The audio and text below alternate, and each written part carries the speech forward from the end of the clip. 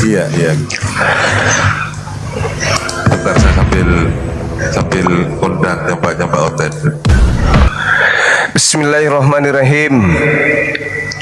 Assalamualaikum warahmatullahi wabarakatuh. Sahabat-sahabat dimanapun berada, alhamdulillah jumpa kita di pagi hari ini di Komal yang kita cintai, Komal yang senantiasa membuat oten ribut satu sama yang lain, cakar-cakaran. Allah Subhanahu wa taala berfirman di dalam Al-Qur'anul Karim, A'udzubillahi minasyaitonirrajim. Bismillahirrahmanirrahim. Wa is qala Isa bin Maryam ya bani Israil inni rasulullahi ilaikum musaddiqan lima baina yadayya minat Taurah wa mubasysyiran bi rasulin ya'ti min ba'di ismuhu Ahmad. Falamma ja'ahum bil bayyinat qalu hadza sihrun mubin. Segala puji bagi Allah pencipta langit dan bumi.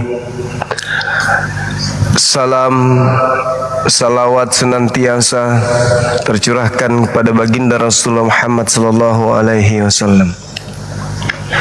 Sahabat api dimanapun berada, alhamdulillah jumpa kita pada siang hari ini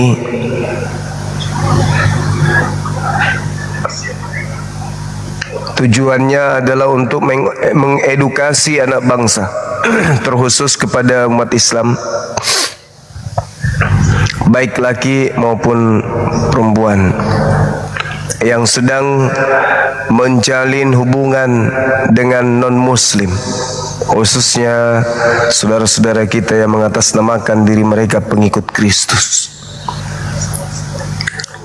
agar jangan gegabah, jangan senantiasa ceroboh, salah mengambil sikap, salah mengambil langkah, keliru dalam mengambil keputusan. Berhati-hati, sangat berhati-hati ketika memutuskan untuk menjalin hubungan yang jauh lebih serius dengan orang-orang non-muslim, khususnya mereka yang sekali lagi mengatasdirikan nama mereka sebagai pengikut Kristus. Sangat boleh jadi mereka pada level keputusasaan tidak berhasil membujuk saudara-saudara untuk pindah keyakinan. Mereka berpasrah untuk berpindah masuk Islam. Namun bisa jadi ini adalah musibah, awal dari musibah. Namun bisa jadi syahadatnya mereka adalah awal dari bencana. Bisa jadi syahadatnya mereka adalah awal dari malapetaka, awal dari aib besar yang akan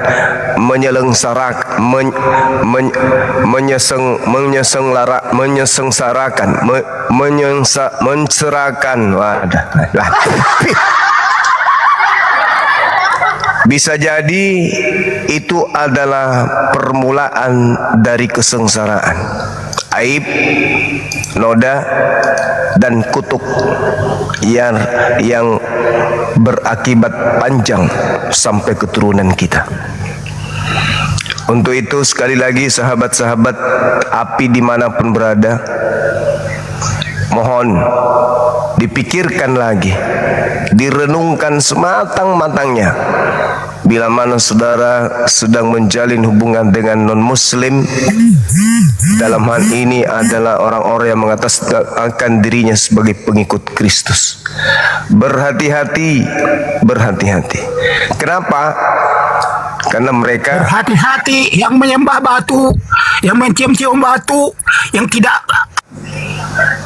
itu hati-hati itu menyembah Tuhan negeri Mekah, menyembah Tuhan negeri Mekah. Karena bisa jadi mereka hanya berpura-pura bersyahadat cuman di mulut, tapi pada prinsipnya mereka tetap saja menjalankan misi amanat agung untuk mencari apa yang mereka sebut domba-domba tersesat. Untuk itu, saya selaku Ketua Pembina Apologet Islam Indonesia mengajak rekan-rekan untuk mengintrospeksi diri, apakah ini keputusan yang tepat untuk menjalin hubungan kasih yang serius sampai ke pelaminan dengan orang yang notabene. Hati-hati, hati-hati. Kita tidak mengatakan itu secara umum, universal, tidak. Tetapi 99,9 mereka tahu, paham betul apa yang dimaksud dengan amanat agung. Jadikanlah seluruh bangsa untuk menjadi pengikutku, untuk menjadi Kristen. Jadi anak-anak muslim, janda-janda, duda-duda, orang tua bangka yang sedikit lagi mau meninggalkan alam ini, mohon berhati-hati untuk menjaga anak-anak kita, menjaga keturunan kita.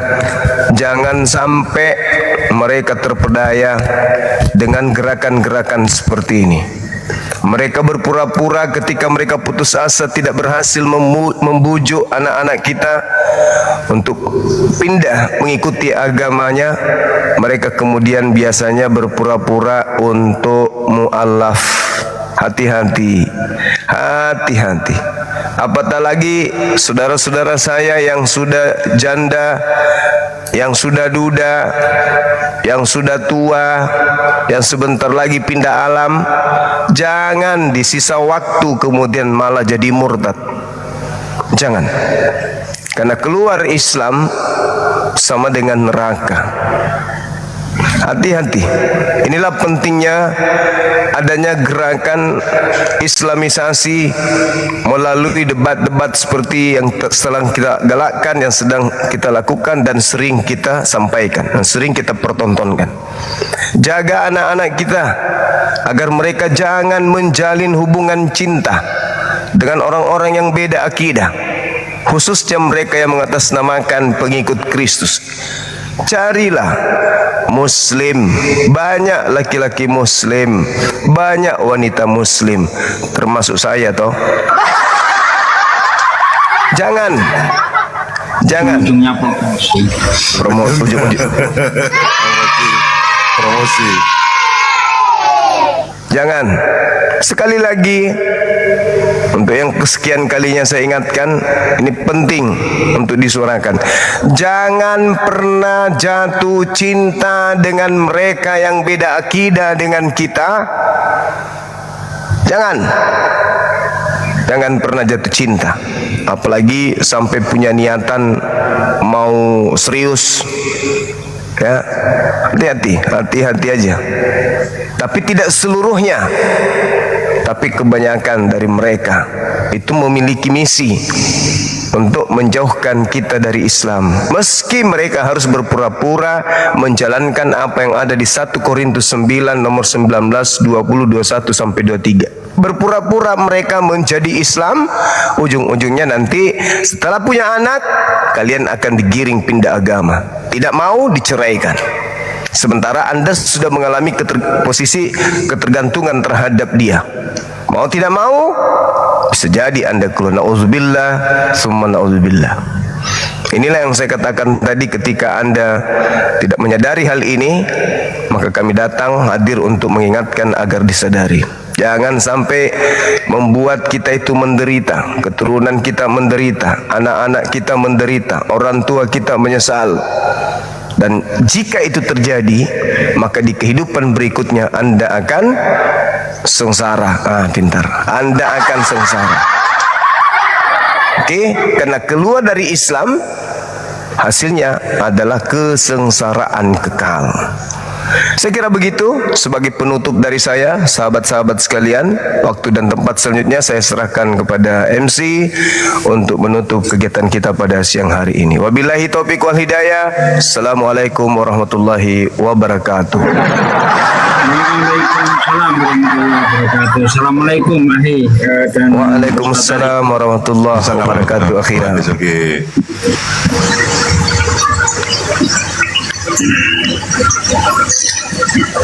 ada Oten, Ustaz Tarik. Ya, sambil lalu saya undang-undang teman-teman, Ustaz Sugi, teman-teman di bawah jangan lupa posting ulang serentak teman-teman ya sebelum diskusi ini berlanjut. Posting ulang serentak. Oh, ini baru dimulai. Baru aja buka, belum berapa detik, Gurunda langsung naik. Pikirku udah selesai acaranya gitu loh.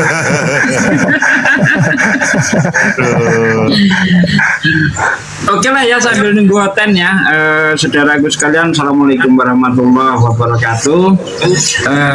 Sebagaimana biasa ketika saya naik ke Komal, insya Allah saya selalu mengajak saudara-saudaraku sekalian untuk berpartisipasi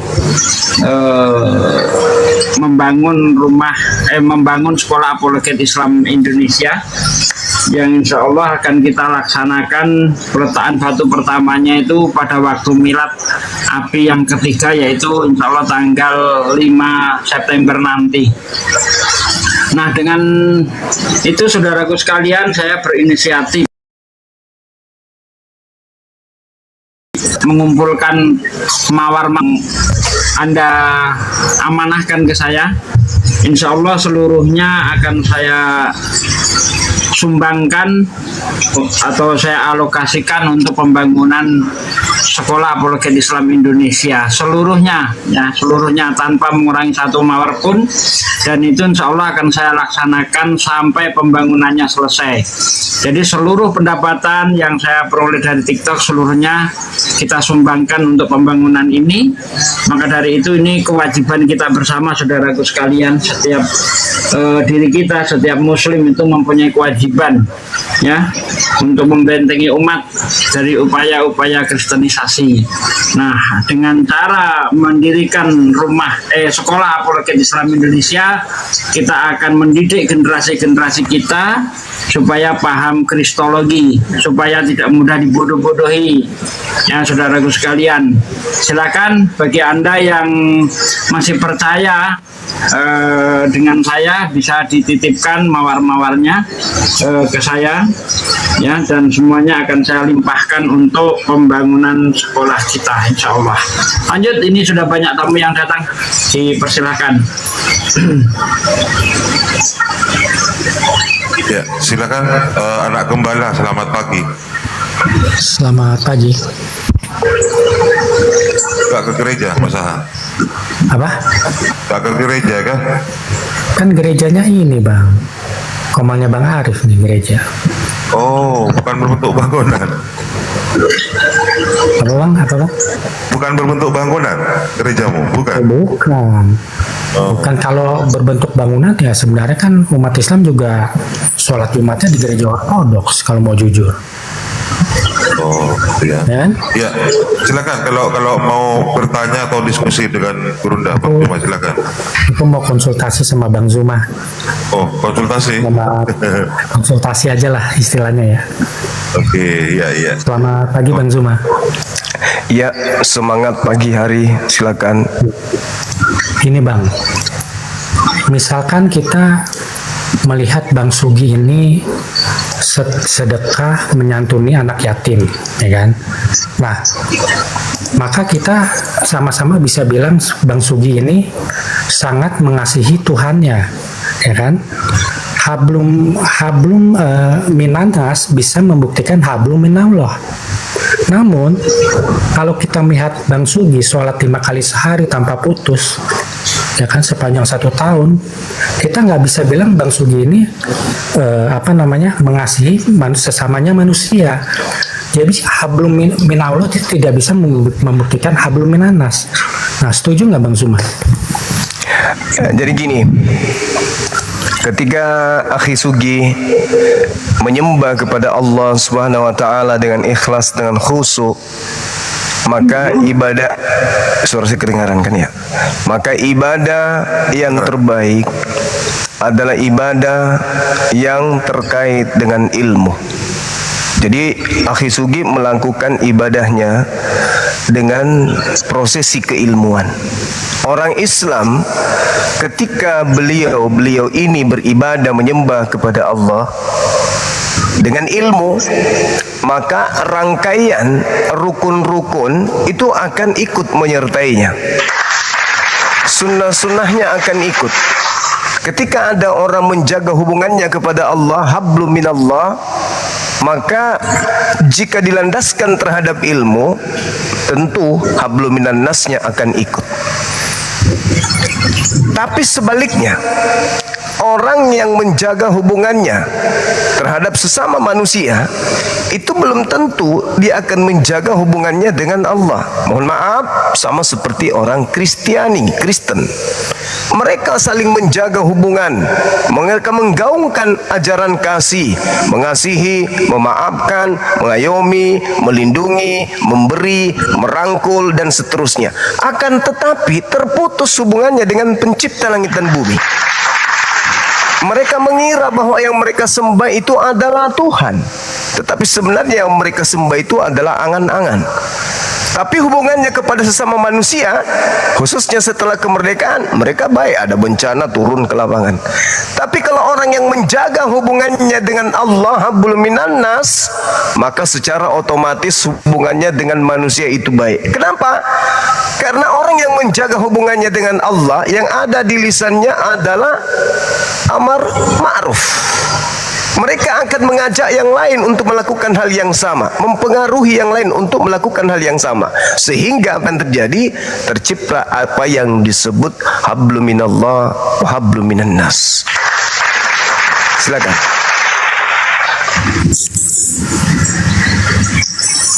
Oke bang, itu aja bang, cukup. Gantian sama yang lain. Makasih. Ya, saya sapa dulu Bang Baal. Assalamualaikum Bang Baal. Telepon ke tadi. Oi, Bang. Assalamualaikum warahmatullahi wabarakatuh, gurunda-gurunda semua. Waalaikumsalam. Jumlah gurunda luar biasa. Bang Harefa, selamat Minum kopi ya bang kita. Bang Harefa, tepuk kamionya Bang Harefa. Assalamualaikum warahmatullahi wabarakatuh. Oh, Islam ya? Islam bang. Oh, Aku ada yang dulu ditanyakan?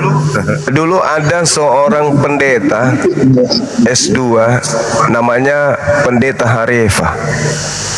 Dia berjanji akan mempermalukan saya. Itu di grup WA. Kalau dia Agus sudah Harifah itu ahli. ini kan cuma Agus satu huruf, Harifah. satu yang hurufnya sama. Kan cuma beda satu huruf. Kan tidak apa-apa. Daripada orang manusia dibilang Tuhan. Ya, begitu. Dia janji akan menghadapi saya, akan mempermalukan saya kalau dia sudah menyelesaikan bukunya. Ini sudah berapa tahun? Gak nongol-nongol. Tadi saya berharap Bang Harefa ini orangnya. Ternyata namanya siapa Hi? Agus Taripang. Dulu Agus Harifah dulu. Oh, iya. Tapi sampai sekarang nggak nongol-nongol dia. Nggak ada lagi, hilang. Iya, udah hilang. Mungkin udah mualaf kali, udah jadi ustadz kali dia. Amin. Ya Allah. Alhamdulillahirabbil alamin. Bob udah cebok. Bob. ini Bob ini manusia paling susah dicebok dia. Selamat pagi para penduduk bumi. Masih aman bumi? Masih. Ini saudara di alam barza gimana kabarnya di sana? Aman? Sangat sibuk ya Mbak, sibuk sekali karena banyak para pendosa yang perlu dilayani untuk penginjilan. Oh, iya. Ya begitulah. Baguslah. Silakan. Apa yang Anda ingin jelaskan sebelum kita turunkan? Silakan. Yang ingin saya jelaskan, Oke, terima kasih atas penjelasannya. Saya kira cukup. Kita udah mengerti apa yang saudara sampaikan. Mudah-mudahan teman-teman yang mendengarkan di sini bisa paham. Ya, lain kali boleh lagi datang sini. Terima iya, kasih. Pak Saud, Semoga nggak bisa saudara. disuarakan. Hah? Hah?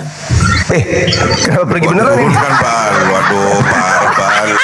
Ini gara-gara Bal tiap malam dikerjain si Presiden. Yang benar-benar ditempeleng sama Bang Baal.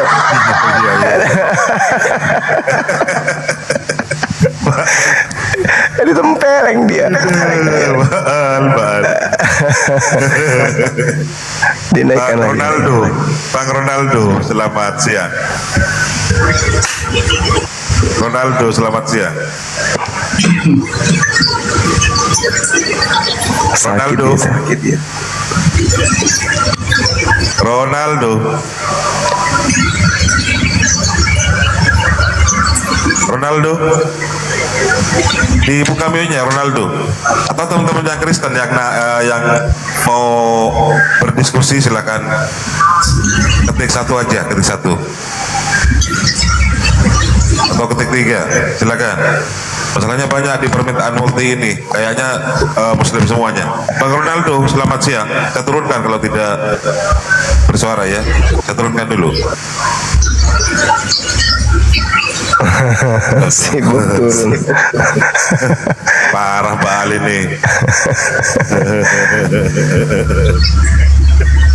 Naik lagi Bob. Naik lagi Bob. Udah boleh. Siap. Ini 86. iya. Saya kan banyak mendengar, banyak coba memahami apa yang disampaikan oleh gurunda saya, Bang Juma maupun Bang Suki atau yang lain lah dari muat Muslim. Nah, yang lain ya guru-guru saya. Semakin saya banyak mendengar, mengkaji, belajar, semakin banyak belajar, semakin kuat iman saya. Kita artinya begitu, terutama yang Muslim-Muslim. Tetapi sebaliknya gitu ya, semakin kuat iman saya. Tetapi sebaliknya kalau mereka semakin belajar gitu agama Kristen, ya mereka nih semakin banyak belajar Bible. Kenapa mereka ini semakin banyak denom gitu, semakin banyak perpecahan, semakin hancur gitu iman mereka. Kenapa Gurunda? Silakan hujat. Jangan menghujat Gurunda ya, maaf ya.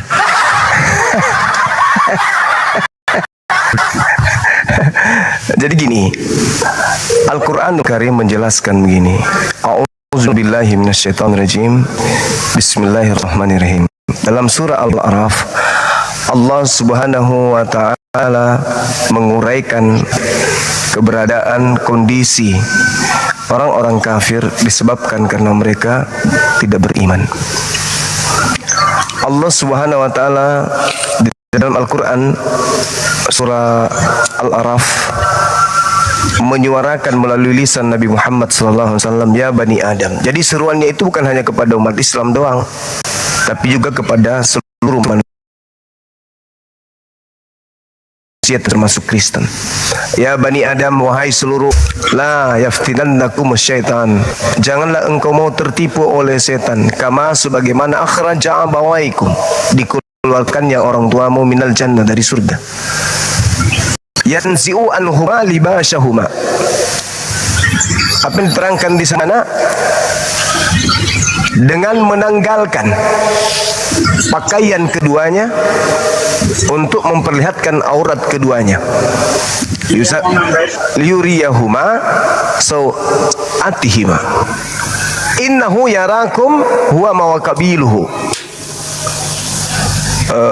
Dikatakan di ayat itu bahwa sesungguhnya Allah telah menjelaskan bahwa iblis dan pengikutnya dapat melihat kamu dari suatu tempat yang kamu tidak bisa melihat mereka.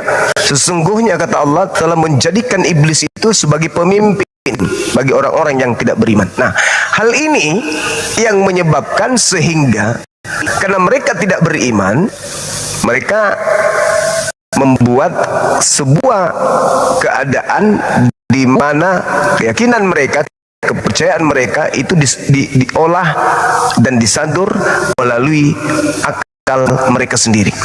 bukan berdasarkan atas firman Allah atau firman Tuhan atau wahyu atau ilham dari pencipta langit dan bumi. Nah, sehingga wa iza fa'alu fahisha, mereka itu adalah orang-orang yang melakukan perbuatan keji. Lalu mereka mengatakan wajadna wajadna alaiha aba'ana wallahu amarna biha. Jadi apa yang mereka lakukan adalah editan atau mereka membuat hal baru berdasarkan dengan apa yang diajarkan oleh nenek moyang mereka. Jadi mereka membuat sekte mengikuti pola yang sudah lama, tetapi mereka membuat sedikit agak berbeda. Kenapa demikian? Yaitu tadi, karena mereka hanya mendapati nenek moyang mereka melakukan hal yang sama. Nah, ini bukan karena faktor ilmu, bukan karena faktor akal, tetapi karena mereka mendapati nenek moyang mereka bisa kok dengan berkumpul seperti ini, bersekutu seperti ini, mendatangkan keuntungan-keuntungan. Semisal salah satunya adalah materi. Jadi mereka berlomba-lomba membuat sekte di mana salah satu tujuan mereka adalah mengejar duniawi. Nah, makanya santer kita lihat adanya perang antara kelompok satu dengan kelompok lain, memburu siapa yang mau berdiri di atas mimbar, atau bahkan mereka saling sikut satu sama lain untuk menjadi sebagai pemilik daripada rumah ibadah mereka. Inilah yang terjadi. Jadi karena mereka tidak beriman, mereka membuat pola keagamaan hanya berlandaskan terhadap kebiasaan nenek moyang mereka, bukan karena berdasarkan firman Tuhan. Contoh, kita lihat di dalam kitab mereka, Petrus ditunjuk untuk mengambil alih kepemimpinan untuk menggembalakan domba-domba Bani Israel, mendirikan jemaat di atas batu karang. Artinya bahwa ketika tongkat estafet kepemimpinan Yesus diberikan kepada murid, pasti tidak berubah dong, ibadahnya sabat, kitabnya kitab Tanakh, kemudian mereka menyembah hanya satu Tuhan, mereka bersuci. Pada saat mereka ingin masuk rumah ibadah, alas kaki dilepaskan, mereka membasuh tangan, membasuh kaki, lalu kemudian bersunat dan seterusnya, tidak makan babi, tidak berkumpul dengan orang-orang yang tidak bersunat dan seterusnya. Itu andai saja pola ini yang dipakai, maka sampai hari ini maka tidak ada Kristen, tidak ada sekte-sekte ini. Tapi karena mereka melakukan tindakan mengikuti nenek moyang mereka, ya sekte muncul lagi sekte baru, ada lagi sekte baru yang ini kan, yang pakai cadar itu siapa namanya? Ibu Teresia siapa nama itu? Itu sekte baru lagi tuh, sekte baru yang baru dikembangkan kembali di Indonesia maksudnya. Saya kira begitu dari saya. Silakan. Ada teman kita siluman ubur-ubur. Halo, selamat siang saudara. Dibadai. Dibuka menu-nya Bang Edi. Waduh, 11-12 dengan komjen ini. Silakan dibuka menu-nya. Manusia Allah, ya kan? Manusia biasa ketemu Allah. Yang kita Lama ya ketemu ya, Bro? Iya. Saudara Edi ini setengah Tuhan, setengah manusia. Iya. Ngerti dia. Hati-hati sama beliau ini, hati-hati. Nah, apa yang dia omong ya, Bro? Kan gini, kan saya suka dengan Quranmu dan Al-Baqarah 2:84. Iya. Bilahi mafis mati wa mafil ard. Artinya Bang Juma harus mencintai orang di luar golongan Bang Juma, ya kan? Karena semua milik Allah, benar nggak? Betul. Dialog boleh. Iya. Ya, so. Betul sekali. Saya juga kok, saya nggak benci dengan Bang Juma, kan dari dulu kan kita cuma biasa, ya kan? Iya. Ya, cuma murid saya tuh Bang yang jengkelin si Edi kan murid saya. Ya jitak aja dia. Iya, tahu. Banyak sekali muridnya Bang Edi Bade ini yang turun gunung tapi salah memaparkan keilmuan kan gitu. Jangan-jangan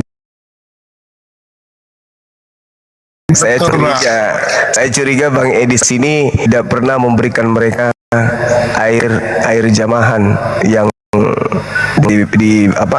air bekas baptisan Yesus kayaknya. Nggak pernah dikasih. Rahasia kita. Rahasia kita. Iya, betul. Teman-teman, sayangnya saya nggak mau. Memang antara istri belanja, nanti kita ngobrol lagi. Iya, oke. Ini kan nggak lama. Ya, teman-teman. Kangen aja sama diri. Siap. Kangen sama diri. Teman-teman perlu tahu Bang Edi Bade ini itu banyak menyimpan air bekas baptisan Yesus di Sungai Yordan. Jadi beliau setiap mau minum biasanya dia minum air baptisan Yesus. Makanya ya saingannya dia ini sama Luga Tambunan. Paulus. Makanya dia separuh. Oh, Luga murid saya. Oh, murid juga sekarang. Dia murid juga. Oh iya lupa. Iya lupa. Lupa kalau abang Bang Edi ini yang pernah baptis dia pakai air ketuban kuda. Lupa saya. Ingat gak waktu itu? Iya kan ya? Lupa. Bro, kapan-kapan sambung lagi ya. Oke, Cuma Bang. lama nggak nyampe. Siap. Aku mau belanja. Oke. Semangat terus Bang. Dakwah Oke, terus. siap. Ya kan? Terus saya dukung. Makasih. Bang Edi Badai, dulu saya panggilnya apa? Ikan cupang.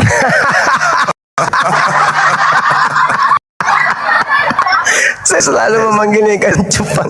Beliau ini penghujat kelas kakap teman-teman. Tapi alhamdulillah sekarang udah berubah total dia kayaknya. Tidak pernah lagi ketengok dia ngomong. Oh dulu hujatannya, luar biasa penghujatnya. Iya kan Ahi? Gila betul kalau penghujat dia tuh. Kalah Sopiato. Bikin mendidih darah kalau beliau menghujat.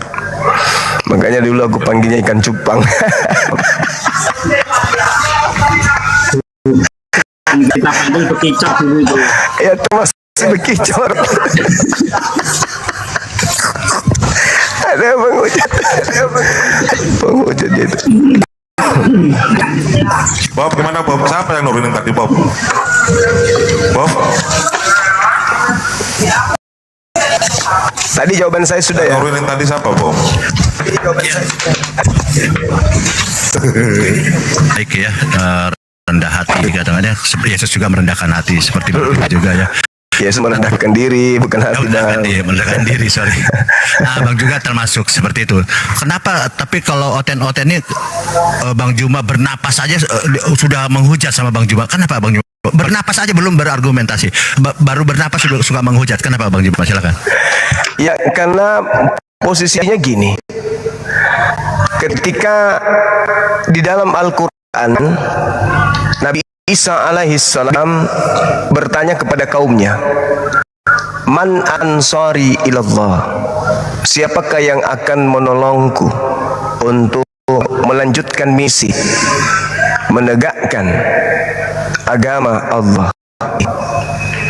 Maka ada sekelompok manusia yang mengatakan Nahnu ansarullah. Nah kita ini bagian daripada itu, meskipun secara tidak langsung. Sedangkan pada masa Nabi Isa alaihissalam ada yang membuat makar, bukan? Semalam juga saya dialog. Ada yang membuat makar. Yang membuat makar inilah yang menghantarkan Nabi Isa nyaris disalibkan. Tetapi karena Allah murka, maka Allah menjadikan salah satu dari mereka menjadi pengganti dari Nabi Isa alaihissalam yang hari ini mereka usung sebagai sembahan. Nah itu juga tepatnya di KPR 236 memang betul yang menggantikan Nabi Isa oleh Allah dijadikan menjadi Tuhan bagi orang-orang jahat. Nah ketika saya hadir mencoba untuk meluruskan kembali Nahnu ansarullah, mereka marah, mereka nggak suka. Mereka maunya apa yang mereka terima dari antikristus berupa hadiah, yaitu salib, ya itu yang berjaya di dunia ini. Karena memang Yesusnya juga menubuatkan penguasa dunia. Dunia dihakimi sebab penguasa dunia telah datang. Untung saja waktu itu dipersingkat, kata Yesus. Andai saja tidak dipersingkat, ya maka seluruh manusia bisa binasa dikarenakannya. Dipersingkatnya hanya beberapa ratus tahun. Dalam hitungan Allah itu hanya hitungan detik. Kemudian Allah mengutus sang penghibur baginda Rasulullah Muhammad SAW. Jadi dipersingkat waktunya. Penyesatan dunia itu dipersingkat waktunya. Begitu datang Nabi Muhammad sebagai penginsap dosa dunia, maka penyesatan itu sudah mulai mandul. Tajinya hilang, bisanya hilang. Mereka hanya bisa menyesatkan orang-orang yang lemah akal, yang cinta duniawi saja. Akan tetapi dengan adanya Islam, ada para apologet Islam Indonesia dalam skala kecil, pergerakan dilakukan oleh sang pembinasa keji itu menjadi tumpul, menjadi mandul dan berat untuk berkembang. Sekira begitu, Bang. Makanya mereka sangat benci, sangat murka sama kita. Oh ya, luar biasa ya. Itulah poin-poin yang dapat kita ini. Siapa dulu host? Ini ada tamu kita, host. Ya, Buan Mes, selamat siang, Buan Mes. Yang DM ke saya, teman-teman, apakah saya alumni Hidayatul Hidayah? Saya pengelolanya, itu aja. Bang Buan Mes, selamat siang, Bang Buan Mes, silakan dibuka mute-nya. Selamat siang, salam kenal saudaraku. Ya, silakan Bang Buan mau berdiskusi atau bertanya, silakan. Berdiskusi apa nih? Ya, itu sudah ada tema. Itu tema itu pertanyaan atau statement? Ya, bisa pertanyaan, bisa statement. Jadi Yesus tidak menjamin umat Kristen itu selamat. Silakan. Itu statement apa? Ya, sesuai dengan data yang ada di Bible. Silakan. Ya udah, nggak apa-apa kalau begitu statement abang, ya nggak apa-apa. Itu sesuai dengan data yang ada di Bible. Pak Haji Ferry, Sukron. Silakan kalau mau dibantah. Ya, kalau mau dibantah silakan. Saya nggak mau membantah, karena kan itu pemahaman abang terkait Bible. Menurut Anda sendiri, apakah ada jaminan keselamatan dari Yesus? Nanti saya bilang abang tidak akan terima. Jadi nggak, untuk apa saya bicara? Ya, silakan. Katanya mau diskusi. Ayo diskusi yang baik aja. Ayo. Yang perbesar ya. Kalau diskusi yang baik itu tidak akan bisa terjadi, Bang. Tuh, kata siapa? Aduh, kok turun dah ya. Silakan. Kata saya. Silakan. Terus kamu naik mau ngapain? Loh, saya kan bukan minta naik, saya diundang. Ya udah, turunin lah, orang kayak gini nggak akan diskusi. Kenapa kok diterima? Karena begini, nanti kalaupun karena abang merasa abang pemahaman abang yang benar, jadi itu loh, Bang. Ini kan diskusi, Bang Buan, untuk mengedukasi penonton, teman-teman yang Jadi di begini. bawah, bukan hanya Kristen, bukan hanya Islam, tapi Kristen juga menonton di sini. Ya. Bertanya tadi kan itu statement abang, oke. Kita nggak mau membantah itu kalau memang itu statement abang. Pertanyaan saya, abang apa hubungan abang dengan Yesus? Silakan Gurunda. Apa hubungan umat Islam dengan Yesus? Oh ya, baik. Pertanyaan yang sangat menarik. Saya kasih data di dalam Matius 24. Izin, ini asli Bang Juma? Saya sendiri, Bang. Oh, siap. Matius Kadang 24. Bang, Ya. kadang kalau saya tonton, kadang saya tertarik lihat cara abang, kadang nggak tertarik gitu. Iya. Ya, memang gitulah manusia, namanya berubah-berubah kan gitu kan, Bang. Karena kesempurnaan itu hanya milik Allah Subhanahu wa taala, katanya kan gitu. Benar sekali, sahih. Itu sih saya memang tidak bisa ngapain, tapi memang ada kadang saatnya aku lihat abang sportif, kadang aku lihat tidak gitu di situ.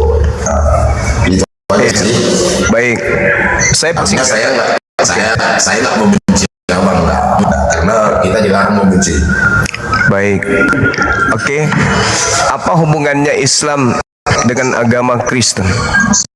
Pencipta langit dan bumi itu cuma satu. Islam datang mengusung untuk memuliakan para nabi.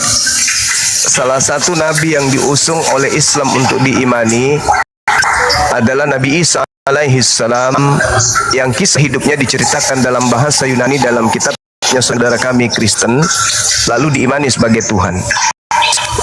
Al-Quran menjelaskan bahwa orang-orang terdahulu ketika diberitakan tentang kebenaran, mereka selalu merubah-rubahnya.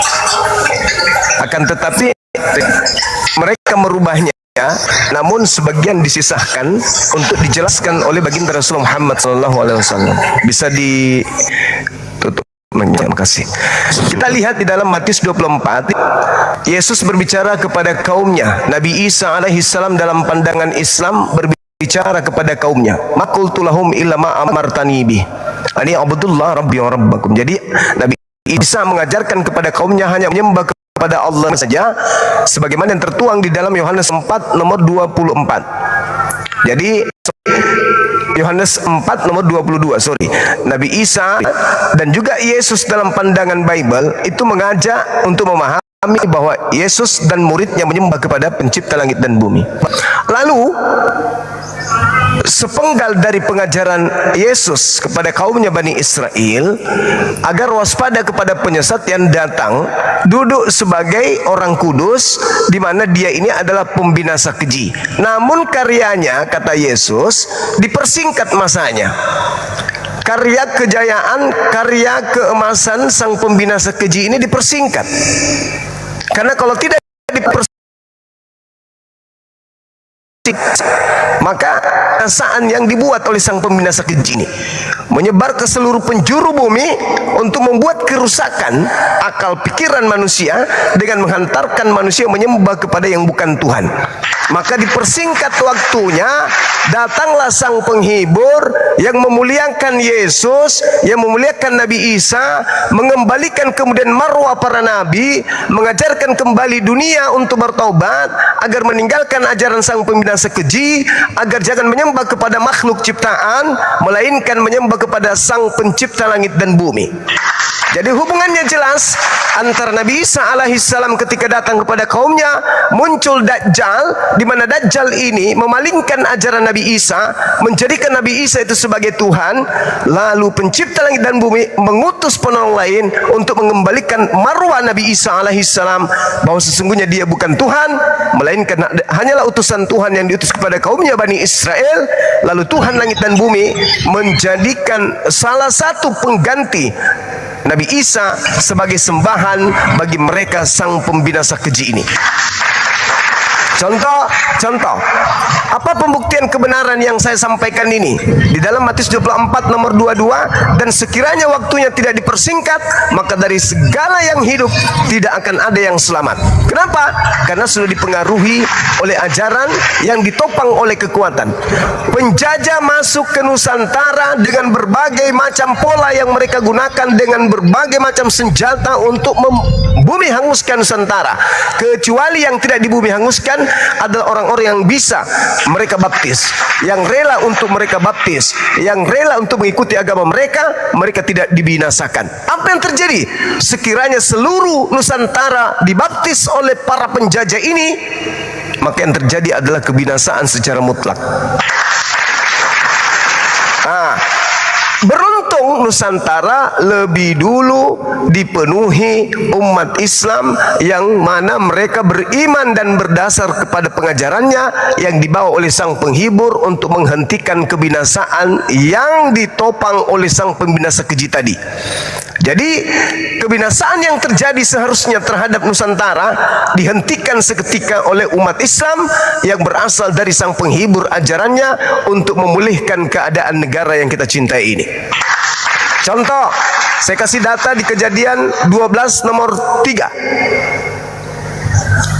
Aku akan memberkati siapapun yang memberkati engkau Abraham, dan mengutuk siapapun yang mengutuk engkau Abraham, dan bagimu seluruh bangsa di bumi ini akan diberkati.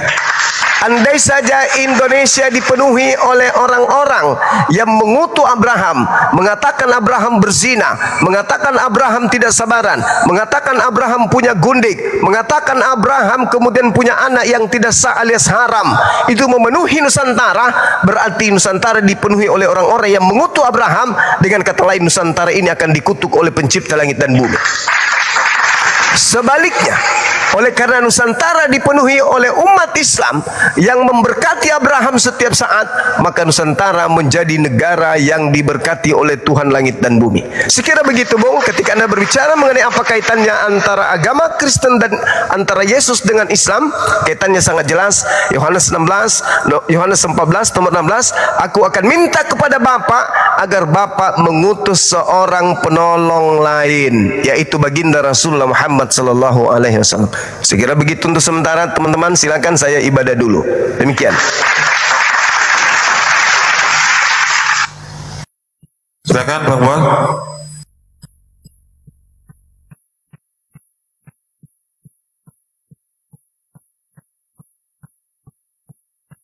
Bang Wan silakan. Dibuka mute-nya. Pak Desuki monitor, Pak Desuki. Ya, halo Bang. Oke, Silakan. saya tetap berterima kasih menghargai pandangan dari Bang Juma. Yang menjadi pertanyaanku, ya kan Bang, tadi kan bagaimana ceritanya yang di Alkitab yang menyatakan penghibur itu adalah Muhammad begitu Bang? Bagaimana connectingnya gitu? Apa kira-kira yang Abang perlihatkan kepada saya pembuktian bahwa penghibur yang dikatakan di Alkitab itu adalah Muhammad begitu?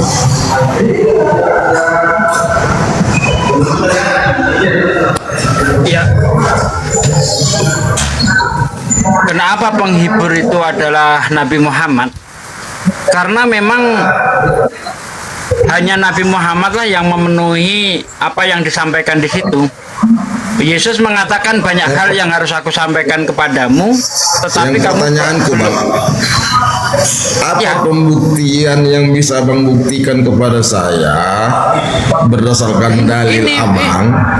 Ini mau saya sampaikan, Bang. Apa dalil Jangan dari dipotong mana? dulu. Saya buka di sini. Makanya jangan dipotong dulu dong. Biar selesai saya menyampaikan gitu loh maksudnya. Kebetulan Bang saya kan di tempat begini karena di berisik gitu kalau saya dekat sama rekan-rekan. Itu kan kalau kita lihat di dalam Yohanes 16 dari ayat 12 itu kan jelas tuh. Masih banyak hal yang harus aku katakan kepadamu, tetapi sekarang kamu belum dapat menanggungnya. Tetapi apabila ia datang, yaitu Roh kebenaran, ia akan memimpin kamu ke dalam seluruh kebenaran. Sebab ia tidak akan berkata-kata dari dirinya sendiri, tetapi segala sesuatu yang didengarnya itulah yang dia katakan, yang akan dikatakannya, dan ia akan memberitakan kepadamu hal-hal yang akan datang. Jadi jelas sekali di sini, ya, ajaran Yesus pada waktu itu belum lengkap karena belum sanggup murid-muridnya itu untuk menanggungnya. Coba yang contoh yang nggak lengkap itu apanya coba? Lalu apa yang dilengkapi ajaran penghibur ini? Coba silakan. Banyak hal. Ya contoh mengenai hukum perkawinan. Yesus tidak menerangkan itu. Itu hanya diterangkan di dalam Islam. Perkawinan ini Hukum seperti apa, perdagangan. Ya. Gimana sih abang ini? Ini kan penghibur yang akan datang itu kan membawa hukum dia. Dia akan mengisapkan dunia. Iya, Ya, jadi sesuai data Abang. Dengar lu Bang. Yang Abang ngomong, perlihatkan datamu Bang yang menyatakan yang di Alkitab itu ada hubungannya dengan Muhammad gitu loh. nah ini saya sedang menghubungkan, Bang. Keterangan Abang itu kan omongan Abang. Ini di Bible. Kau bacalah Yohanes 16 ayat 13 itu. Jadi Di begini, situ Bang, dia Abang nggak bisa Bang mana ini? mengerti. Bertanya tapi mau dijawab takut. Heran saya ini. Bukan Gimana ini? takut. Dalil Al-Quranmu mana gitu loh. Dalil Al-Quran kan sangat jelas bahwa Al-Quran itu, bahwa Islam itu menjadi agama penyempurna. Hari ini aku rela. Gimana sih Anda tanya tentang Al-Quran? Saya jawab. Jadi Al-Quran itu ya menyempurnakan kitab-kitab sebelumnya. Gitu loh. Berarti ada yang salah. Ada yang salah dengan kitab-kitab sebelumnya. Banyak. Coba kasih contoh. Kasih contoh, ya kan? Di mana Yesus itu tidak pernah mengajarkan untuk disembah, tapi disembah oleh orang Kristen. Al-Quran datang menjelaskan. Contoh, laqad kafara alladziina qalu innallaha huwal masihu ibnu Maryam. Sungguh telah kafir orang yang berkata bahwasanya Isa putra Maryam itu adalah Allah itu sendiri. Nah, Al-Quran menjelaskan. Stop dulu, Pak. Nah, stop dulu. Yesus mengajarkan tidak boleh cerai. Udah? Betul nggak?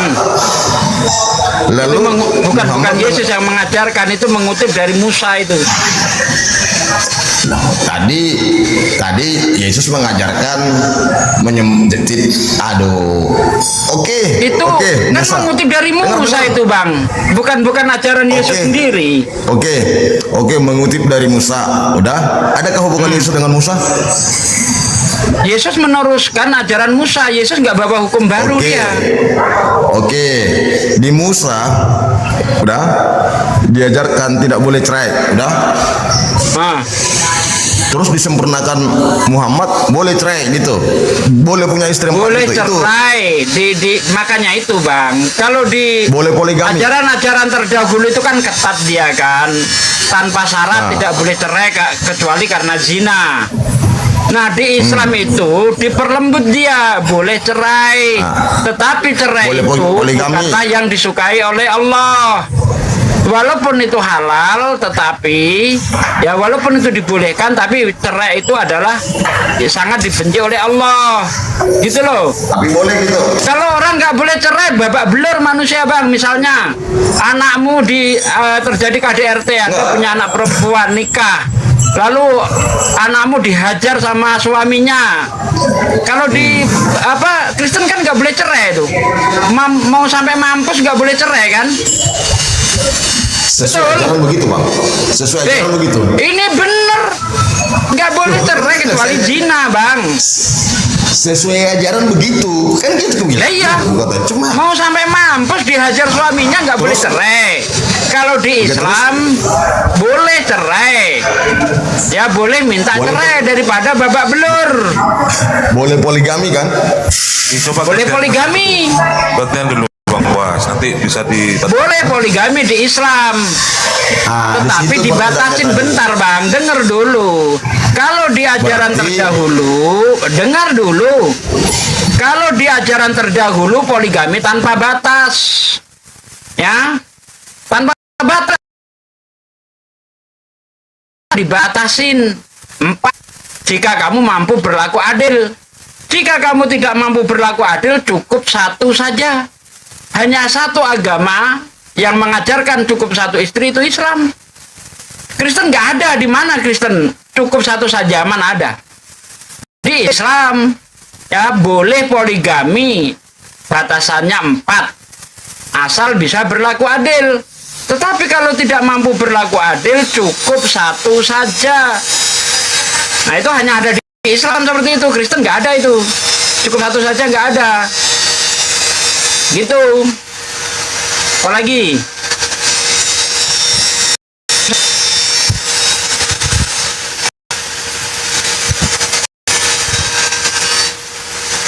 Kalau di Kristen nggak ada larangan poligami, nggak ada. Mana ayatnya larangan poligami dalam Bible? Tidak ada. Berarti apa? Ajaran-ajaran terdahulu masih berlaku. Poligami tanpa batas. Karena Yesus mengatakan bahwa aku bukan untuk meniadakan hukum Taurat dan kitab para nabi. Hukum Taurat dan kitab para nabi tidak akan dilenyapkan hingga langit dan bumi lenyap. Berarti peraturan-peraturan poligami di perjanjian lama masih berlaku. Batasannya apa? Nggak ada batasan. Di Islam ada batasannya. Gitu, kawan.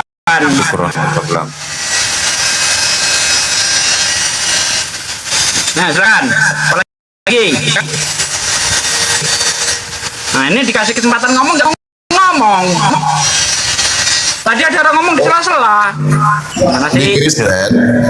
Di Kristen sesuai ajaran tidak boleh cerai, tidak boleh istri lebih daripada satu. Itu di ajaran Kristen. Di mana ayatnya bang? Pakai ayat bang. Di mana ayatnya tidak boleh poligami? Silakan. Tidak perlu. Haris, gimana ini ngomong kok nggak perlu ini? Ada aturan baru ada pelanggaran bang. Di mana ayatnya nggak boleh poligami? Mana bang? Jangan mendadak. Kau baca di Amsal 3 ayat 5. Percayalah kamu kepada Tuhan dengan segenap hatimu dan janganlah kamu bersandar atas pengertianmu sendiri. Tidak boleh bang. Ayo di mana ayatnya dilarang poligami dalam Kristen? Silakan. Ini ayat ini sebenarnya sama abang gitu. Kenanya sama abang. Nanya kamu tadi nggak boleh poligami dalam Kristen. Ayatnya mana bang? Bang. Abang kan gila-gila ayat gitu. Nah, kita bicara agama itu berdasar kitab suci bang. Nggak boleh ngarang bang. Mana boleh ngarang?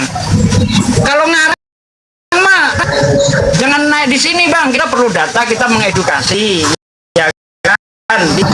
Tunjukkanlah di mana. Ayolah.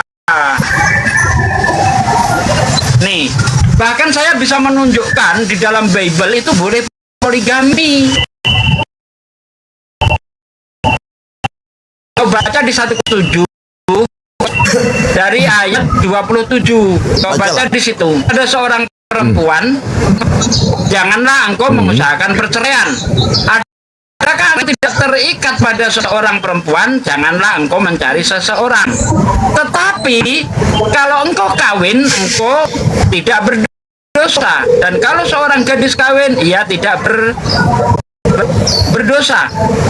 Ya, tetapi orang-orang yang demikian akan ditimpa kesusahan badani, dan aku mau menghindarkan kamu dari kesusahan itu. Saudara-saudara, inilah yang dimaksudkan, yaitu waktu telah singkat. Karena itu dalam waktu yang masih sisa ini, orang-orang yang beristri harus berlaku seolah-olah tidak beristri itu. Jadi kalau kamu punya istri lagi pergi mana-mana, bisa nggak? Biar bisa dapat cewek lagi kan? Itulah pemahamanmu bang. Itu kan pemahamanmu ini saya baca bang. Ya, saya baca di sini dari ayat 27. Adakah engkau terikat pada seorang perempuan, jangan engkau akan perceraian. Tetapi kalau engkau kawin, engkau tidak berdosa. Nah, ini jadi orang-orang yang sudah punya istri, punya pasangan, kalau kawin lagi tidak berdosa bang. Yang ngomong itu siapa? Di kitabmu, entah yang ngomong siapa, nggak masalah. Kau percaya enggak dengan kitabmu? Yang ngomong itu siapa? Paulus. Hah? Terus? Ini surat Paulus untuk orang di Korintus bang. Iya, yang ngomong itu Tuhan atau si Paulus? Paulus. Ya udah ikut aja ya. Nah, berarti kan nggak percaya ucapan Paulus. Jadi kamu semua itu mau dipercaya? Oh, berarti surat-surat Paulus nggak perlu dipercaya. Sekarang aku tanya sama ini licinya Kristen nih di sini nih. Ini tertulis di dalam kitab sucimu. Apakah semua yang tertulis di dalam kitab sucimu itu tidak harus ada yang diimani, harus ada yang tidak diimani? Itu dipilih-pilih itu bang. Diimani. Jadi ya memang harus dipilih-pilih. Oh, harus dipilih-pilih, gitu ya? Tidak sesuai nafsu ini. Kamu yang bodoh. Ini bang parah. Hah? Apa bang? Kamu yang bodoh. Oh kan, dia yang kopra, malah saya yang dituduh. Di kitab sucinya bisa dipilih. Aneh ini. Parah ini orang ini. Padahal jelas-jelas di kitab sucinya boleh poligami. Ngamuk dia. Tadi ngeyel, nggak ada di Kristen boleh poligami. Kutunjukkan ayatnya. Ya ini seperti anjing yang kepepet mau gigit dia. Begini bro, kita nggak pernah diajarkan. Kita nggak pernah diajarkan poligami. Masa kau nggak tahu? Cuma anak kau. Lah ini ayatnya, udah saya baca tadi. Ini saya baca sekali lagi, saya baca ya. Adakah engkau terikat pada seorang perempuan? Tetapi kalau engkau kawin, engkau tidak. Ini poligami. Enggak, yang bicara itu siapa? Bicara Paulus. terus Saya bicara berdasarkan yang tertulis di dalam kitab sucimu. itu perintah Tuhan enggak? Perintah Tuhan enggak? Nah, kalau kitab suci itu seharusnya dia bicara diilhami oleh Tuhan. Bukankah di kitabmu dikatakan setiap yang tertulis di dalam kitab suci diilhami oleh Roh supaya bisa untuk mengajar dan memberi pengertian? Kan begitu tuh. Ini ayat ini gimana nih? Ada saya Efesus 2:16 itu seingat saya. Semua yang tertulis di dalam kitab suci diilhami oleh Roh yang bertujuan untuk mengajar dan memberi pengertian. Berarti kamu mau menyangkal ayat itu? Mana sih? Inilah licinya Kristen itu seperti itu. Bahkan tertulis di dalam kitab sucinya sendiri ya ada poligami tidak dilarang, dia sangkal. Inilah kalian. Gitu loh. Jadi kalau begini, kami Pak, umat Islam ya harus percaya. Yang licik itu kau. Liciknya di mana, Bang? Liciknya kau karena ketika dikatakan roh penghibur itu, kau mengasumsikan itu Muhammad gitu loh. Kita sedang membuktikan. Kan Anda minta dibuktikan. Pembuktiannya ternyata apa yang dahulu belum pernah diajarkan Yesus diajarkan oleh Nabi Muhammad. Contohnya tentang perkawinan, perceraian, perdagangan, lengkap di Islam, Bang. Makanya saya tanya tadi, misal nih saya tanya, ada larangan menggauli ibumu di dalam Kristen? Ada larangan? Ada imamat. Nah, itu di imamat. Ya, terus Tapi orang Kristen inilah licinya Kristen itu kan. Di imamat dilarang makan babi, kau makan. Enggak.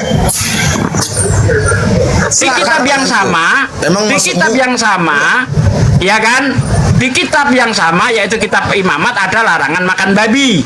Tapi kau makan. Di kitab imamat ada larangan mengawini ibu. Kau tidak jalankan. makanya Ya kan? dinamakan diperbarui. Nah, itulah yang saya sebut tadi, orang Kristen itu pilih-pilih. Mana yang sesuai nafsu dia pakai, yang tidak sesuai nafsu dia buang. Kan gitu jadinya. Enggak, tadi larangan mengawini ibu tidak dijalankan. Cek mana? Coba ulangin dulu. Hah? Larangan mengawini ibu dijalankan. Sedangkan larangan makan babi tidak dijalankan, tapi dimakan dia. Padahal itu sama-sama tertulis di dalam kitab imamat. Kenapa kau ini dipakai, ini tidak? Hah? Seharusnya Kalau saya jawab, bentar Bang, gue jawab karena di perjanjian baru Tuhan Yesus mengatakan boleh, jadi nggak ada masalah. Di mana Yesus mengatakan boleh makan babi, di mana? Apapun yang kamu kalau saya makan Ayo mana ayatnya, jangan tipu-tipu di sini. Ini bukan gereja. Orang nggak bisa ditipu, Bang. Di mana ayatnya? Ayo, di mana ayatnya? Ayolah, jangan tipu-tipu lah. Di mana Yesus membolehkan makan babi? Ayolah. Bang Jangan tipu-tipu, Bang. Siapa tadi yang jawab tadi? Mana? Siapa yang jawab tadi? Kata perjanjian lama baru bisa apa? Kita nggak perlu menjelaskan. Nah, ini sih kata Witness Day ini Yesus membolehkan makan babi. Ayatnya Kita nggak mana, perlu Bang? menjelaskan. Jangan tipu-tipu, Bang. Ini Jangan mesti pakai tipu-tipu, jurus Bang. babu. Ayo, Bang. Jurus Jangan babu kita tipu-tipu, Bang. sekarang kalau saya langgar, saya makan babi, apa urusannya sama kau? Keberatan kau? Bukan masalah keberatan dan tidaknya, Bang. Kita bicara data, itu kan bukan urusan bicara saya. tentang kelakuan kau. Ya, kau mau Urusan ngentot saya. babi juga nggak masalah gitu loh. Ini kita bicara data. Di dalam Begini, imamat ada larangan Begini, makan kalau- babi. kalau Nabi Juga nggak- ada larangan mengawini ibu.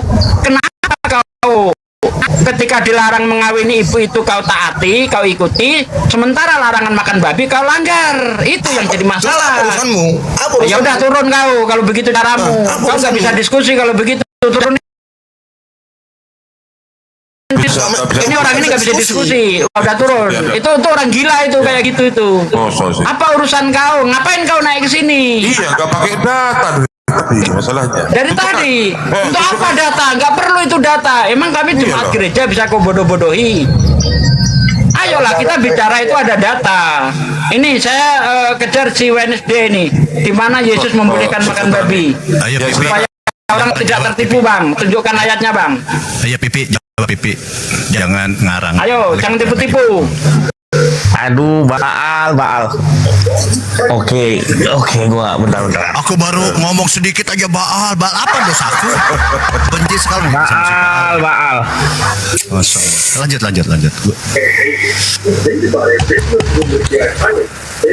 Ayo, silahkan. Di mana Yesus membolehkan makan babi? Mana ada Yesus bolehkan makan babi? Yesus saja jijik dengan orang pemakan babi kok. Membolehkan makan babi dari mana? Ya jangankan Yesus, muridnya aja jijik dengan pemakan babi. Contoh kalau kita lihat si Petrus ya di Kisah Para Rasul itu 10 ayat 10 itu, ketika Petrus dinampakkan sebuah kain yang di dalamnya ada binatang haram itu, apa kata Petrus? Tidak Tuhan, aku tidak pernah menajiskan diriku, aku tidak pernah makan binatang-binatang yang haram. Nah itu. Jadi kalau memang Yesus itu sudah menghalalkan babi, tidak mungkin Petrus ngomong seperti itu. Kejadiannya itu lama, jauh setelah Yesus terangkat tuh di Kisah Para Rasul 10 itu.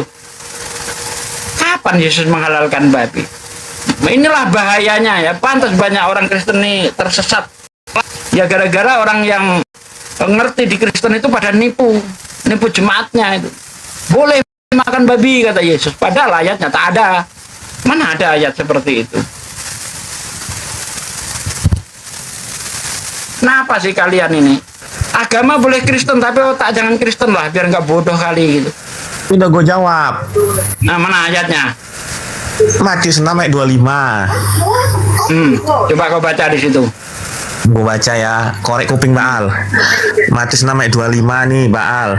Karena itu aku berkata kepadamu, jangan khawatir tentang hidupmu, apa yang kamu makan atau minum, atau tentang tubuhmu, apa yang kamu pakai. Bukanlah hidup lebih penting daripada makanan, dan tubuh lebih penting daripada pakaian.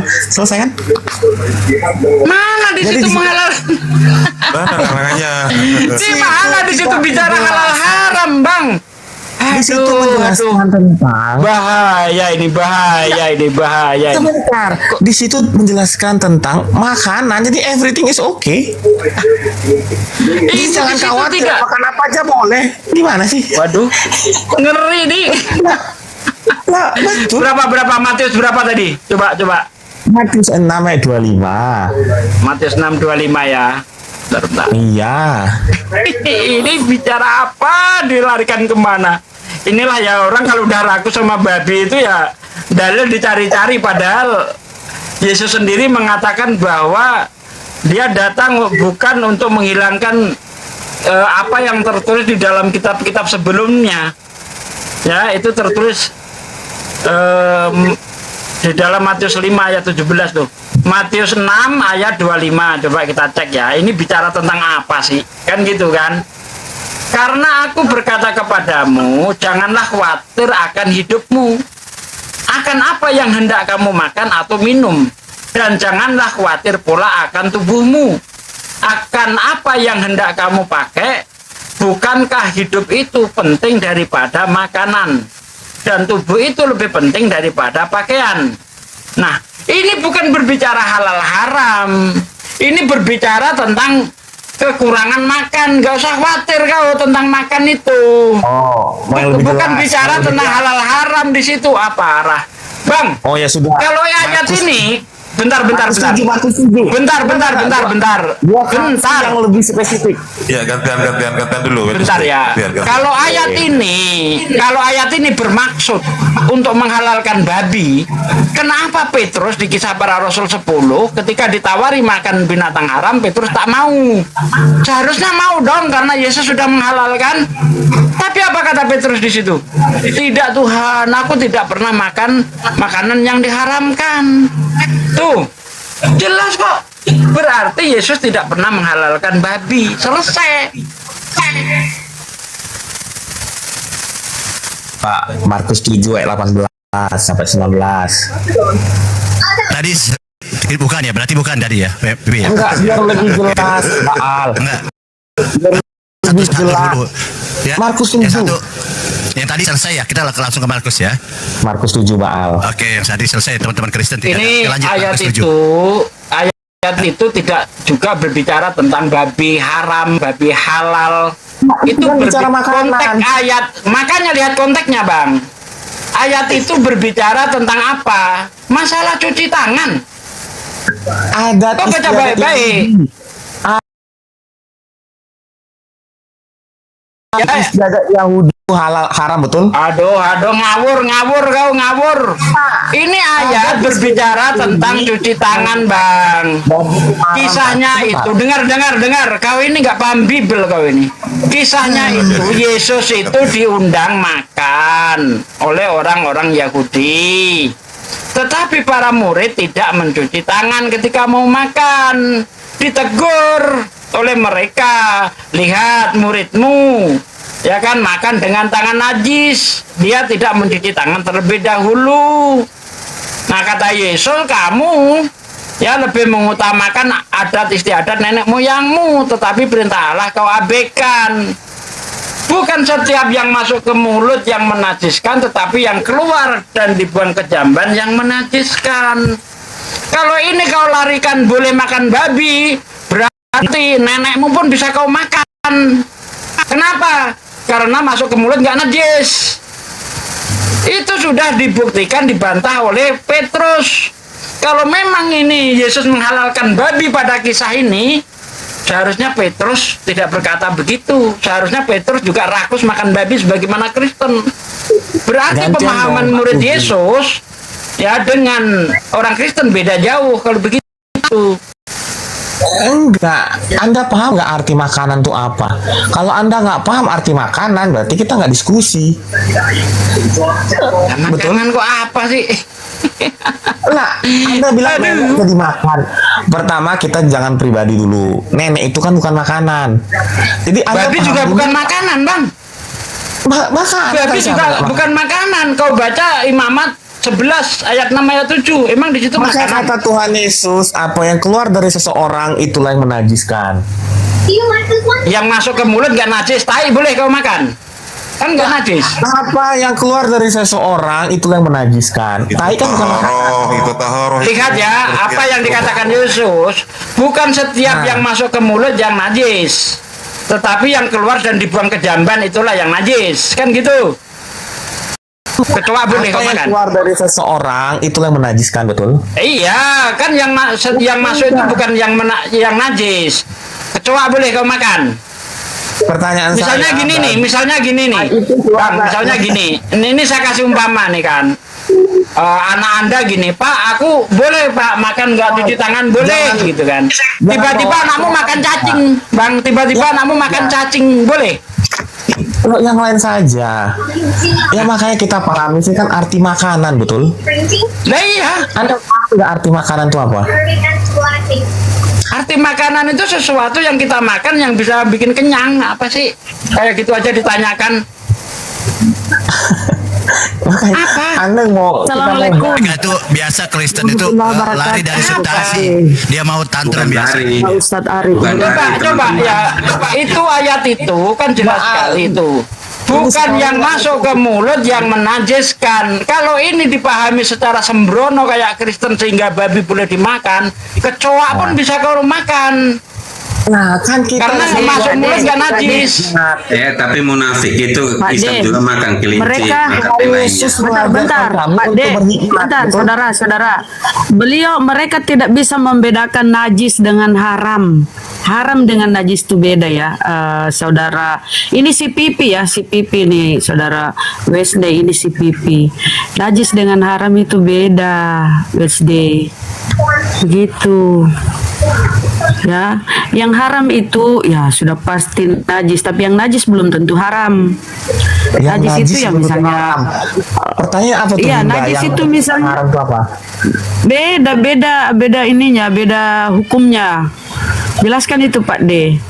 Apa Bukan itu yang najis dan berbicara haram? haram halal. Bukan berbicara haram halal di situ. Tapi najis, kotor. Najis itu kotor. Kalau dipakai sholat tuh nggak bisa kalau ada kotoran. Tapi halal haram itu beda hukumnya di situ. Ya bukan intinya gini berbicara aja. makanan. Kalau memang Islam juga Bentar, ada yang bentar. diharamkan tapi dimakan kelinci. Kan teman-teman Islam juga lainnya itu ada. hukum Taurat, Bang. Kita tidak bicara hukum Islam. Kita Betul, punya jadi hukum saya- sendiri, Bang. Jangan kau campur. Beda syariat. Islam punya hukum sendiri namanya Al-Quran. Kenapa kau pakai kitab orang Yahudi kau pakai untuk saya? Nah, kenapa itu dipakai untuk Kristen? Karena kitab Yahudi dicolong Kristen. Kan gitu. Makanya saya pakai untuk Anda. Kenapa Anda ingkari? Jadi orang Jelas-jelas berarti haram. bilang Kristen colong, mana coba colongnya, coba colongnya mana? Enggak jelas, Bang. Suaramu enggak jelas, putus-putus, Bang. Kitabnya orang Yahudi. Katanya orang Kristen colong kitabnya orang Yahudi, mana Pak? Tolong tunjukkan ke saya. Nah, mana Bu ada buktinya? emangnya kau izin pakai kitabnya orang Yahudi? Ada izinmu sama orang Yahudi pakai kitab mereka? Orang Yahudi tidak menolaknya, orang Kristen orang Yahudi tidak menolaknya sama orang Kristen. Sama-sama sepakat. Iya, walaupun nggak nolak, Bang, tapi kan mengambil tanpa izin tuh nyolong, Bang. Bukan masalah ditolak dan direstui. Kata siapa, mana direstui? Nggak ada itu. Nggak ada. Mana direstui?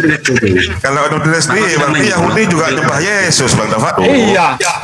Bahkan mereka marah, Bang. Kitab mereka kau artikan sembarangan. Marah mereka. Coba kau lihat debat antara Kristen dan Yahudi itu. Nggak pernah lihat Anda? Bagaimana Bang Billy? Terserah karena dia memang kan jelas sekali. Bahkan Yahudi ini paling jijik sama Kristen. Diludahi loh. Orang-orang Kristen tuh diludahi oleh Yahudi. betul.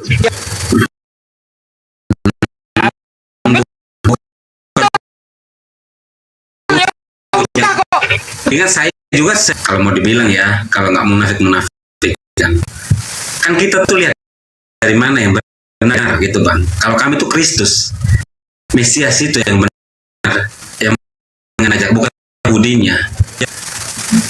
Kan tadi sebenarnya adalah ketika saya tanya di mana larangan menggauli ibu kandung, kawan-kawan Kristen menunjuk ke kitab Imamat. Nah, sementara di kitab Imamat itu juga ada larangan makan babi. Kenapa yang makan babi kau langgar, yang menggauli ibu kandung tidak kau langgar? Ini kan berarti pilih-pilih. Seharusnya ketika sebuah kitab itu kita jadikan sebuah pedoman, tidak boleh dipilih-pilih dong. Kan gitu. Pengikut Jadi kalau ada enaknya dipakai, nggak ada enaknya dibuang. Kan gitu jadinya, Bang. Ini standar ganda namanya. nggak kayak gitu, bukan standar ganda. Kami tuh kan kami orang bukan Yahudi. Kami tuh pakai, kan itu berlaku cuma contohnya sunat. Nah, itu hanya berlaku orang Kristen, orang. Ya, kalau bukan Yahudi. orang Yahudi, kenapa pakai kitabnya Yahudi, Bang? Makanya pelan-pelan Pak.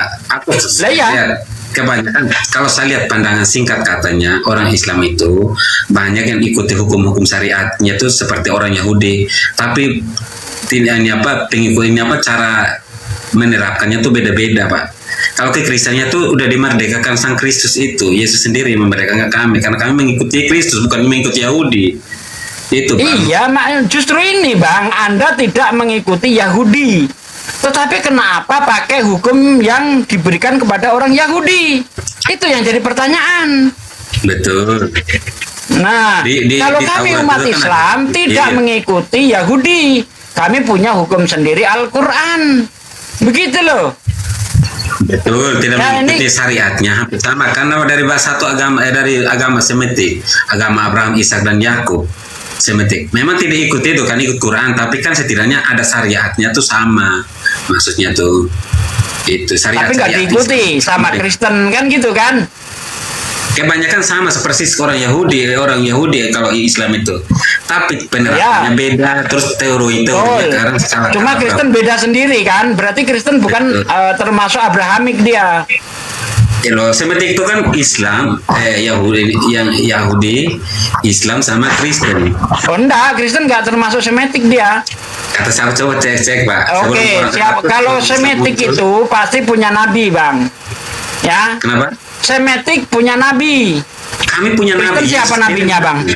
Yesus. Nabinya Yesus. Ya. Bukan Tuhan dia. Tuhan di situ, dia kan menggenapi semuanya. Jadi rangkap jabatan. Coba yang Bapak buka ya di di Lukas 22 ayat 44, coba dibuka baca. Sekarang Anda kan mengatakan nabinya itu Yesus. Yesus, Bang. Jadi Bapak bisa. Saya tanya, kan nabi itu kan pasti mengajarkan penyembahan gitu loh. Setiap nabi pasti mengajarkan penyembahan kepada Tuhan yang benar. Itu ajaran pokok itu, Bang. Ajaran pokok para nabi adalah penyembahan kepada Tuhan yang benar. Ya. Musa juga mengajarkan bagaimana menyembah Tuhan yang benar. Shema Yisrael Adonai Eloheinu Adonai Echad. Yesus juga mengatakan mengajarkan nyembah Tuhan yang benar. Markus 12 ayat 29. Dengarlah Israel, Tuhan Allah kita, Tuhan itu Esa. Ya. Nah, sekarang Yesus juga mengajarkan aku dan murid-muridku menyembah Tuhan yang kami kenal. Yohanes 4 ayat 22. Pertanyaan saya, Kristen menyembah Yesus itu ajaran siapa? Katanya nabinya Yesus. Coba ada Yesus mengajarkan menyembah dirinya, silakan. Ya, Yohanes ya, banget saya baca ya. Di Yohanes 14 ayat 6 kata Yesus kepadanya, Akulah jalan dan kebenaran dan hidup. Tidak ada seorang pun yang datang kepada Bapa kalau tidak melalui aku.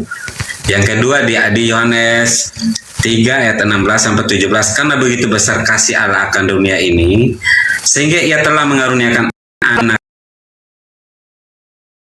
yang tunggal supaya setiap orang yang percaya kepada oleh hidup yang kekal, sebab Allah mengutus anaknya yaitu Yesus Kristus ke dalam dunia bukan untuk menghakimi dunia melainkan untuk menyelamatkan oleh Dia.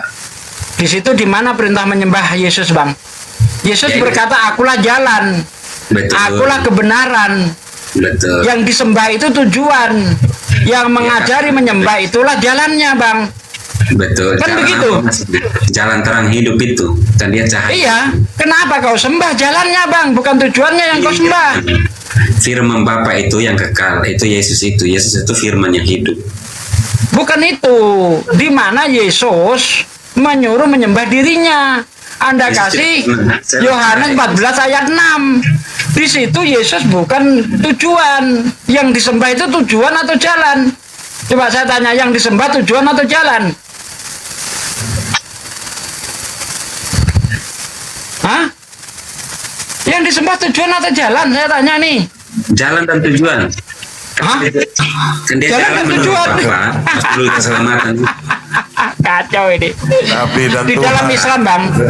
Di dalam Islam, Bang, saya percaya Yesus itu juga jalan. Dalam surah Az-Zukhruf ayat 64. Innallaha huwa rabbi wa rabbukum fa'buduh hadza siratul mustaqim. Dialah Allah Tuhanku dan Tuhanmu, sembahlah Dia. Inilah jalan yang lurus. Nabi Isa itu jalan yang lurus. Bagaimana untuk bisa mengetahui itu jalan yang lurus? Caranya dengan menyembah Tuhannya. Innallaha huwa rabbi wa rabbukum fa'buduh hadza siratul mustaqim. Ya. Innallaha, sesungguhnya Allah itu Tuhanku dan Tuhanmu, sembahlah Dia. Inilah jalan yang lurus. Jadi Yesus itu jalan yang lurus kalau menyembah Tuhannya, bukan menyembah dirinya, Bang. Bagaimana kau mau menyembah jalan? Jalan itu utusan. Sementara Yesus berkata dalam Yohanes 13 ayat 16, seorang utusan tidak sama dengan yang mengutus, seorang hamba tidak lebih tinggi dari tuannya. Nah, ini makanya Gitu, saya Bang. jawab. Kalau jalan tuh mah ayat selanjutnya kan banyak. Cuma saya kasih satu ayat di Efesus 1 ayat 13 sampai 14. Berkata, di dalam Dia, di dalam Yesus kamu juga karena kamu telah mendengar firman kebenaran yaitu Injil keselamatan di dalam Dia, kamu juga ketika kamu percaya dimeteraikan dengan Roh Kudus yang dijanjikannya itu, dan Roh Kudus itu adalah jaminan bagi kita sampai kita memperoleh seluruhnya, yaitu penebusan yang menjadikan kita milik Allah untuk memuji kemuliaannya, kemuliaan Sang Bapa yang di surga itu maksudnya.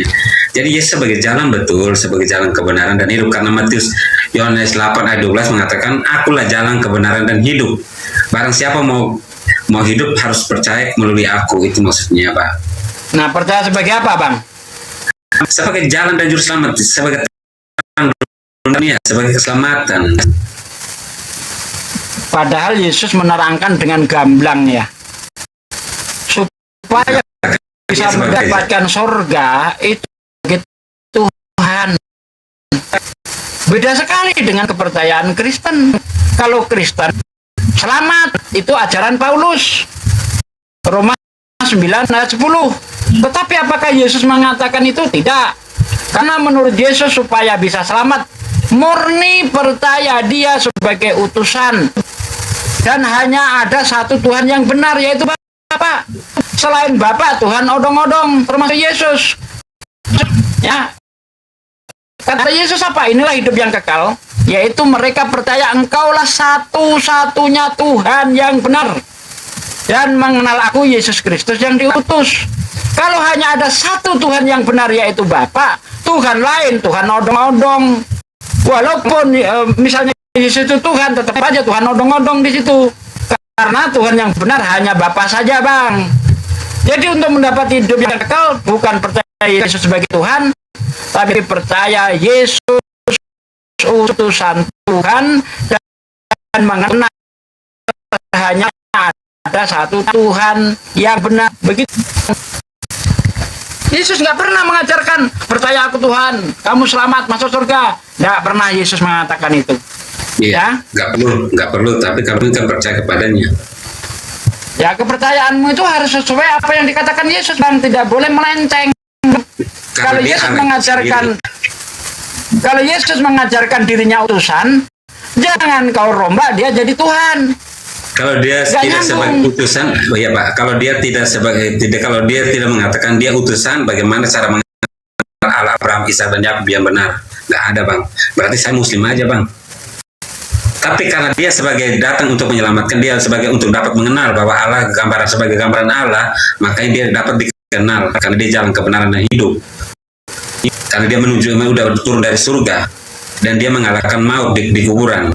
Tidak ada satupun manusia begitu. Akhirnya kita kenal. Kalau kita seperti ini, apa fungsinya kalau kita percaya? Semua orang percaya, hidup pun percaya ada satu Tuhan, satu Allah. Buddha pun sama. Tapi Allah yang benar enggak? Jangan sampai ujung-ujungnya kita semua nggak bisa dijamin. Maksudnya. Nah itu dia, Bang. Orang Israel itu sudah mengenal Tuhan. Tanpa Yesus datang, mereka juga sudah kenal Tuhan. Nggak perlu Tuhan itu datang sendiri ke dunia, nggak perlu. Sama zamannya mereka tuh Israel zaman dulu, mereka tuh dungu jadi bekal lainnya kepala hatinya, nggak bakal ngerti saksinya, orangnya di depannya. Tapi mereka ingin membunuh Yesus, kan Yesus dikira Yesus menyamakan dirinya sama seperti sang Bapa itu, sang Mesias itu. Dan dia sebut Yesus kan mengaku aku lebih dia, maka mereka melemparinya. Tidak ada, Bang, kalau seperti BKI masuk ke Jawa Timur seolah-olah baru 1 hari atau baru lahir umur bersekian berani ngomong akulah orang Jawa Timur, aku harus begini, mau punya kuasa, pasti dilemparin, Pak. Kalau kita orang di luar budayanya nggak sesuai. Kalau Yesus kan berani, makanya dia menjalankan karya keselamatan itu di hadapan umat perjanjiannya, yaitu ini umat Israel. Itu, Bang. Oke, jadi ketika orang-orang Yahudi ya ingin melempari Yesus karena Yesus dianggap mengaku Tuhan, itu hanya mencari gara-gara saja. Karena orang Yahudi itu sudah biasa, manusia disebut Tuhan itu udah biasa, Bang. Bukan cuma Yesus. Musa disebut Tuhan, Bang. Betul, Bentar, makanya Musa, bentar dulu. Musa juga disebut tuh, aduh, dengar. Betul. Musa juga disebut Tuhan, ya, para hakim juga disebut Tuhan, malaikat juga disebut Tuhan. Bahkan Paulus sendiri mengatakan banyak Tuhan di dalam 1 Korintus 8 ayat 1 Korintus 8 ayat 5 ayat 6. Jadi orang Yahudi itu tidak heran kalau orang itu disebut Tuhan, itu nggak heran. Tapi Ya, kenapa banyak ketika Tuhan nggak masalah, Pak. Kalau banyak Tuhan nggak masalah. Nabi Muhammad saya bilang Tuhan karena dia punya pengaruh gitu kan. Tuhan nggak masalah. Tapi Allah tuh cuma satu, Pak. Siapa Allah yang satu itu? Allah Abraham Israel itu Allah Bapa yang surga itu yaitu Allah sang sumber kehidupan ini. Bukan Allah itu Tuhan bukan? ilah itu banyak juga. Allah itu Tuhan bukan, Bang? Firaun pun dikatakan Allah. No, gimana sih? Katanya tadi Allah itu cuma Tergantung satu. konteks, Ini kok muter-muter sih, Abang? Katanya Tuhan banyak, Allah satu. Lah ini saya tanya, Allah Tuhan bukan. Allah banyak. Anda ini nggak konsisten loh, Bang. Cobalah konsisten. Sama kasih contoh, Bang. Masa aku tuh orang Firaun, Musa pun dibilang katakan Allah. Maka kita mau mengenal Allah salah hanya lewat Kristus sendiri baru kita kenal Allah yang sebenarnya. Karena semua karya keselamatannya lewat Kristus, bukan lewat Musa, bukan lewat ini orang Firaun atau orang Hindu, Buddha, bukan. Bahkan Yesus, Bang, kalau tidak mengikuti ajaran Musa masuk neraka dia, Bang. Mau tahu ayatnya? Karena semuanya tentang dia. Iya, makanya Lukas 2 menulis tentang dia. Lah iya, Anda katakan tadi jalan keselamatan cuma Yesus. Bahkan Yohanes itu juga jalan keselamatan. Orang-orang yang percaya kepada Yohanes, bahkan pelacur pun bisa masuk surga, kata Yesus. Sesungguhnya aku berkata kepadamu, ya, perempuan-perempuan sundal dan pemungut-pemungut cukai akan mendahului kamu. Ini adalah berbicara tentang percaya kepada Yohanes, karena Yohanes juga jalan keselamatan, Bang. Bukan cuma Yesus, gitu loh. Dan bahkan Musa itu juga jalan keselamatan. Kalau Yesus tidak mengikut Musa, masuk neraka dia, Bang. Berarti Musa juga jalan keselamatan. Gitu loh. Bukan cuma Yesus jalan keselamatan. Bentar, Pak, tadi saya tanggapi. Bapak bilang kalau siapa yang nggak ikut Musa masuk neraka itu siapa? Yesus yang ngomong, Bang. Mau tahu ayatnya? Kalau nggak ikut Musa, Yesus pun masuk neraka. Di mana dalilnya? Yesus. Oke. Dahulu nih. Barang siapa yang menghilangkan satu titik dari hukum Taurat, maka dia tidak akan menduduki kerajaan surga. Taurat punya siapa, Bang? Ya. Punya Musa. Barang siapa yang menghilangkan satu titik dari hukum Taurat, dari hukumnya Musa, tidak bisa menduduki kerajaan surga. Termasuk Yesus, kalau dia tidak mengikuti hukum Taurat, masuk neraka dia. Itu kan tadi barang siapa? Berarti termasuk Yesus dong. Mas neraka gimana? Orang dia melalui karya keselamatan tuh, namanya karya tuh udah kelihatan, udah jadi saksi bahwa menyatakan bahwa dia hidup. Dia melalui itu karena sebelum Taurat Musa itu dia udah jadi semua itu menceritakan tentang dia sendiri. Jalan keselamatan, Bang, jalan keselamatan yang diajarkan Yesus itu hanya dengan cara mengikuti ajaran Musa.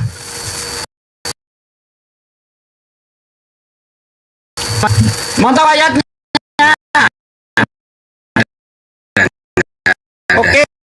Oke, saya kasih.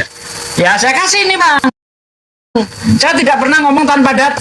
Ada orang kaya bertanya, guru yang baik, perbuatan apa yang harus aku lakukan supaya mendapatkan hidup yang kekal? Kata Yesus, mengapa kamu berkata aku baik? seorang pun yang baik kecuali hanya Tuhanku saja. Kalau kamu ingin mendapatkan hidup yang kekal, jangan membunuh. Hukum Musa bukan. Saya tanya nih, hukum Musa bukan nih, jangan membunuh. Jangan bersaksi dusta. Hukum Musa bukan. Itu kenapa? Jangan membunuh. Hukum Musa bukan. Itu bukan hukum Musa. 10 perintah Allah. Itu 10 perintah Taurat tuh. Jangan membunuh, jangan bersaksi dusta, hormati orang. Bukan hukum Musa, Bang. Bapak ngomongnya betul tapi salah kaprah dikit. Itu hukum 10 perintah Allah, bukan hukum Musa. Hukum Musa itu hukum sipil seperti makan babi, sunat. Itu hukum Taurat yang dibawa Musa, Bang. Aduh, Abang ini gimana sih? Musa itu menulis 10 perintah Allah. Itu tetap harus, karena dia mendengar, dia harus melakukannya di Taurat itu. Tapi bukan hukum Musa, tapi 10 perintah Allah. Jangan salah konteks. Artinya untuk bisa masuk surga, dia harus mengikuti hukum-hukum Taurat. Betul. Makanya tadi saya katakan menghilangkan satu hukum Taurat tidak masuk surga.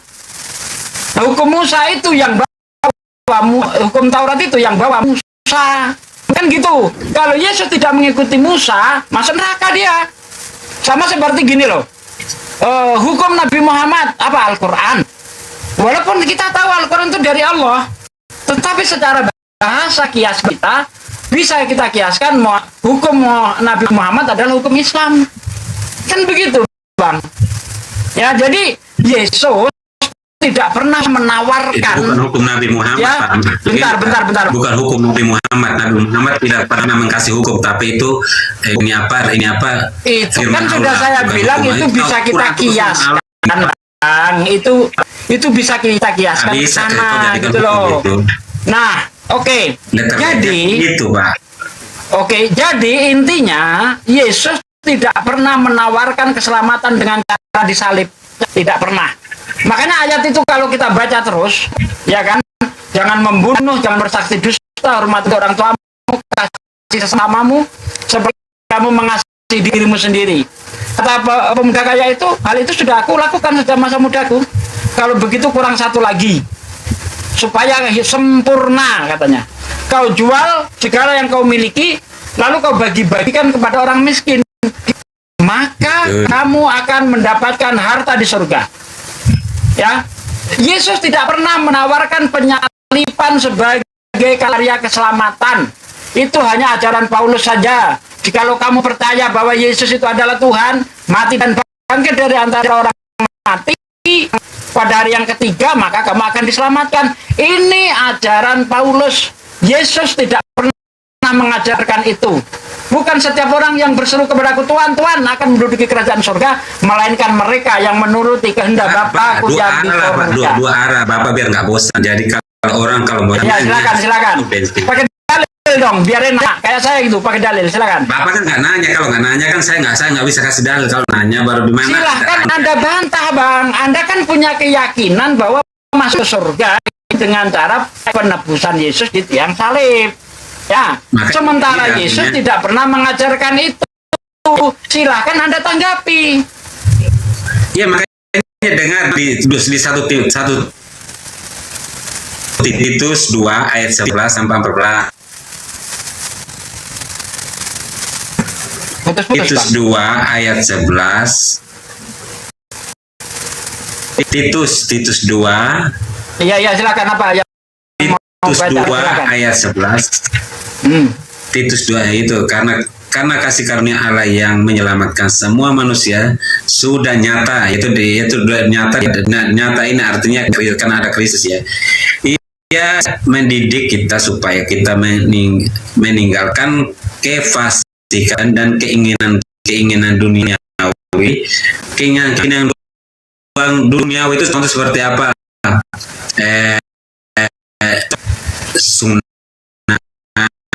Itu hal-hal jasmani yang duniawi. Dunia sekarang nantikan penggenapan pengharapan kita yang penuh bahagia dan penyataan kemuliaan Allah yang maha besar dan juru selamat kita Yesus Kristus yang telah menyerahkan dirinya bagi kita untuk membebaskan kita dan segala kejahatan dan untuk menguduskan bagi dirinya suatu umat kepunyaannya sendiri Itu yang siapa, Bang? berbuat baik. Itu perkataan siapa? Oke, itu memang Paulus, tapi kalau Bapak tadi kan Bapak surat Paulus, maka saya pakai Paulus, ya kan, nggak salah. Kalau Paulus, Bang, sudah saya katakan dari tadi, saya tidak membantah. Memang Paulus mengajarkan itu. Syarat masuk surga dan bangkit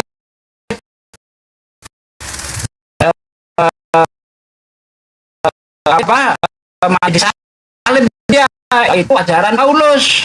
Katakan Korin Yesus tidak mati dan tidak ajaranku itu Paulus. Kita Nabi. Kita enggak, Yesus saja. Yesus perjanjian lama. Yesus, bentar Bang. Yesus tidak pernah mengatakan melalui selipan loh. Nah, sementara Paulus mengajarkan orang bisa masuk surga kalau percaya akan pernah dilakukan Yesus di tiang salib. Yesus tidak pernah mengatakan hal itu. Jadi ini dua hal yang berbeda. Yesus salto ke kanan, Paulus salto ke kiri jadinya, Bang. Gitu loh. Mana Yesus itu pernah percaya aku disalib kamu masuk surga? Tidak pernah. Banyak ayat di dalam Bible Anda bahwa untuk bisa selamat harus melakukan perintah-perintah Tuhan. Bahkan kalau Anda baca di dalam Matius 5 ayat 20, apabila kehidupan bentar. Apabila kehidupan keagamaanmu tidak lebih benar daripada kehidupan keagamaan orang Farisi dan ahli Taurat, kamu tidak akan menduduki kerajaan surga. Itu jelas. Coba buktikan kepada saya Yesus pernah menawarkan jalan keselamatan itu percaya dia di salib. Coba di mana? Oke, dibantu buka Pak. Dibantu buka Pak. Yesaya 53 ayat 5 sampai 6. Nah, pakai Yesaya, Bang. Bapak. Emang Yesaya ucapan Yesus. Saya minta ucapan Yesus, Bang. Pak, biar edukasi itu Bapak udah tua nih sebenarnya ngerti tapi Kitab Yesaya, Bang, tidak ada sangkut pautnya dengan Yesus. Kau baca Yesaya 1 ayat 1 deh. Kau baca Yesaya 1 ayat 1. Ini penglihatan Yesaya. Bentar. Yesaya nggak ada sangkut pautnya dengan Yesus. Inilah. Bentar. Oke, saya kasih tahu nih. Bapak kalau orang cerdas ngomong tuh harus dengar. Nanti Pak, biarpun Bapak pintar. Untuk apa saya dengar, Bang? Anda mau bawa kitab Yesaya, sementara saya sudah tahu kitab Yesaya tidak ada sangkut pautnya dengan Yesus. Kau baca Yesaya 1 ayat 1, Bang. Jangan gagal berpikir, Kau gagal logika. Coba kau dengar ayat ini dulu nih. Bentar. Coba kau dengar ayat ini dulu. Katakan tak ini untuk Yesus, Bang. Sampai nggak ini ke zaman Yesus. Coba dengar dulu. Bapak bilang guru kan? Saya itu sudah tahu, Bang. Bedakan orang yang belum tahu dan sudah tahu. Saya sudah tahu kitab Yesaya itu konteksnya seperti apa. Jadi jangan kau bawa untuk mendebat saya. Nggak Bapak kenapa harus diskusi? Kalau udah tahu saya bodoh atau tidak mengerti kenapa? Ya, makanya saya kasih tahu ini ya. Yesaya 1 ayat 1. Diam dulu. Yesaya 1 ayat 1 dikatakan inilah penglihatan Yesaya bin Amos pada zaman Yotam, Ahaz, Hizkia dan raja-raja Yehuda. Jadi tidak sampai ke zaman Yesus. Penglihatan Yesaya yang telah dilihatnya itu hanya sebatas apa? Yotam, Ahaz, Hizkia dan raja-raja Yehuda. Nggak sampai ke zaman Yesus. Jadi kalau Anda bawa ke Yesaya 53 nggak nyambung. Di ayat pertama saja sudah jelas tuh. Ia tumbuh dari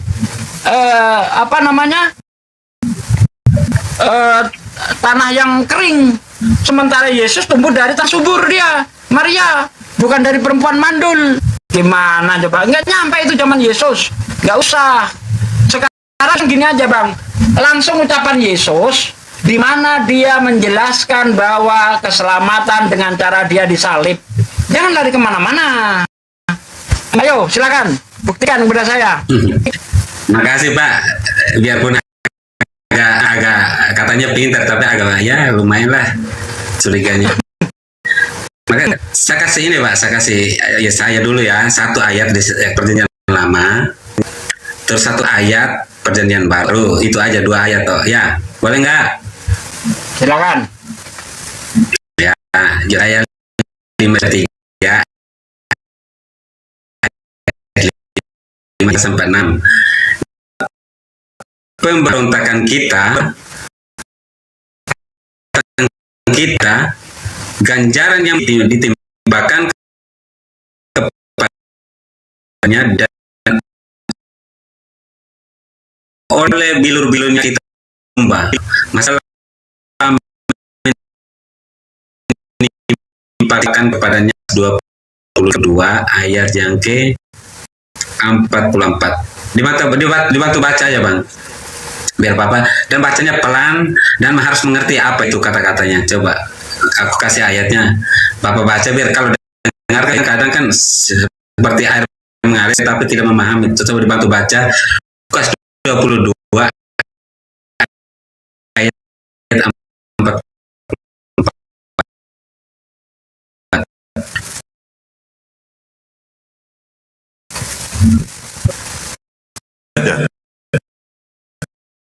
Coba. Betis. Padahal Yesaya ini di ayat 2 aja udah nggak cocok itu sama Yesus. Kenapa dikutip-kutip? Iya, dengar dulu Pak. Sebagai Dengar, taruh, jangan. dengar. Sebagai taruh, ia tumbuh di hadapan Tuhan sebagai tunas dari tanah kering. Yesus dari tanah kering atau tanah basah, Bang? Anda tahu nggak apa tanah kering itu? Tanah kering itu perempuan mandul, Bang. Sementara Maria itu bukan tanah kering dia tanah basah dia. Dari mana ini bisa untuk Yesus? Apalagi kalau Anda baca di ayat 10-nya,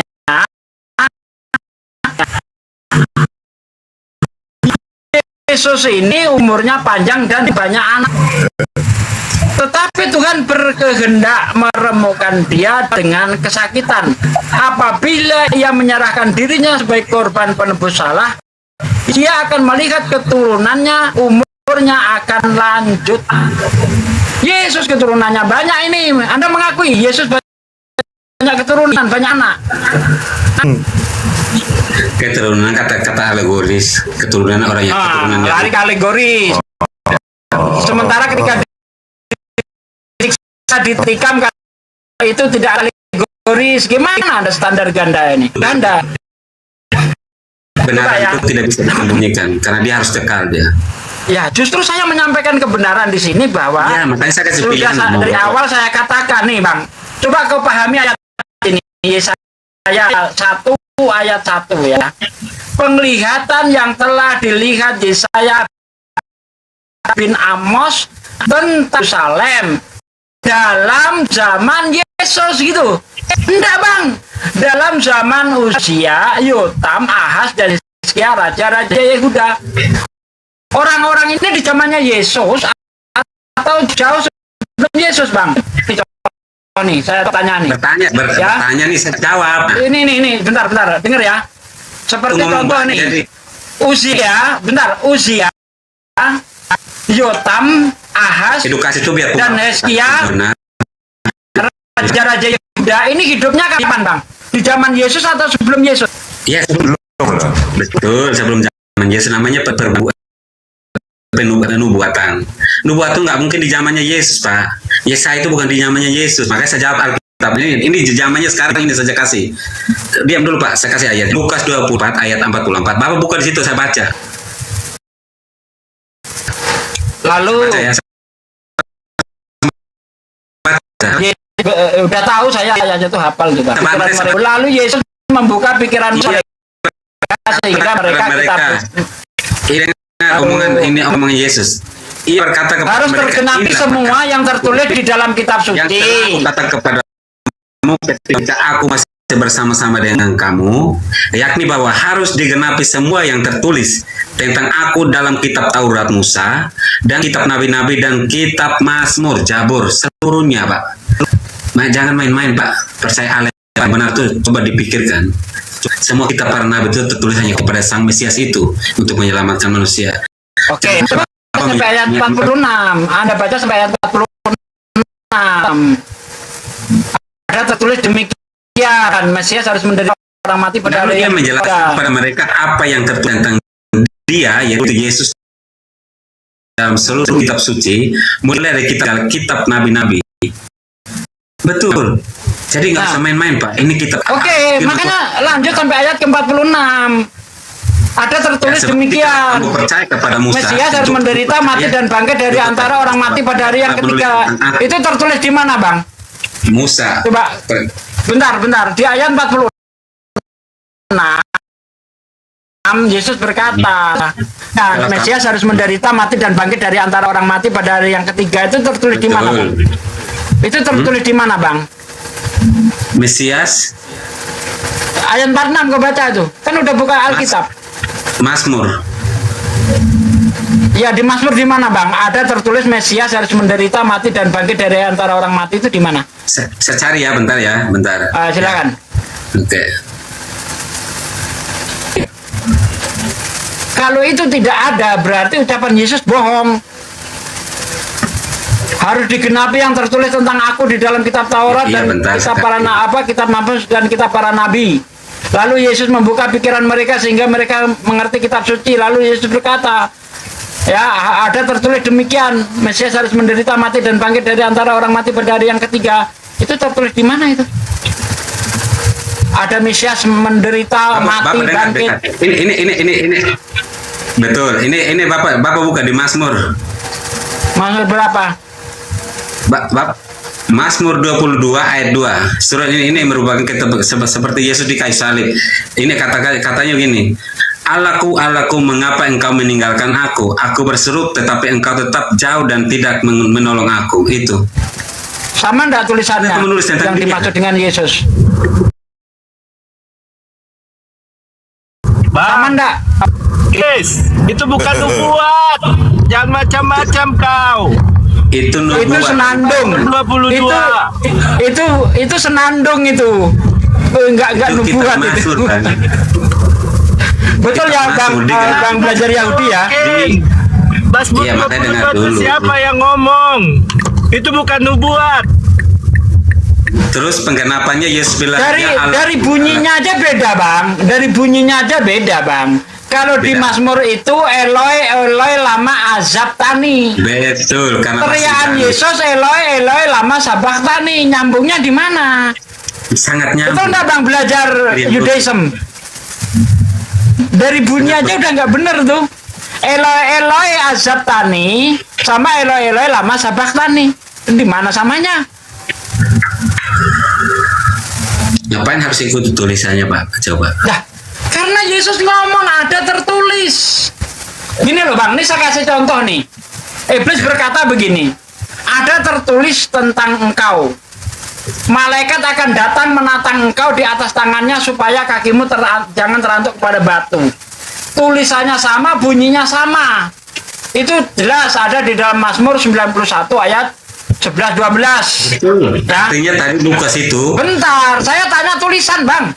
Nah, di mana ada tulisan Mesias harus menderita, mati, bangkit dari antara orang mati? Di mana ada tertulis seperti itu? Di mana, Bang? Hah? Di mana ada tertulis seperti itu? Sama seperti yang diucapkan Yesus. Karena kalau kita bicara tulisan itu harus sama, Bang. Tidak boleh tidak. Itu nubuatan tuh nggak harus persis gitu. Tapi kepada yang dibicarakan Yesus itu tulisan, Bang. Anda tahu nggak arti tertulis, Bang? Tahu nggak arti tertulis itu? Tertulis itu sudah ditulis, iya, tapi termaktub atau tersurat. Beda-beda. Sementara yang Anda terangkan itu bukan tersurat, tapi tersirat, ditafsir. Beda, Bang. Kalau tersurat itu nyata tulisannya sebagaimana yang iblis kutip. Ya, malaikat akan datang menatang engkau di atas tangannya supaya kakimu jangan terantuk kepada batu. Itu tertulis seperti itu, bunyinya seperti itu. Nah, sekarang Yesus berkata, ada tertulis. Mesias harus menderita, mati, dan bangkit dari antara orang mati pada hari yang ketiga. Ada tertulis di mana seperti itu? Saya ingin tulisan, bukan penafsiran. Ada? Tidak ada, Bang. Sampai botak rambutmu nggak ada. Ya, oke. Saudaraku sekalian, silakan dilanjut. Ini waktu duhur di sini. Saya standby dulu. Silakan, Bang Baal.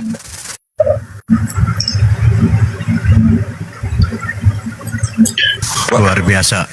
Ada PR ya saudara-saudara Kristen. Tadi ada PR dari Ustadz Suki sesuai pernyataan Yesus. Ada tertulis demikian .2. Nah, yang kita kaji adalah tertulis tulisannya gitu. Ustadz Suki ini kan udah kenal saya lama. Saya kenal sama udah 2 tahun aja. Pak Ustadz ya. Udah lama saya sama dia tuh. Iya, jadi memang sampai sekarang baik pendeta, pastor, penatua dan lain-lain tangan dari nantang saya kasih uang 5 juta tersebut Musa adalah PR dari Bapak Gereja banyak, makanya Bapak Gereja itu banyak yang mengalap ya, karena memang tidak ada nih Yesus ini. Iya, putus-putus ya. Oke, jadi tidak ada Bapak Gereja siapapun, apalagi Anda sebagai jemaat minggu ini kan tidak mungkin bisa menjawab, pendeta aja nggak bisa ya menjawab ya. Itulah yang PR. Tapi ini bukan ini tantangan buat kalian. Ada tertulis demikian di kitab Taurat Musa, kitab Mazmur dan kitab para nabi. Tertulis demikian kata Yesus .2. Gampang kok sebenarnya. Oh, ada tulisannya.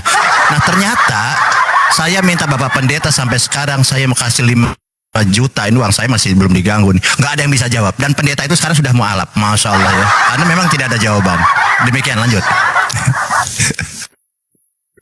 Ya, menurut Bapak harus tertulis sesuai persis seperti kata-kata orang kita di zaman sekarang. Seperti Quran saya bilang harus minta tuntutan gini, nggak bisa. Seperti ulama kalau mau ceramah nggak harus persis, tapi dia mengarahkan ke arah sana.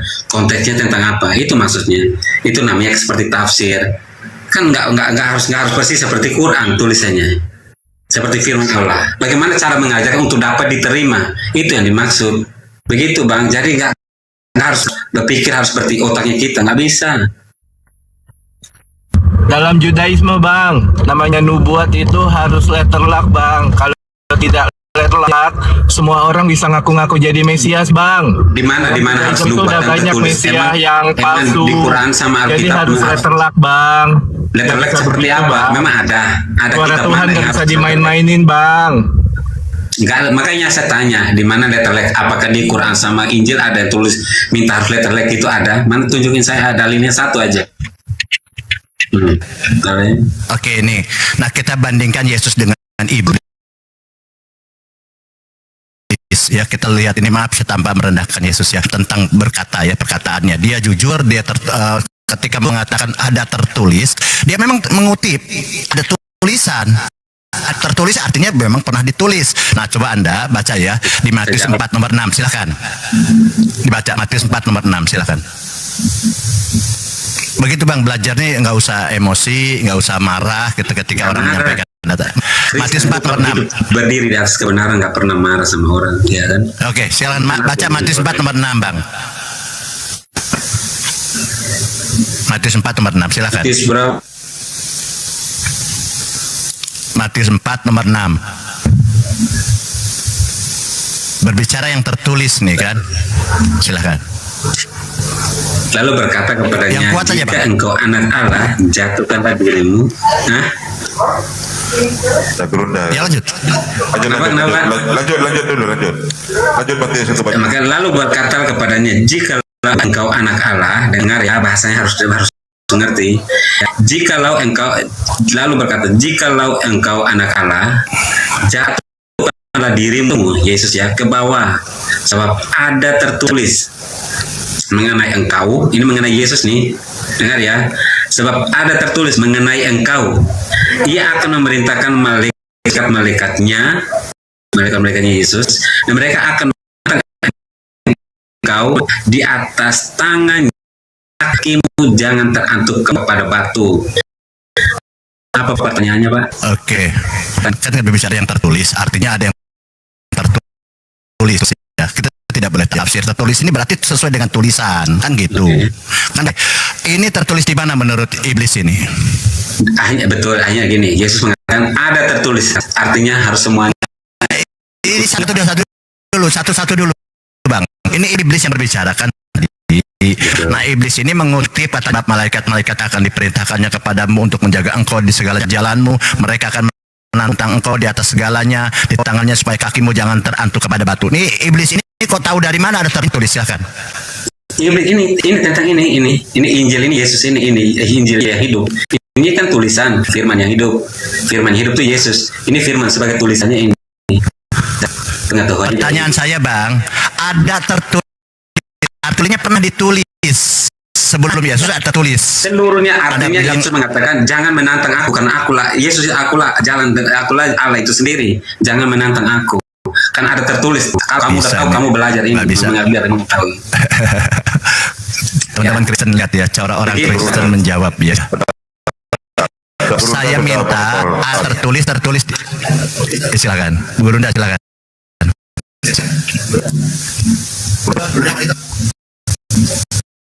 Buka mute. Selesaikan dong. Dulu katanya. Oke, sedikit lagi ya. Oke, Guru Runda. Oke, saya diberi waktu oleh Guru Runda ya. Kehormatan buat saya. Jadi gini, ketika ada tertulis itu tentu tulisan. Dan tulisannya itu pakai titik 2. Apa tulisannya? Kan begitu, ada titik 2 di situ. Berarti tulisannya sesuai dengan tertulis itu. Nah, silahkan ketika iblis, ini kita bandingkan Yesus dengan iblis ya, kita bandingkan. Nah, iblis ini mengutip dari mana tulisan ini? Silahkan. Macet kalian, karena kalian nggak pernah belajar. Makanya belajar sama Guru Runda, Bang Juma, Ustadz Suki, dia pintar-pintar, mereka bijaksana. Ini bijak situ, gampang ke Bible. Silahkan di mana? Oke, untuk tidak buang-buang waktu, lanjut aja sebelum ke Guru Runda, Bang Juma, saya sampaikan aja saya pengajaran ya, boleh ya? Bang, boleh? Jadi ketika iblis mengatakan ada tertulis demikian tentang engkau, dia sedang mengutip Mazmur 91. Catat, Bang. Mazmur 91 11 sampai 12. Oke, sudah? Woi. Dulu, Bang. Nggak perlu. Oke, baik. Iblis sedang mengutip ini. Saya bacakan di Mazmur ini, bunyinya Mazmur. Sama tidak? Sama. Iblis pintar. Dia bilang gini, Mazmur 91 11 sampai 12, dicatat, Bang ya, dicatat. Tahu. Sebab malaikat-malaikatnya akan diperintahkannya kepadamu untuk menjaga engkau menjaga engkau di segala jalanmu. Mereka akan menantang engkau di atas tanganmu supaya kakimu jangan terantuk kepada batu. Wih, hebat. Dia sedang mengutip yang tertulis, yaitu di Mazmur. Nah, kembali kepada Yesus. Yesus mengutip, dia bilang, ada tertulis di kitab Taurat, Musa, kitab Mazmur, kitab para nabi. Harus mati dan menderita dan bangkit pada hari ketiga. Tertulis di mana tulisannya? Yang penting saya minta tulisannya, Bang. Cepat iblis. Masa Yesus kalah sama iblis? Ada aja yang menghujat kalian. Tapi Islam tidak boleh menghujat ya. Itulah maksud saya. Silakan. Ya itu makanya buka Lukas tadi. Biar kamu tahu tentang dia. Lukas 20 ayat 44. Sejak kapan Lukas jadi kitab Taurat? Kitab Mazmur. Ada kok ini. Ada Guru Runda, dia berat ini Guru Runda, silakan Runda. Mungkin harus lebih rendah lagi Guru Runda. Belum mampu dia, Guru Runda. Lanjut terus Guru Runda. Makasih Guru Runda waktunya.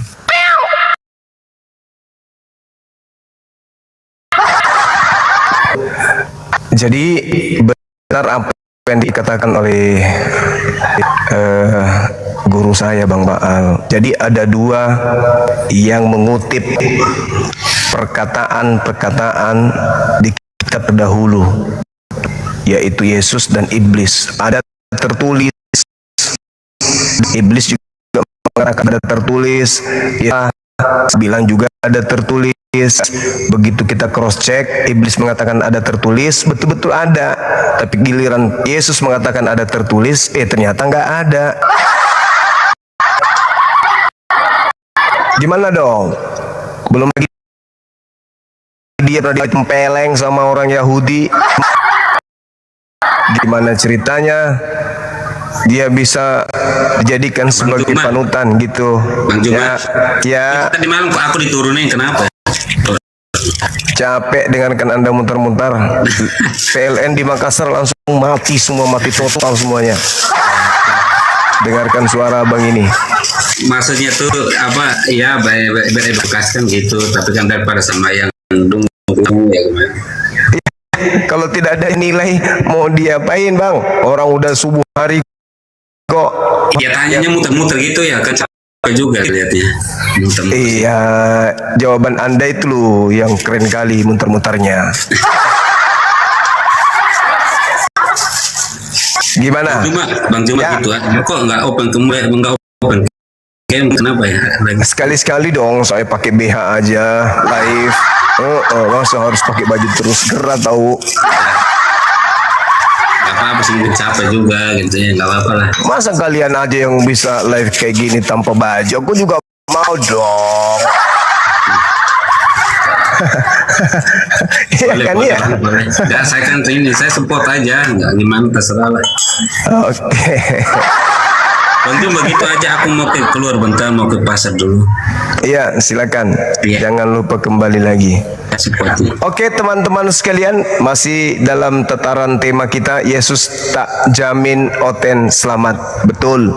Akan tetapi saudara-saudara Muslim juga harus paham bahwa bagi saudara kita Kristen ada janji yang begitu besar dari Yesus yang bukan manusia. Kalau Yesus manusia alias anak Maria, memang nggak pernah sedikit pun dalam ajarannya mengajarkan apa itu Kristen, apa itu Katolik, apa itu Protestan, apa itu pendeta, apa itu pastor, apa itu Natal. Yesus manusia anak Maria memang nggak pernah mengenal ajaran-ajaran itu. Tapi kalau yang satu ini, Yesus yang datang kepada Paulus, segala macam tetap bengek yang ada di Kristen, dialah yang ajarkan. Jadi ada Yesus Yahudi, ada Yesus Romawi. Yesus Yahudi mengajarkan kitab Tanakh.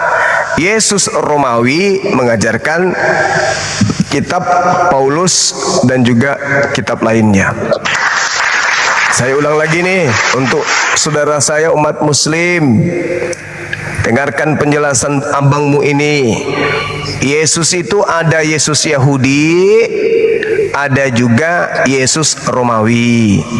Yesus Yahudi tidak pernah mengenal kemudian orang-orang Romawi dan sekutunya, sedangkan Yesus Romawi itu mengenal Yesus Yahudi, mengenal pengikut-pengikutnya. Jadi Yesus Romawi ini itu adalah penguasa dunia. Ini harus dipahami oleh saudara kami Muslim supaya tidak mudah untuk keluar dari ajaran Islam menuju kepada Yesus Romawi. Yesus Romawi mengajarkan pengikutnya makan babi. Yesus Romawi mengajarkan murid pengikutnya itu menyembah dirinya. Yesus Romawi mengajarkan kemudian pengikutnya minum arak, minum tua meskipun sedikit. Yesus Romawi mengajarkan murid-muridnya untuk tidak ibadah sabat, untuk tidak lagi tunduk kepada perintah Tuhannya Yahudi, melainkan hanya tunduk kepada nabinya yang diutusnya, yaitu Rasul katanya, namanya Paulus. Jadi saudara Islam di Indonesia, dimanapun berada, jangan terkecoh.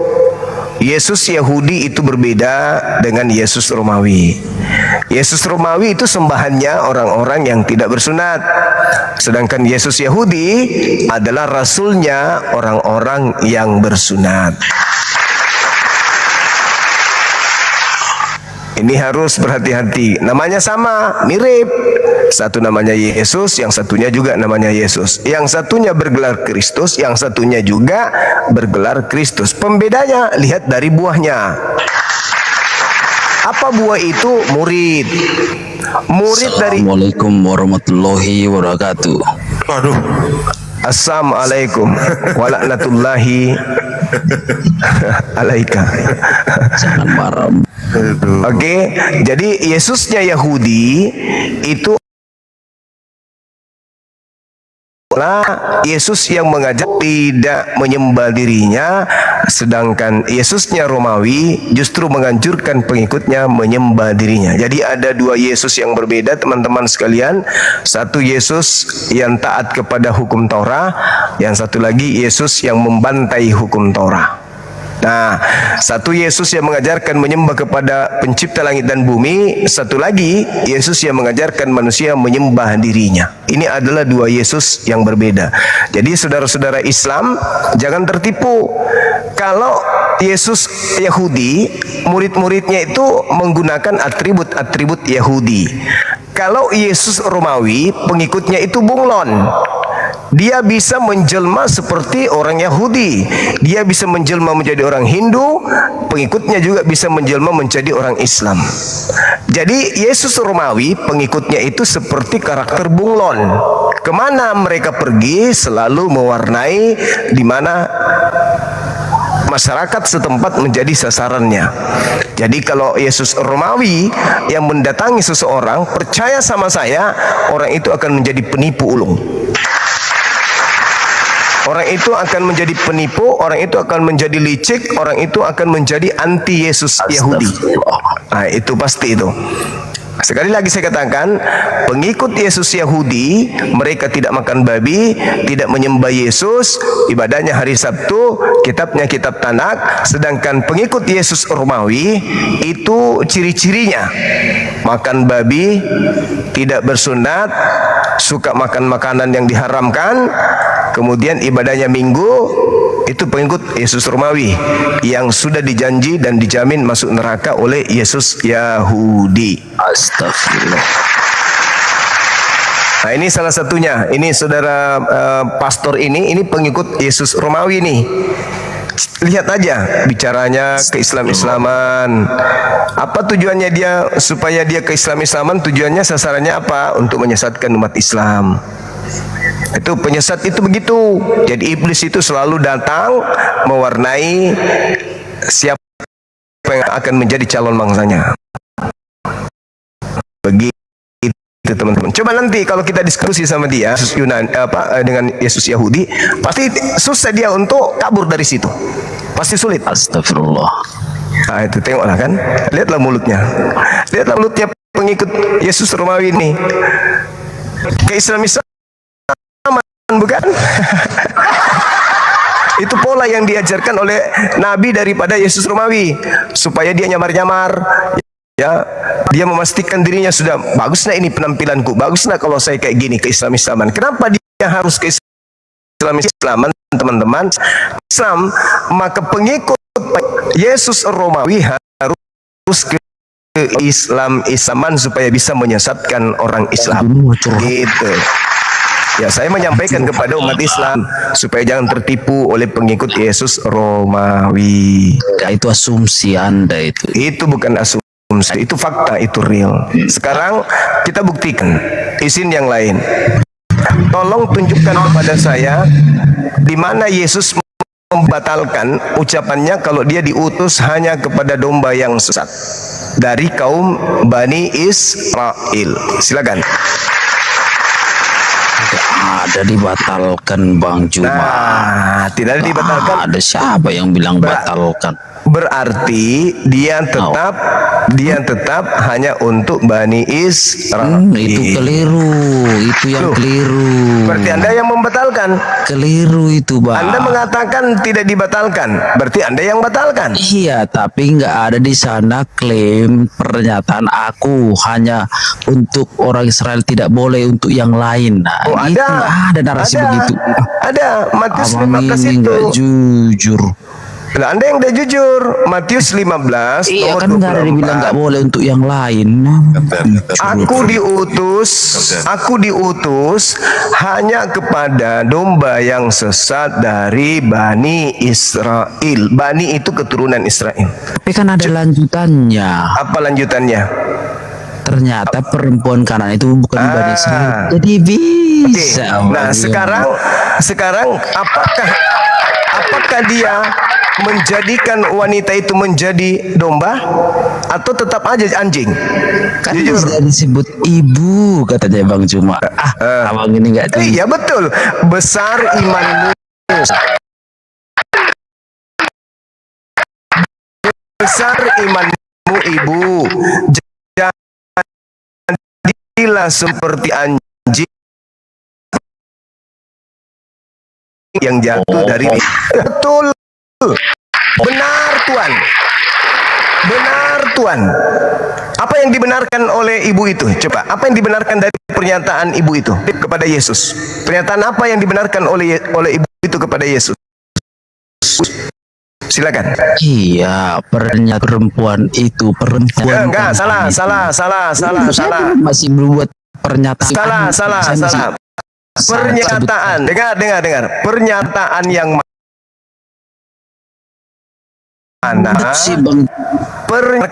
Pernyataan yang mana dari Yesus yang dibenarkan oleh ibu itu?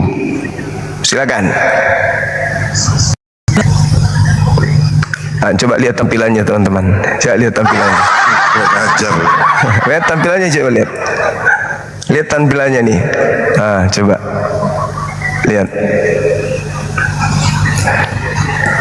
Pernyataan mana yang ibu ini benarkan yang terlontar dari mulut Yesus sehingga dia mengatakan benar Tuhan, benar Tuhan. Tapi bukankah anjing makan rema-rema yang jatuh dari meja tuannya? Iya. Pernyataan mana yang ibu itu benarkan? Iya, itulah analogi yang Tuhan berikan dan perempuan pertanyaan saya itu menerima. Ya, apa yang dia terima? Perempuan Kanaan itu menerima dengan rendah hati apa yang telah diberikan kepadanya. Lalu Yesus yang adalah Allah itu berkata, besar imanmu ibu. Bukan itu. Dengarkan saya ya. Pernyataan Yesus yang mana yang dibenarkan oleh ibu itu? Silakan.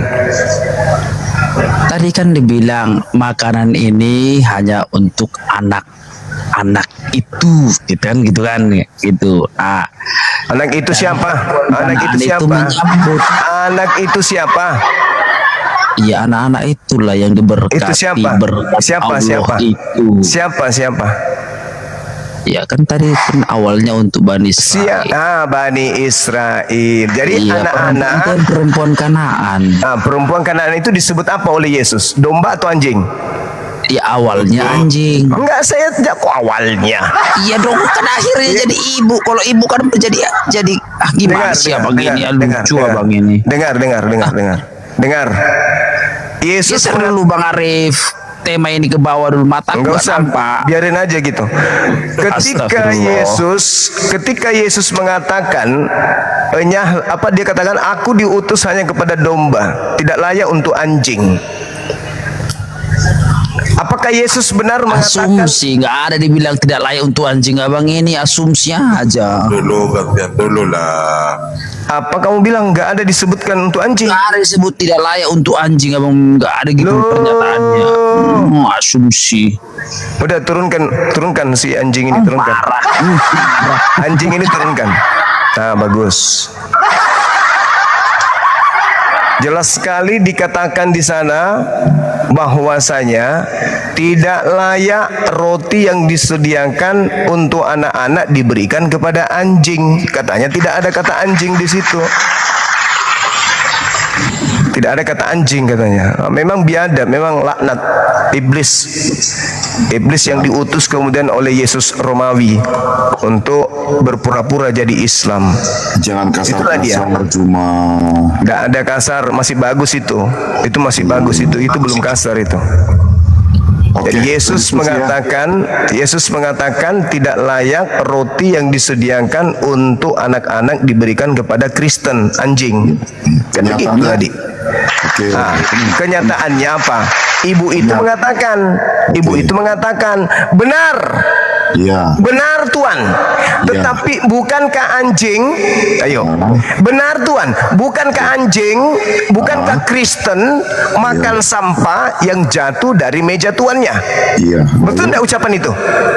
Benar. Yesus mengatakan apa? Besar imanmu, ibu. Boleh ku jawab? Sepakat tidak bahwa Yesus mengatakan dia anjing dan ibu itu mengiyakan kalau dia anjing? Sepakat tidak mereka? Enggak, itu gini loh. Sepakat enggak mereka? Tunggu, Anda jangan mengkondisikan saya, nggak bisa. Sepakat tidak? Saya jawab dulu boleh nggak? Sepakati dulu baru jawab. Sepakat dulu. Sepakat tidak Yesus mengatakan ibu itu anjing dan ibu itu mengatakan iya, memang anjing makan sampah yang jatuh dari meja Tuhan. Sepakat nggak mereka berdua? Gini. Sama halnya dengan peribahasa di Indonesia. Anjing menggonggong, kafilah berlalu. Udah. Yesus mengatakan orang-orang yang mengaku percaya Yesus tapi bukan Bani Israel disebut anjing. Betul nggak kata Yesus begitu? Itu sebuah perumpamaan. Iya, Anda diperumpamakan anjing. Memang betul kalian bukan anjing. Indonesia pun tapi sama. Diperumpamakan dengan anjing. Kalau Anda nggak jujur, Anda tidak bisa keluar dari lingkaran ini. Kalau Anda tidak jujur, Anda tidak bisa keluar dari agama Anda ini. Jujur dulu. Sebentar. Kenapa sih Anda kalau debat sama saya? Jujur dulu, jangan kemana-mana. Di situ aja dulu. Jujur dulu. Sepakat dulu, Jack. Apakah Yesus dengan ibu tadi sepakat kalau ibu ini anjing dan ibu ini menerima keadaannya memang disebut anjing? Sepakat. Memang perumpamaan, coke. Siapa bilang bahwa ibu itu anjing beneran? Ini hanya gelar yang diberikan Yesus kepada kafilah berlalu. Itu gelar yang dinobatkan Yesus kepada non Yahudi. Setuju nggak? Tenang saudaraku, tenang. Setuju nggak? Kan ku bilang perumpamaan, kamu bilang setuju nggak kalau Kristen ini diumpamakan anjing oleh Yesus? Setuju nggak? Perumpamaan iya memang dulu. Setuju tidak kalau kalian ini anjing di mata Yesus? Nih, ulangi sekali lagi ya. Benar, di luar bangsa Israel itu diperumpamakan sebagai berarti setuju nggak kalau Kristen ini di mata Yesus adalah anjing? Itu perumpamaan karena anjing itu zaman itu najis. Iya, saya ulang lagi. Setuju nggak kalau menurut Yesus kumpulan Kristen ini adalah kumpulan anjing di mata Yesus? Setuju nggak? Iya, aku bilang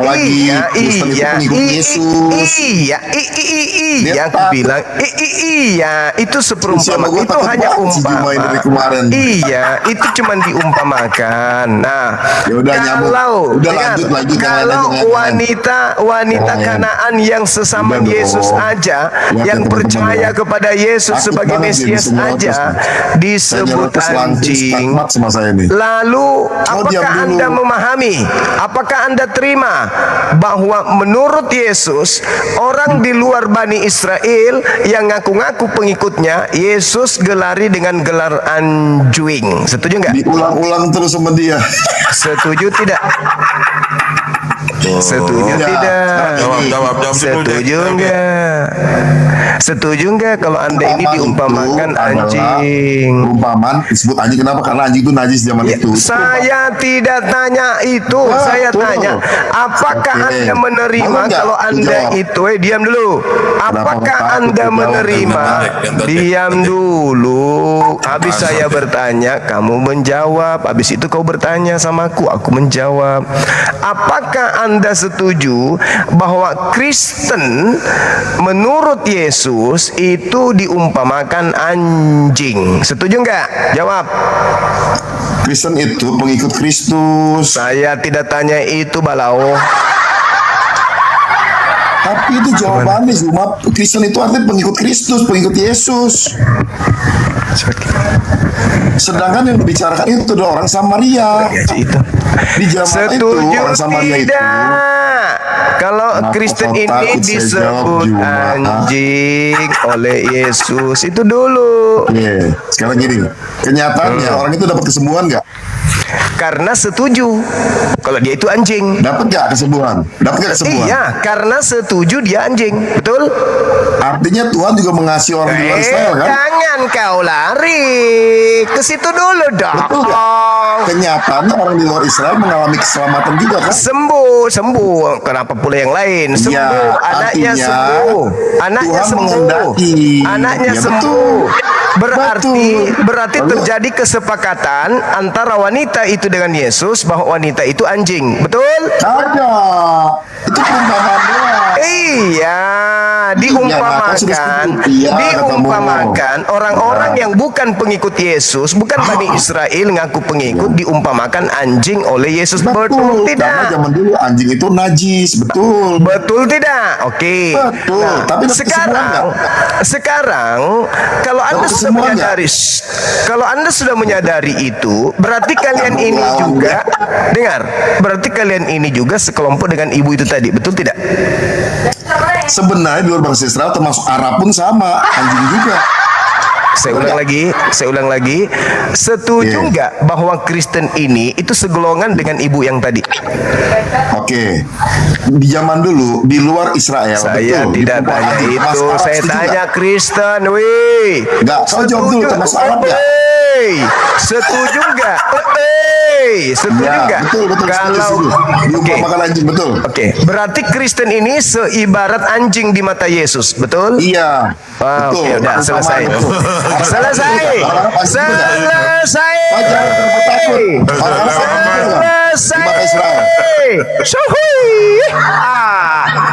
Tunggu sabar.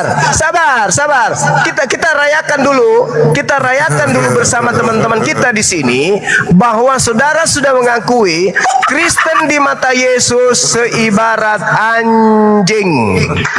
Di luar Israel kan anjing. Oke, sekarang boleh nggak saya panggil kamu anjing? Boleh nggak?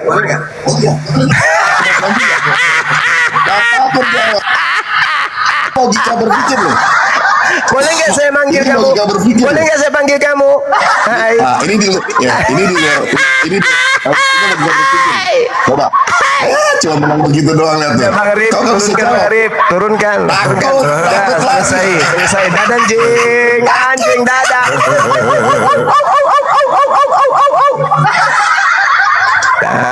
Sakitnya itu sampai ke bunuh. Nggak makan dia 3 bulan itu. Nggak makan dia 3 bulan. Diakui. Jadi lain kali kalau dia dari Komal, selamat siang Guguk.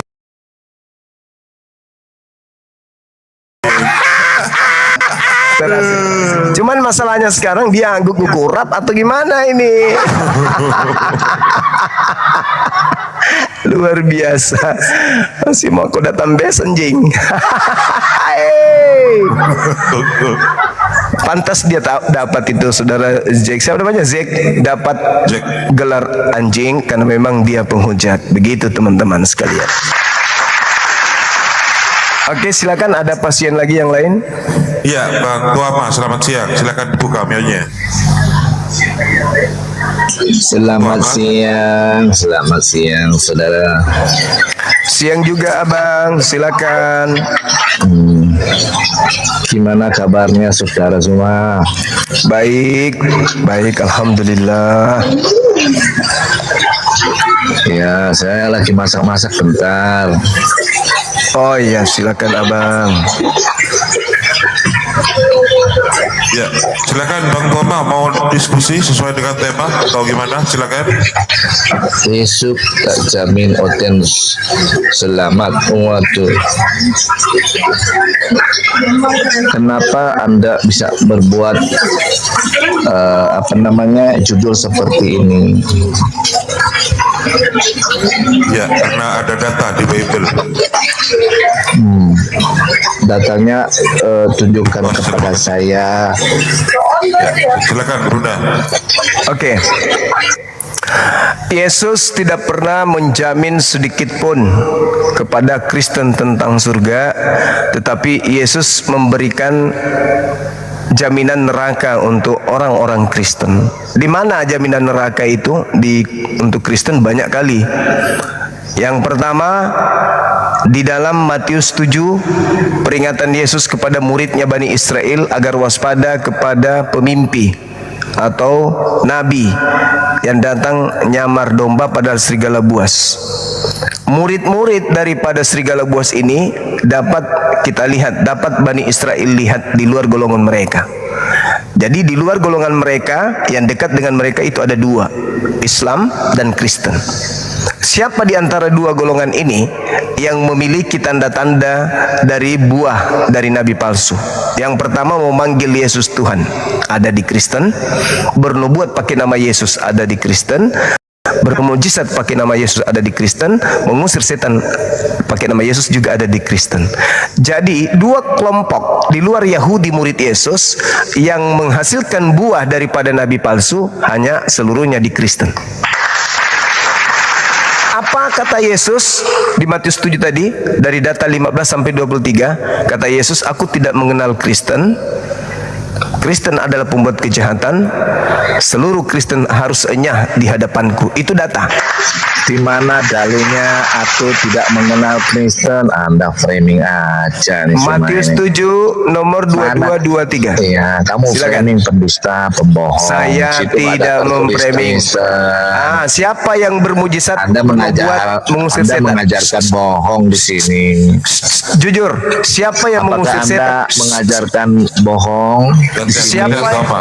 Siapa yang tidak ada tertulis seperti itu. Siapa yang bermujizat? Siapa yang bermujizat? Tidak ada tertulis seperti siapa yang bermujizat? Siapa yang bermujizat mengusir setan, bernubuat pakai nama Yesus? Islam atau Kristen? Anda jelaskan kepada saya seperti yang narasi Anda tadi. Siapa yang bernubuat Siapa yang bernubuat mengusir setan, bermujizat pakai nama Yesus? Islam atau Kristen? Jujur. Ya, yang bernubuat mau mengusir setan itu nama Yesus itu berkuasa. Karena kamu mengusir pakai nama lain atau Allah bukan lari. Bukan itu pertanyaan saya. Bukan itu pertanyaan saya. Siapakah yang menggunakan nama Yesus untuk mengusir setan? Islam atau Kristen? Udah selesai. Dah selesai bang. Apanya yang selesai? Bang Arif, turun. Dadah. Bye. Dia sudah akui teman-teman sekalian bahwa yang bernubuat mengusir setan, bermujizat pakai nama Yesus adalah Kristen. Berarti buah dari nabi palsu yang diusir Yesus adalah Kristen. Jadi sudah dua penderitaan yang mereka harus gunakan eskapator untuk garuk pantat mereka. Yang pertama, mereka mengakui kalau dirinya adalah anjing di mata Yesus. Yang kedua, mereka mengakui kalau buah dari nabi palsu juga itu adalah Kristen. Innalillahi wa inna ilaihi rajiun. Sekali lagi saya sampaikan kepada saudara-saudara saya umat Islam dimanapun berada, jangan pernah mau digolongkan dengan golongan anjing, dan jangan pernah mau digolongkan sebagai buah dari pengajaran nabi-nabi palsu. Takbir, Allahu Akbar. Allahu Akbar, Allahu Akbar. Silakan pasien berikutnya. Pasien berikutnya silakan ketik 1. Di Multi banyak yang request masalahnya, banyak yang Kristen. Silakan. Sambil posting ulang dulu teman-teman yuk. Yang mau berdiskusi silakan ketik 1. Kalau mau jadi guguk silakan aja. Kalau mau aku anjing aja kok susah kali. Kalau mau padahal udah dari 2021 itu kan Nahi. Dari 2021 itu saya udah menjuluki mereka itu Bani Kunarion itu kan. Masolang generasi. Karena saya dapat kata istilah Bani Kunarion itu dari pendeta David Salim gitu kan. Memang kami ini Kristen. Kristen itu memang anjing, tapi anjing rumahan kata dia. Nah, anjing rumahan dalam bahasa Yunani Bani Kunarion katanya gitu. Oh, tetap aja anjing kan Pak? Iya, tapi Kunarion, anjing yang jinak yang tinggal di rumah katanya. Allahu Akbar, Masya Allah. Mantap, mantap. Tapi karakteristik itu memang benar sih. Cobalah negara adik kuasa hari ini menjadi pelindung majikan. Ae! Au, au, au, au, au, au. Au, au, au. Melindungi majikan, benar nggak? Betul. Masalah generasi. Au, au, au, au, au, au, au. Benar toh? Benar. Siapa yang ganggu majikan, dia pasang badan, anjingnya pasang Ya badan. walaupun nanti anjingnya itu tiap hari kena gebuk, tetap aja ngelindungin majikan kan? Iya betul. Meskipun kalau ke rumah majikan, masuk ke kamar majikan diludahin, tetap aja dilindungi majikan. Tetap aja jaga rumahnya dia. Benar kali Yesus ini kah? Luar biasa Yesus ini. Tidak layak roti yang berikan untuk Bani Israel dilemparkan kepada asu. Kata asunya, betul. Tapi bukankah kami asu ini makan sampah dari meja Tuhan kami? Besar imanmu, jadilah seperti yang engkau inginkan, Gogok. Maaf ya, maaf. Padahal gini ya, Islam ini nggak pernah benci Yesus, nggak pernah menghujat Yesus.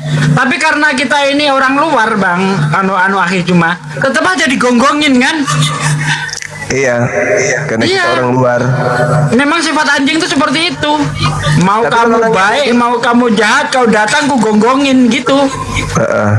Tapi kalau tuannya sendiri mau dia jahat, mau dia baik, nggak peduli, tetap aja apa dia mengibas-ngibaskan ekornya sambil nempel di kakinya gitu kan. Memang cocok kali lah ini, betul ya. Tetap aja gosok-gosokkan bulunya ke kaki kan, nggak peduli itu tuannya itu maling tak apa, nggak peduli.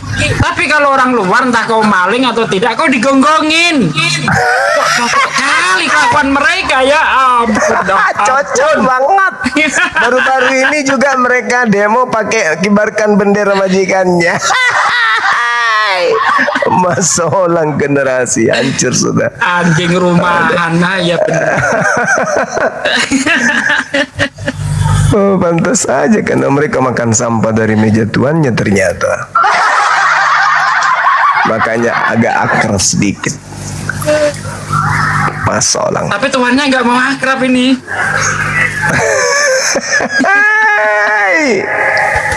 Masolang. Ya sifatnya ini guguk kan tidak penting bertuhan, yang penting bertuan kan gitu. Iya kan Ahi? Betul. Sifat anjing itu kan tidak ibadah, yang penting dia taat ke majikan. Kan begitu. Itu fakta Santo sih. Marine ini ada yang datang nih, Santo Marine. Silakan dilanjut. Ya, saya sapa dulu. Santo, selamat siang, Santo. Santo, selamat siang, Santo. Silakan saudara Santo, asal jangan berubah kalau malam jadi Santi. Santo, saya turunkan kalau nggak bicara ya, saya turunkan. Silakan teman-teman Kristen yang mau berdiskusi, ketik 1 ya sambil lalu diposting ulang teman-teman yuk. Ini saudara Ando. Ando, selamat siang Ando ya. Ando, selamat siang. Saya turunkan. Terlalu banyak permintaan di multi. Ada pendeta kondom.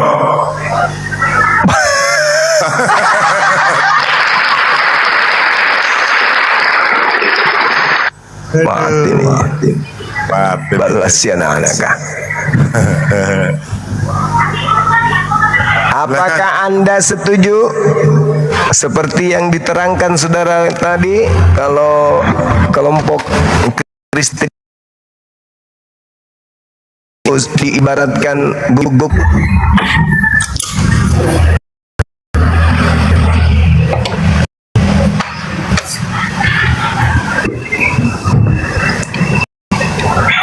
Silakan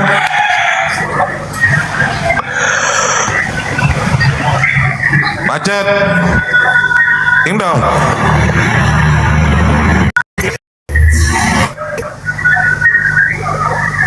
Indo.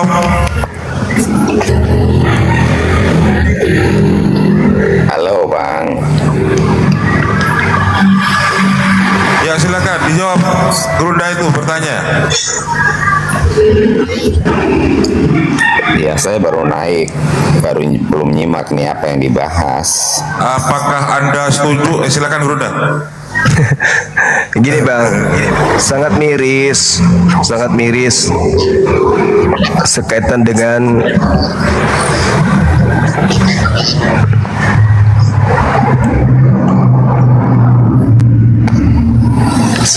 dengan pernyataan Yesusnya bahwa dia diutus hanya kepada domba yang sesat dari umat Israel. Bersungut-sungut minta tolong supaya anaknya disembuhkan, tapi Yesus hanya mengatakan usir. Dia mengikuti kita dari tadi dengan teriak-teriak, tapi ibu itu bersikukuh. Dia tidak ingin anaknya mati seketika itu, sehingga dia bermohon kepada Yesus untuk anaknya disembuhkan. Jadi dari tragedi ini kita melihat betapa Yesus itu tegas dengan poin kedatangannya hanya untuk Bani Israel saja. Tapi ibu itu ngotot.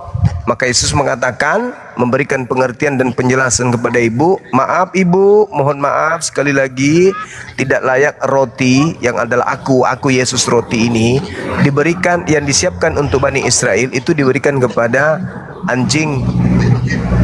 Ibu itu karena merasa dia anjing, dia mengatakan, benar Tuan, tapi bukankah anjing makan sampah yang jatuh dari meja Tuan? Nah, lalu Yesus mengaminkan, Yesus memberikan pernyataan pengesahan terhadap ibu itu yang mengakui dirinya sebagai guguk. Maka terjadi kesepakatan bahwa sampah atau sisa makanan dari Yahudi, yaitu pembuangannya seperti terjemahan-terjemahan kitabnya dan seterusnya, itu bisa dimakan oleh anjing. Nah, Yesus mengiyakan, mereka sepakat. Akhirnya Yesus mengatakan, besar imanmu. Iman yang dimaksud di sini adalah kepercayaan ibu itu bahwa anjing boleh makan sampah dari meja tuannya. Akhirnya anaknya sembuh. Melihat tragedi ini, kejadian ini, Kristen hadir persis sama dengan ibu tadi. Percaya kepada Yesus, cuman Kristen 2 kali lebih daripada ibu tadi, karena Kristen justru percaya kalau Yesus itu adalah Tuhan itu sendiri. Tidak percaya lagi kalau Yesus itu hanya sekedar roti, melainkan Yesus itu adalah si pembuat roti itu sendiri yang menjelma menjadi roti. Nah, bagaimana menurut saudara? Kalau wanita tadi disebut sebagai anjing, berarti apakah Anda rela Anda disebut anjing, bahkan 2 kali lebih jahat daripada anjing oleh Yesus? Silakan.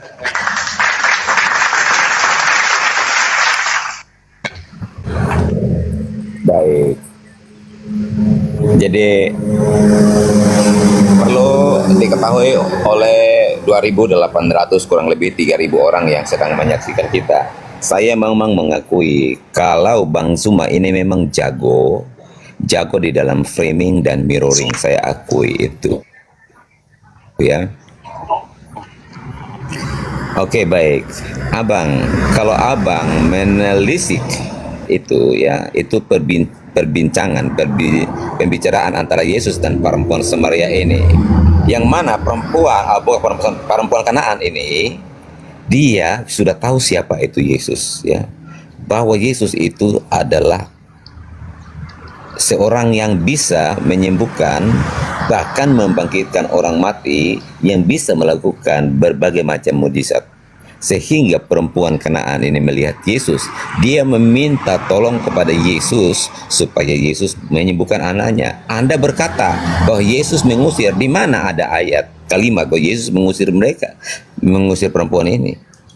Justru yang menyuruh perempuan itu pergi adalah orang-orang di sekitarnya, murid-muridnya, meminta supaya perempuan itu diusir. Yesus tidak mengeluarkan statement, pergilah engkau hai perempuan Samaria, perempuan Kanaan.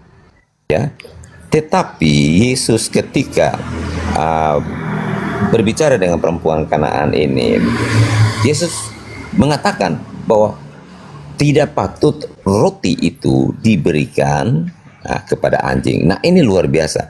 Anda sudah framing kemana-mana, tetapi Anda sebenarnya tidak memahami makna dari kalimat itu, ya.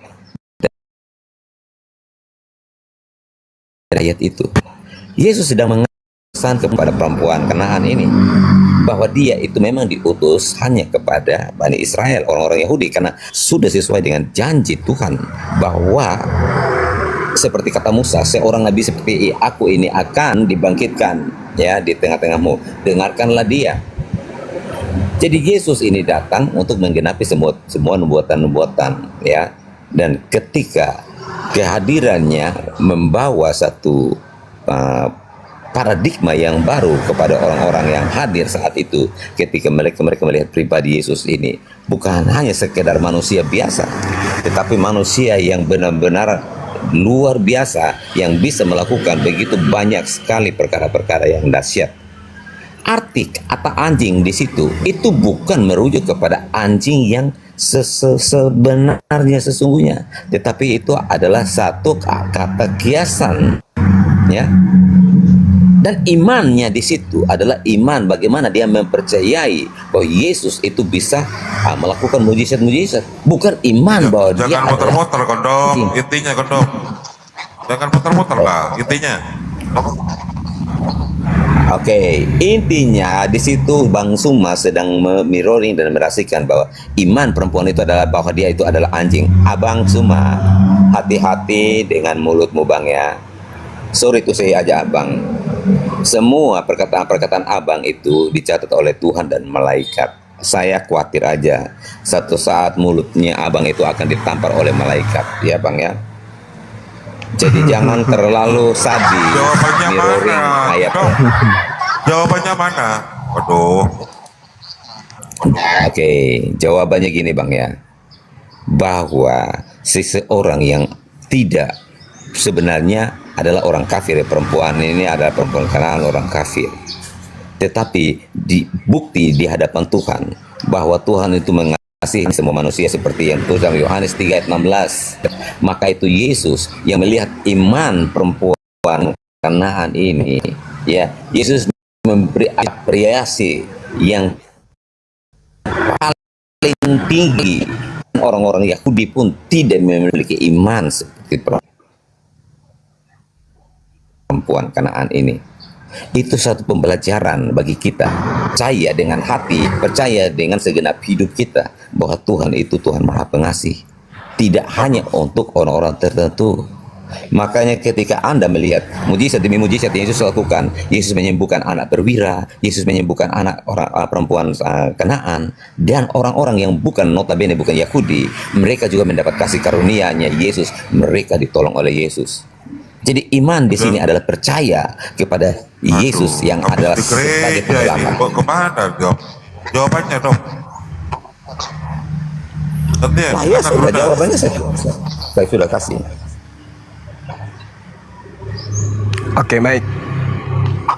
Jadi, saudara, saya hanya berlandaskan kepada apa yang tertulis di Bible. Ketika murid-murid datang menyampaikan kepada Yesus, usirlah dia wahai Yesus, wahai guru. Yesus mengikuti enggak? Mengikuti instruksi murid. Makanya dia katakan, aku diutus hanya kepada domba-domba yang hilang dari umat Israel. Artinya Yesus mengikuti untuk mengusir wanita ini dengan berkata demikian, pergilah. Itu seibarat dengan kata, pergilah, aku ini bukan untuk kamu, aku ini untuk Bani Israel aja. Tetapi perempuan itu mendekat dan melakukan tindakan proskuneo terhadap Yesus dan mengikutinya, lalu berkata, Yesus, Tuhan, tolonglah aku, anakku kerasukan setan. Tapi Yesus lagi-lagi bukan mengobati. Malah Yesus mengatakan tidak patut mengambil roti yang disediakan bagi anak-anak dan melemparkannya kepada anjing. Lalu kemudian perempuan itu membenarkan, benar Tuan. Namun anjing itu makan sampah yang jatuh dari meja tuannya. Ini satu kejadian yang sangat luar biasa yang harusnya saudara Kristen itu pahami. Orang sesama Yesus aja. Bang Juma. Gantian dulu. Gini, orang yang sesama Yesus aja yang percaya Yesus itu bisa menyembuhkan. Remah-remah itu sampah, bos. Makanya kau belajar. Remah-remah yang dimaksud Abang, ketika abang makan, sebentar bang, ketika abang makan roti ya, contohnya, terus ada yang jatuh, apakah yang jatuh itu sampah? Berarti Itu Anda makan sampah dong. Iya makanya belajar. Di data remah-remah itu adalah bagian dari roti itu yang terjatuh, bukan sampah. Kalau abang berkata bahwa itu sampah, berarti Anda makan sampah dong. Saudara, makanya berbahasa Indonesia itu yang baik dan beradab, abang. Saudara, kalau sudah jatuh di meja, kalau sampah itu sesuatu yang kotor yang tidak layak dimakan. Tetapi kalau yang jatuh namanya remah-remah itu makan. Makanan, serpihan makanan atau serpihan itu adalah bagian dari makanan yang tidak dengan sengaja jatuh jatuh dari meja makan. Oke? Jatuh dari itu meja bukan makan. Sengaja dibuang, abang. Serpihan makanan, sisa-sisa makanan yang bukan itu poinnya. Sisa-sisa makanan yang jatuh itu diidentikan dengan sampah juga boleh. Karena nggak mungkin lagi dipungut oleh orang yang makan di meja yang terhormat, jatuh makanannya, serpihan serbuk-serbuknya jatuh, tulang-tulangnya yang jatuh dari mejanya, masa dipungut lagi untuk dimakan? Gini abang, kalau abang menarasikan seperti itu bang, sebentar 1 menit aja. Kalau abang jadi serpihan yang jatuh dari meja makan itu seperti tulang-tulang, bekas-bekas bungkusan dan seterusnya, itu tidak bagian dari makanan tuan majikan, itu udah dibuang, itu sampah. Dan memang kan anjing makan sampah yang merupakan sisa-sisa makanan majikan, kan itu fakta. Anda mau lari kemana perginya? Kalau Anda berbicara seperti itu bang, berarti semua manusia di luar Yahudi itu adalah anjing. Enggak, termasuk Anda juga. Enggak dong, jangan Anda. Lalu kenapa kamu mempercayai Isa? Oh, jangan begitu. Yang datang pada Yesus Anda mempercayai Isa yang merujuk kepada Yesus. Saya percaya Nabi Isa utusan bagi Bani Israel. Saya mohon kepada dia untuk selamat. Catat itu. Saya tidak datang kepada dia berdoa kepada agar anak saya disembuhkan. Enggak. Ini yang diceritakan di Matius 15 ini. Yesus sudah bertemu langsung dengan wanita Kanaan. Percaya kepadanya. Yesus mengatakan tidak layak roti yang disiapkan untuk anak-anak Bani Israel diberikan kepada anjing. Lalu wanita itu mengatakan apa? Betul Tuhan. Tetapi bukankah anjing makan remah-remah, sisa-sisa makanan yang jatuh dari meja tuannya? Maka Yesus mengatakan apa? Hai ibu besar imanmu, jadilah seperti apa yang engkau inginkan. Apa yang diinginkan ibu itu? Anaknya sembuh. Sembuh nggak? Sembuh. Tapi posisi sebagai anjing berhenti nggak? Berubah nggak dia menjadi domba? Ya,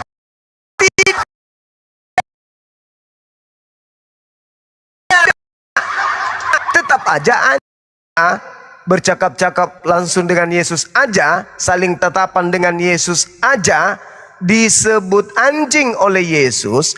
Lalu kalian Kristen ini pantasnya disebut apa, Cak Ayu? Cuma ngomong ajanya sekali aja lah, jangan aja apa aja. Biasa aja Bang Yuma. Oke, saya tangkapi ya.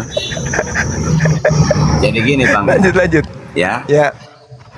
Berbicara tentang Yesus dan umat Yahudi. Yesus itu memang kan diutus untuk bangsa Israel, Bani Yahudi ya. Tetapi orang-orang yang hadir saat ketika Yesus datang yang notabene bukan Yahudi, ya, mereka juga mendapat kasih karunia di hadapan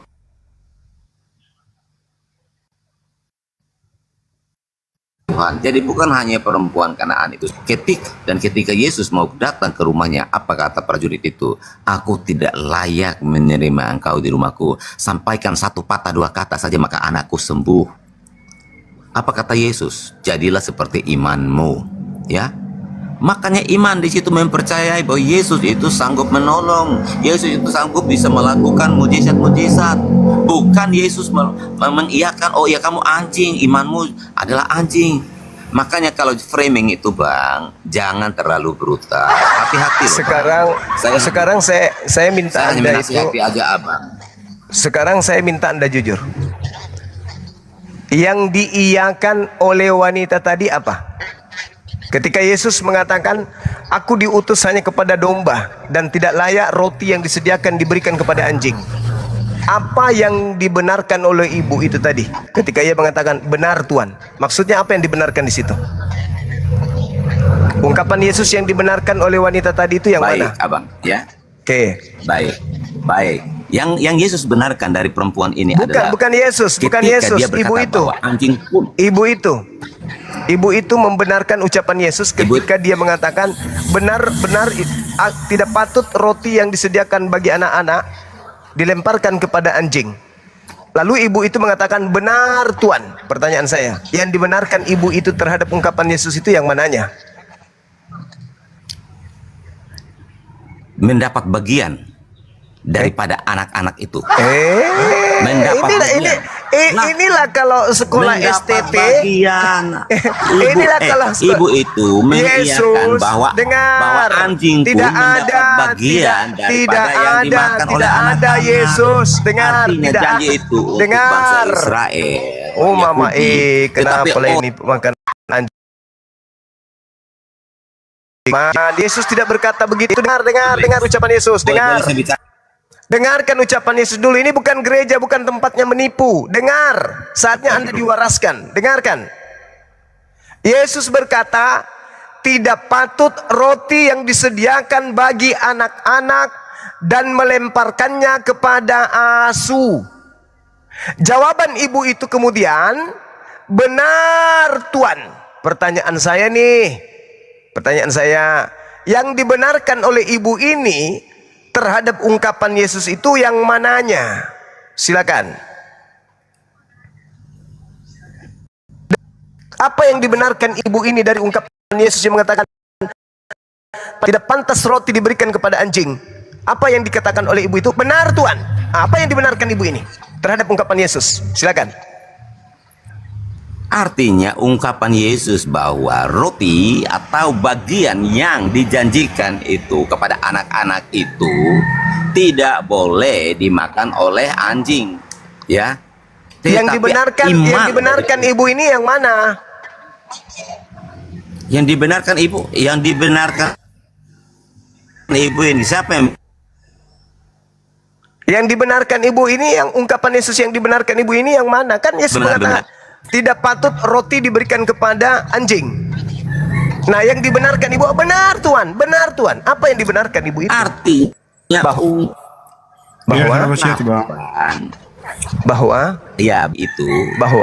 roti itu untuk anak-anak. Bahwa roti itu untuk anak-anak. Ya kan? Artinya yang wajib mendapatkan roti itu adalah yang dijanjikan. Abang, saya sampaikan korelasinya Anda gini, takut mengakui? Dengarkan dulu juga. Kenapa Anda takut mengakui bahwa ibu itu membenarkan kalau dirinya disebut anjing? Kenapa? Benar Tuhan. Aku memang G. Kenapa abang ini susah mengakui itu? Apakah Anda sudah merasa kalau Anda itu juga adalah guguk? Sampai Anda tidak mau jujur? Kalau abang mau mirroring seperti itu, Anda juga guguk loh. Anda bagian dari guguk itu. Oh enggak dong, maaf ya, sorry. Oke, baik. Korelasinya Bang, gini ya, kita diskusi-diskusi yang sehat dan edukatif ya Bang ya. Kalau edukatif itu jujur, kedepankan kejujuran, jangan pelintir. Baik. Yang suka melintir kan Abang. Tidak patut roti dilemparkan yang disediakan untuk anak-anak diberikan kepada anjing. Wanita itu mengatakan, benar Tuan. Nah, yang dibenarkan di sini apa? Bahwa wanita di luar Yahudi disebut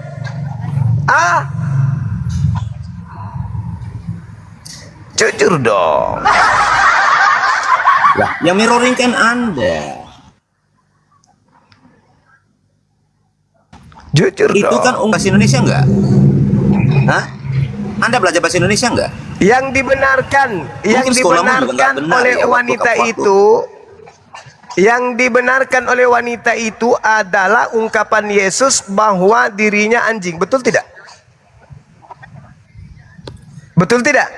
Tuhan Yesus ampuni semua karena dia tidak tahu apa yang dia katakan. Oke, kamu dengarkan Zuma, dengarkan saya, dengarkan sekali lagi saya tanya. Sekali lagi. Saya nggak perlu dengar Anda, bro. Emang Anda siapa? Jadi saya harus dengarkan pengajaranmu mengambil yang sesat. roti yang disediakan bagi anak-anak dan dilemparkan kepada anjing. Kata wanita itu benar Tuan. Tetapi anjing, tetapi anjing makan remah-remah sisa makanan yang jatuh dari meja majikan. Pertanyaan saya, ibu itu membenarkan kalau dirinya itu anjing nggak? Oke, saya ikuti permainanmu. Baik. Jangan ikuti saya, Anda jujur. Gini, kamu kan memaksa. Anda jujur. Kamu kan memaksa. Dengar. Kamu apa gini yang ya. dibenarkan? Apa yang dibenarkan oleh ibu itu? Saya kalau dirinya ngikuti. anjing atau gimana? Saya ngikuti permainanmu semua. Udah turun. Ya. Jangan licik, jangan mentang-mentang kau disebut anjing, kamu licik, kau di bawah. Ku ikuti permainanmu, seakan-akan kau ingin memberikan pengetahuan kepada orang lain kalau kalian itu bukan anjing dengan mengikuti saya. Kau tinggal jujur, akui bahwa memang Yesus menyebut wanita itu anjing dan wanita itu menerima kalau dia anjing. Pertanyaannya, saya tidak menuduh kalian anjing. Pertanyaannya, kalau yang bertemu Yesus aja, bertatapan mata dengan Yesus aja, diskusi langsung dengan Yesus aja, bicara dengan Yesus aja, langsung disebut anjing oleh Yesus. Bagaimana dengan kalian ini?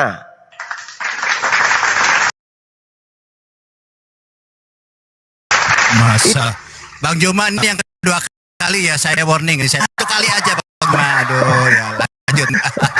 Jangan marah ya, jangan panas. Luar biasa. Assalamualaikum Gurunda. Assalamualaikum Satarib semuanya. Lanjut. Waalaikumsalam. Bang Tupang buka mute-nya. Kan ya teman-teman Kristen satu. Kingdom jangan lupa atur sendalnya orang di bawah ya. Ada di bawah. Kan Tupang.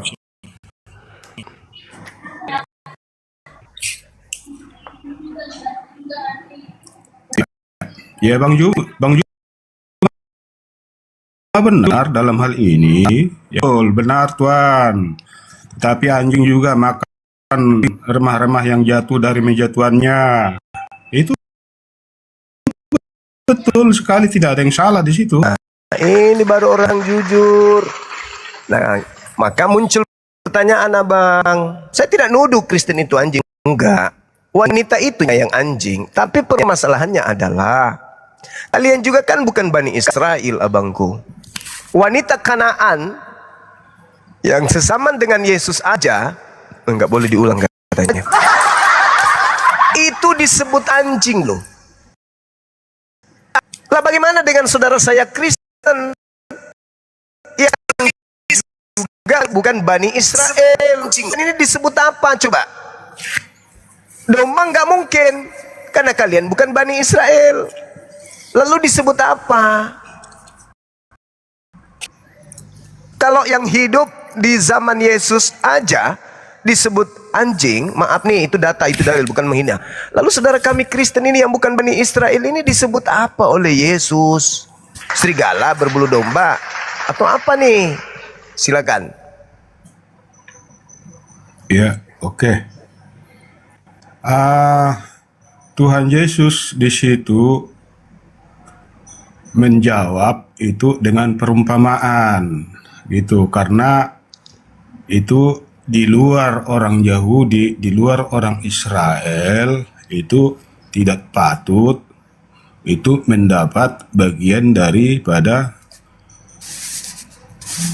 kedatangan Yesus gitu. Nah, jadi sehingga perempuan itu dikatakan sebagai anjing karena di luar bangsa Yahudi dan Israel gitu. Nah, tapi jawaban perempuan itu juga kan bijaksana gitu. Tetapi Tuhan, anjing-anjing juga makan remah-remah yang jatuh dari meja tuannya. Nah, artinya itu perempuan itu mendapatkan ini apa, karunia gitu karena memakan remah-remah dari meja tuannya. Begitu pengertiannya. Dan di zaman itu ya kan belum ada Kristen, Bang, belum ada disebut Kristen di zaman itu. Jadi jangan dipukul rata ini kalau itu Yesus menyebut apa kepada umat Kristen. Nah, itu hanya sebagai perumpamaan untuk di luar bangsa Yahudi dan Israel, karena kedatangannya hanya kepada domba-domba yang sesat gitu. Itu perkataan Tuhan Yesus. Begitu Bang Juma. Baik Bang. Iya benar, betul. Sekali lagi saya tidak mengatakan saudara Kristen ini yang disebut di sana, enggak. Karena Kristen memang jauh dari sana dan Kristen bukan Bani Israel. Tapi sekiranya kalian sesaman Yesus dengan keadaan kalian ini, maaf nih teman-temanku, makan anjing, ibadah minggu, tidak bersunat, kemudian menyembah Yesus, menggantikan Tuhannya Yesus dengan Yesus itu sendiri, mengatakan Yesus itu adalah Tuhannya Yesus yang turun dalam keadaan jadi manusia. Kira-kira wanita Kanaan yang hanya sekedar minta anaknya sembuh aja dipanggil anjing, kalian ini disebut apa oleh Yesus?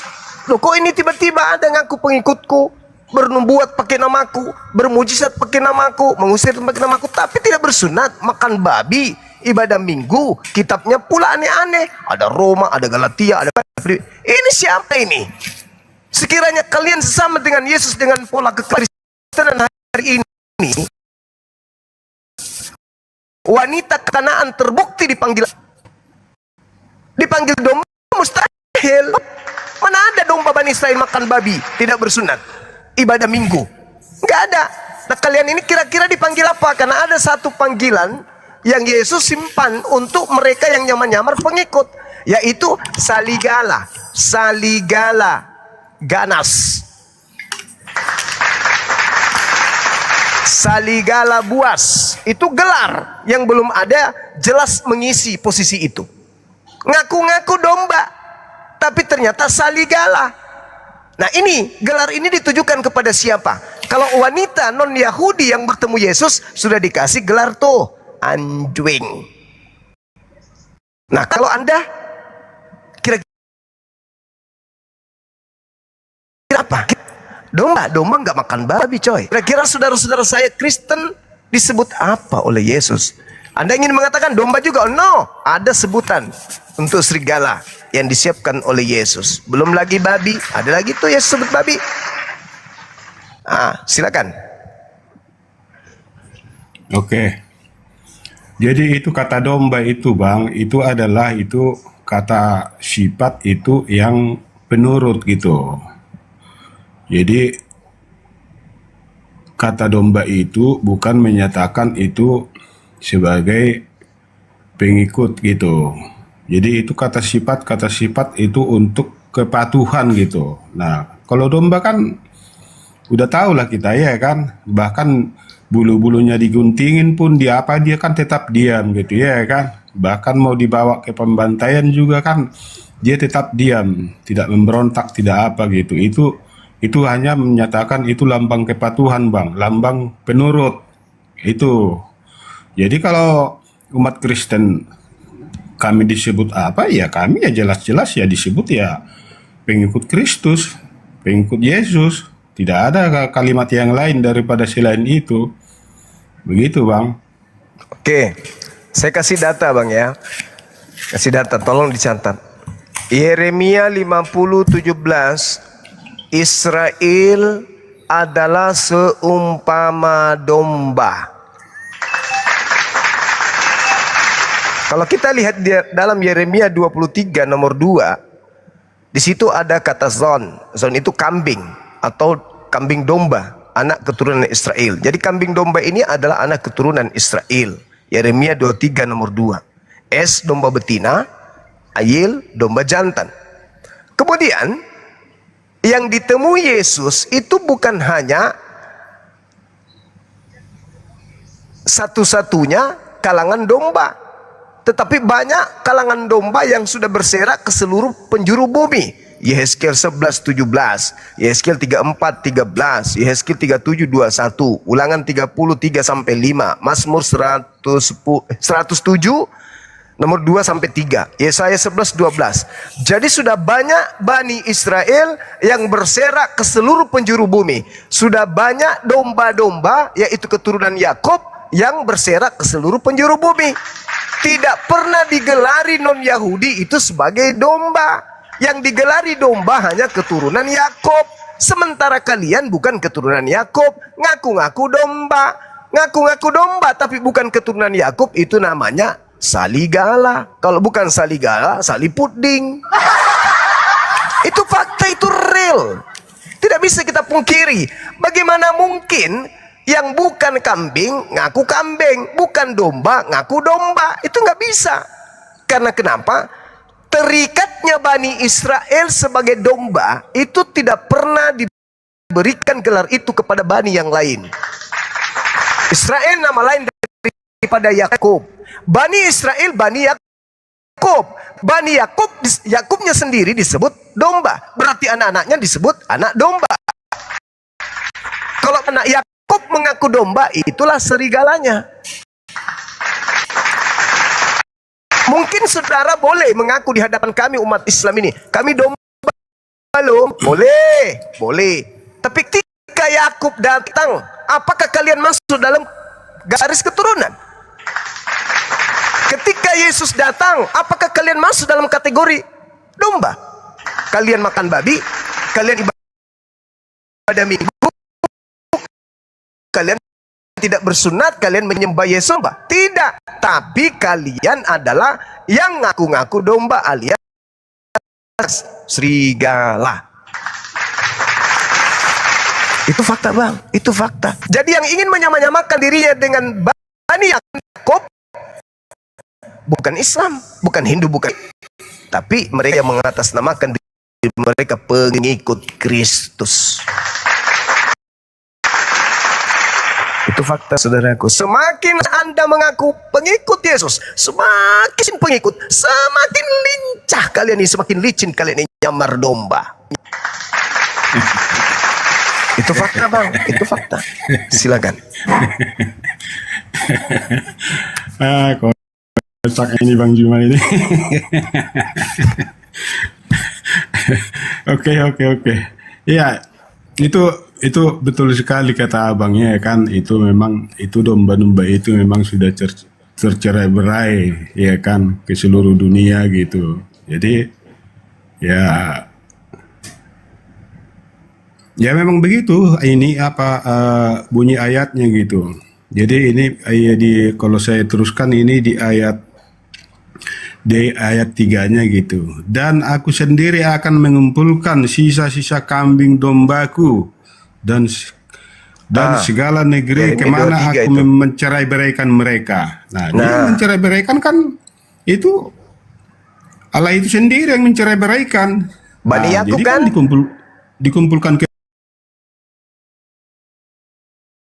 kali. Nah, dan aku akan padang mereka Bani mereka Israel akan kan? berkembang biak dan bertambah banyak. Iya betul, betul. Ya, aku nggak salah sih itu untuk ini. Ya. Aku akan mengangkat mereka gembala-gembala yang akan mengembalakan mereka sehingga mereka tidak takut lagi, tidak terkejut dan tidak akan hilang seekor pun. Demikianlah firman Tuhan. Nomor 8 Iya, Bang. jadi Nomor 8 dibaca dulu Bang. Mohon. Nomor 8. Ya, dari yang Yeremia 23 yang barusan Anda baca. Nomor 8-nya coba dibaca.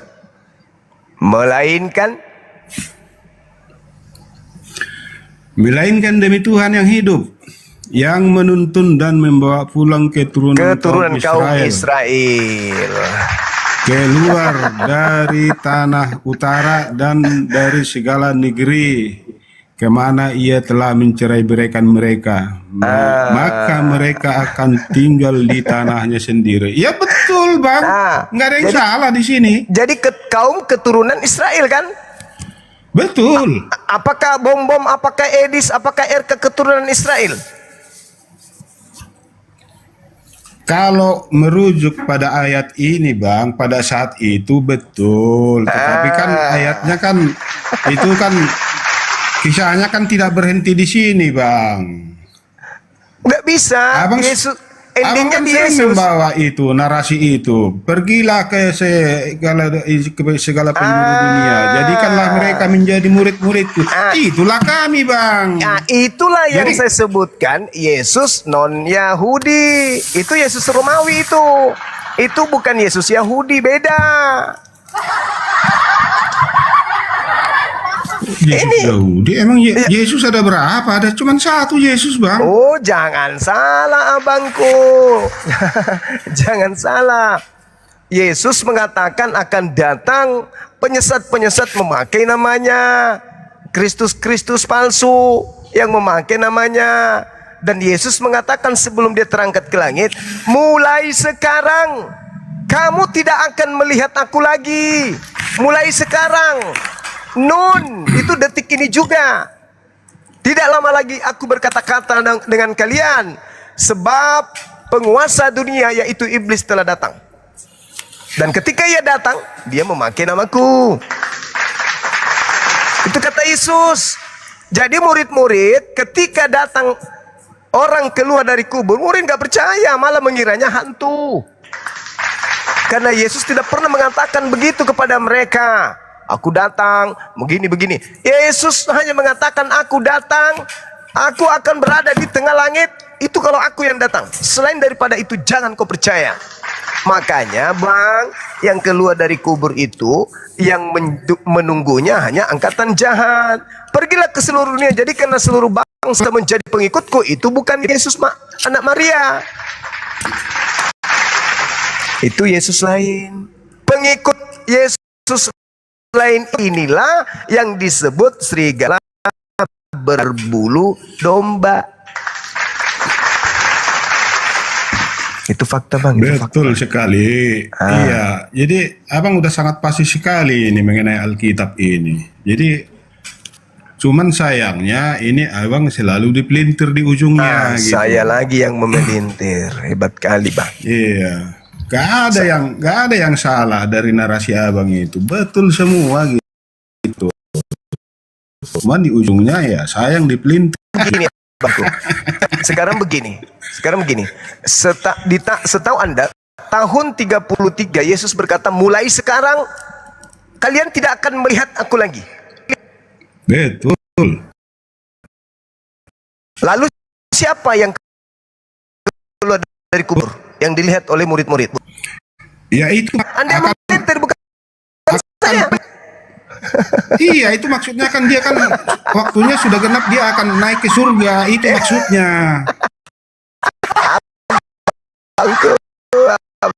Bangku. Yesus itu sudah terakhir loh itu. Perjamuan terakhir. Kan setelah Yesus bangkit kan cuma 40 hari dia ada di dunia. Murid-murid sudah kehilangan guru ketika huru hara penangkapan itu terjadi. Sampai sang guru mengatakan, bangunlah, berjaga-jagalah, berdoalah supaya kalian jangan disesatkan. Alamak. Betul. Huru hara Betul kata Yesus seperti itu. Huru hara itulah ajang perpisahan antara Yesus dan muridnya. Sehingga murid pada pulang tuh, ada yang kembali jadi nelayan, ada yang, sehingga kabar burung yang ia dengarkan tentang gurunya sudah meninggal, udah lepaskan, innalillahi wa inna ilaihi rajiun. Selayaknya orang yang sudah ditinggal meninggal, tidak ada harapan bahwa dia akan kembali dalam waktu dekat, nggak ada. Tiba-tiba saja ada pemberitaan datang, mayat gurumu hilang loh. Apa kata mereka? Coba kita lihat dalam Lukas 24 nomor 9. Mereka tidak percaya, mereka mengatakan, nomor 11-nya, dia menganggap mungkin yang sudah mati hidup kembali, nggak mungkin, dia udah pergi. Kami nggak percaya, itu omong kosong, tidak mungkin itu terjadi. Meskipun demikian, di data nomor 12-nya, meskipun demikian, Petrus pagi-pagi sekali ke makam tersebut, dan benar dia tidak menemukan Yesus atau mayat, melainkan hanya menemukan kain kafan, lalu berkata di dalam hatinya. Apa kata Petrus? Apa yang sedang terjadi ya? Kenapa dia bertanya dalam hatinya? Karena memang Yesus tidak pernah memberikan tanda kalau dia akan keluar lagi dari kubur hari ketiga, nggak ada. Makanya dia nggak percaya. Nggak percaya. Jadi bang, yang keluar dari kubur itu bukan Yesus. Jadi siapa yang keluar? Itu di dalam KPR 2 nomor 29 30 31 32 33, Yesus yang dinubuatkan oleh Daud, jasadnya tidak mengalami kematian, jasadnya tidak ditinggal di dunia orang mati, dan jasadnya diangkat langsung oleh tangan kanan Elohim. Sehingga kata Petrus, yang terlanjur kau salibkan ini dilantik, dibuat menjadi Tuhan untuk kalian oleh pencipta langit dan bumi. Makanya dia keluar tuh. Dia keluar dari kubur atas perintah Tuhan langit dan bumi, supaya mampu menyesatkan orang-orang jahat, agar orang jahat menjadikan dia sebagai Tuhan, sengaja membangkitkan pengganti Yesus.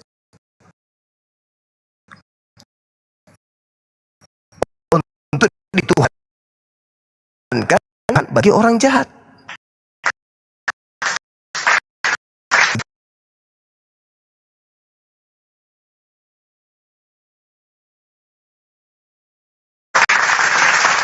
Telah membuat Yesus yang kau salibkan itu menjadi Tuhan. Jangan dulu ke sana bang, jangan dulu ke sana bang. Kita tuntasin dulu ini masalah Yesus bangkit ini, masalah hilang ini. Yes, silakan. Tetapi pagi-pagi benar pada hari pertama minggu itu mereka pergi ke kubur membawa rempah yang telah disediakan mereka. Mereka mendapati dan setelah masuk mereka tidak menemukan mayat Tuhan Yesus. Sementara mereka berdiri temangu-mangu, karena hal itu tiba-tiba ada dua orang berdiri dekat mereka di dalam pakaian di dalam yang itu kan berkilau-kilauan. Sabar bang, itu di dalam gua kan? Dua malaikat ini di dalam gua kan bang? Iya kan. Dan setelah mereka masuk, mereka tidak menemukan mayat Tuhan Yesus. Ya ada dua malaikat di dalam gua kan? Ada dua malaikat. Sementara mereka termangu-mangu karena hal itu, tiba-tiba ada dua orang berdiri dekat mereka. Betul, di dalam gua. Di dalam gua. Memakai pakaian yang berkilau-kilauan. Oke. Mereka sangat ketakutan dan menundukkan kepala. Tetapi kedua orang itu berkata kepada mereka, dia yang hidup di antara orang mati. Betul kata malaikat itu. Dia tidak ada di sini. Abangku, ia telah bangkit. Ingatlah apa yang dikatakannya kepada kamu ketika ia masih di Galilea. Oke, pertanyaannya sekarang, dari mana diketahui kalau itu malaikat? Bukankah iblis dilemparkan ke goa-goa yang gelap?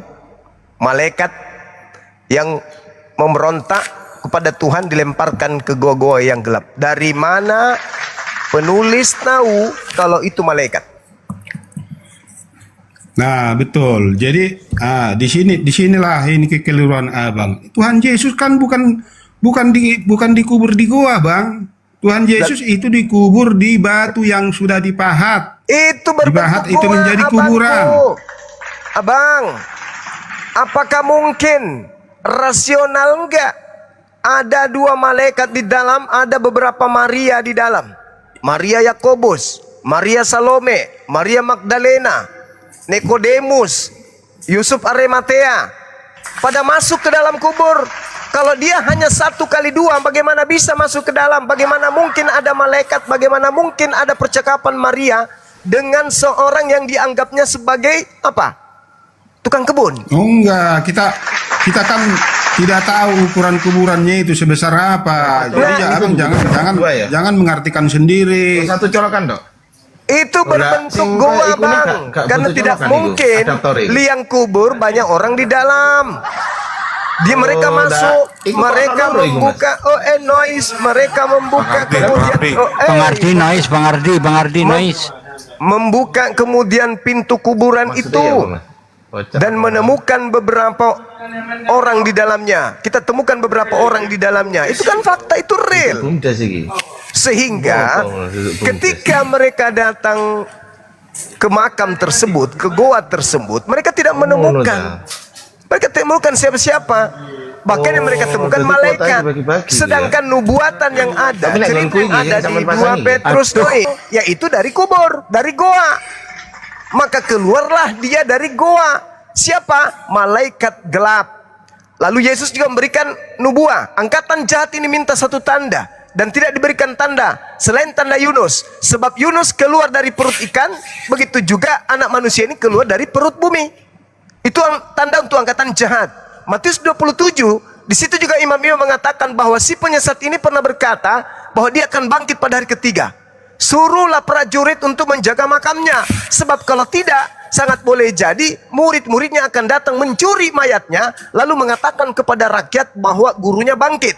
Dan kalau itu terjadi, maka penyesatan yang terakhir lebih apa di situ dibilangnya?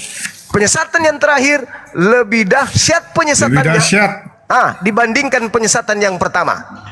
Maka dan jikalau mungkin mereka akan menyesatkan ini apa? Yang hamba-hamba Tuhan gitu. Menyesatkan bukan dengan pola yang diceritakan oleh gereja mula-mula.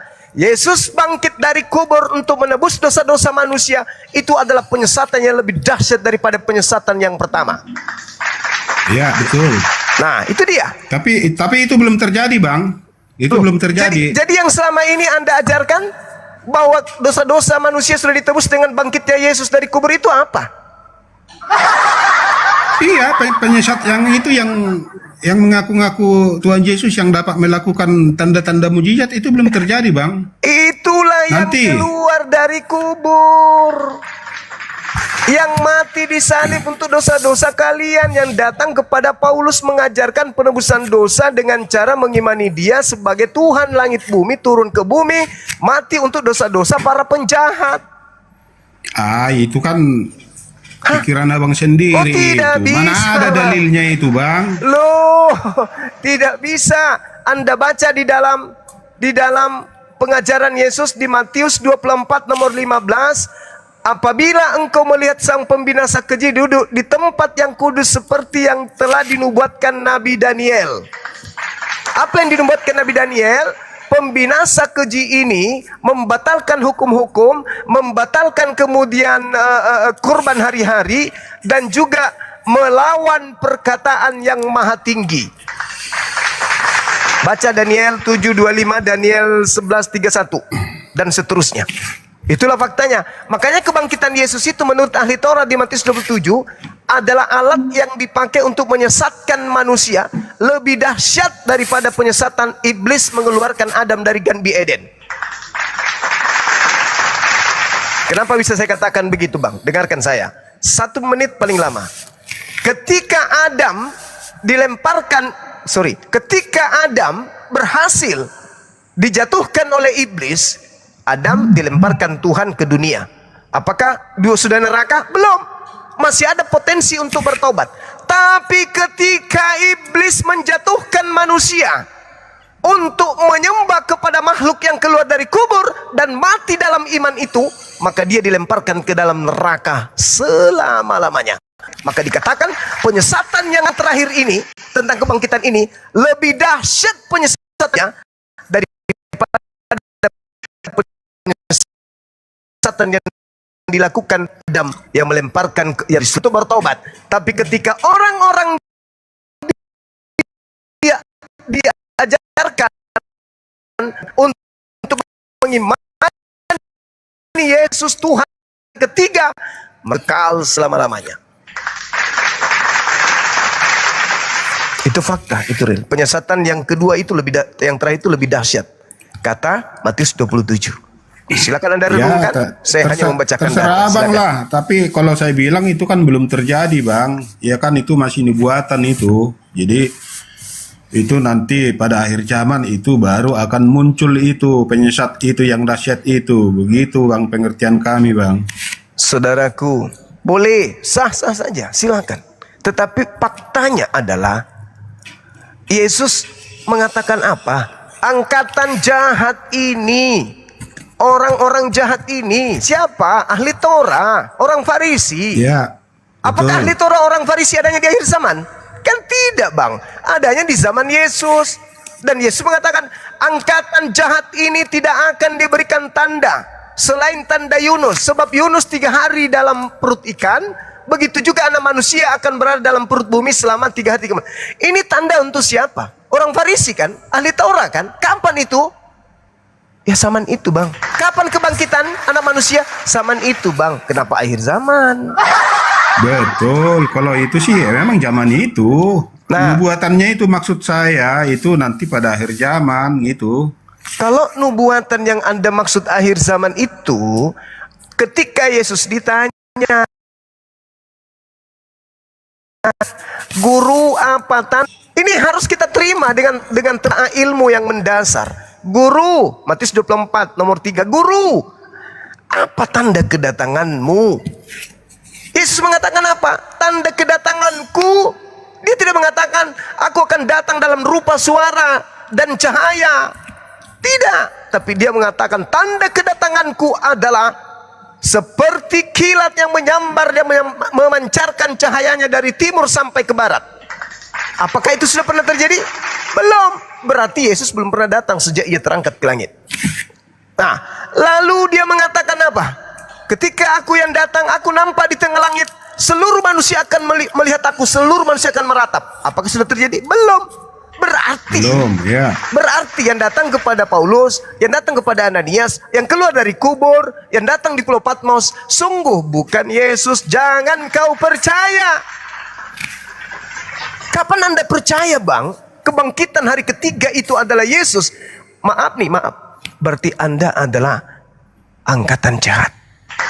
Angkatan jahat ini minta tanda, dan tidak akan diberikan tanda sedikit pun kepada angkatan jahat selain kebangkitan anak manusia pada hari ketiga. Ayo. Sekarang di mana posisi Anda? Kalau kami umat Islam, Al-Quran surah As-Zukhruf ayat 61, Matius 24 nomor 27 sampai 33. Itu pantas kami terima bahwa kedatangan manusia yang tadinya ingin disalibkan itu datangnya bersama dengan tanda-tanda akhir zaman. Sedangkan kalian, datangnya anak manusia ini, tanda-tandanya adalah keluar dari kubur. Itu tanda untuk angkatan jahat. Saya simpulkan, tanda untuk angkatan jahat, anak manusia keluar dari kubur di tengah-tengah kuburan. Sedangkan tanda untuk orang benar, anak manusia akan tampil di tengah-tengah langit. Berbeda.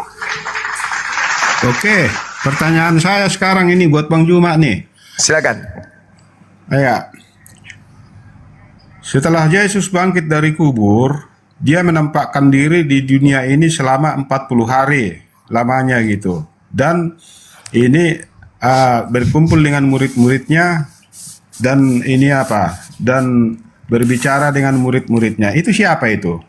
Oke, baik Bang. Saya kasih data kepada Abang di data Matius 23. Kalau Anda bertanya itu siapa? Kita lihat bagaimana Yesus mengutuk Bani Israel, keturunan mereka. Sampai Yesus mengatakan apa?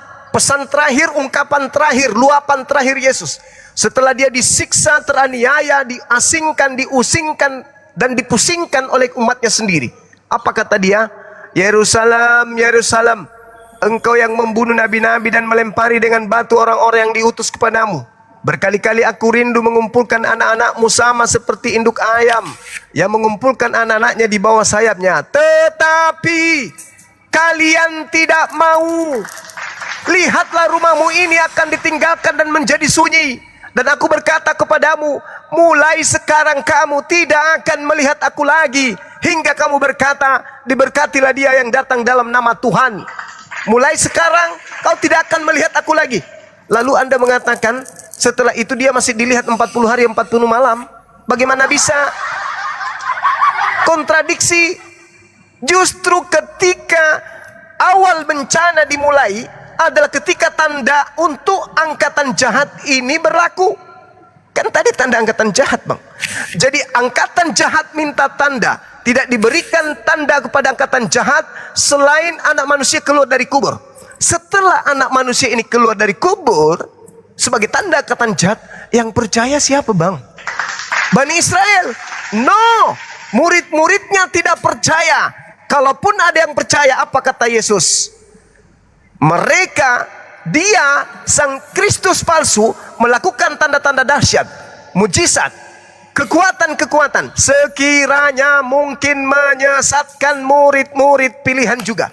Matius 24 nomor 24. Camkanlah, aku telah mengatakannya kepadamu untuk yang kedua kalinya, bahwa apabila ada orang mengaku bertemu dengan aku di padang gurun, bertemu dengan aku di bilik, jangan kamu percaya. Ingat, ketika Yesus tiba-tiba muncul di bilik minta ikan kering, ikan goreng, ingat, kata Yesusnya, jangan kau percaya. Kalau ada yang datang kepadamu minta madu, minta ikan goreng, minta pinjaman, minta celana, jangan kau percaya, itu bukan aku. Nah, tiba-tiba munculkan Shalom Alaikum. Mereka kaget dan ketakutan sebab mengira melihat hantu. Murid-murid kaget. Sehingga orang itu mengatakan apa? Ada apa dengan kalian? Aku ini Yesus loh. Lihat tanganku, rabalah aku, inilah kakiku. Orang-orang tidak percaya, murid-muridnya masih ragu. Bagaimana mungkin?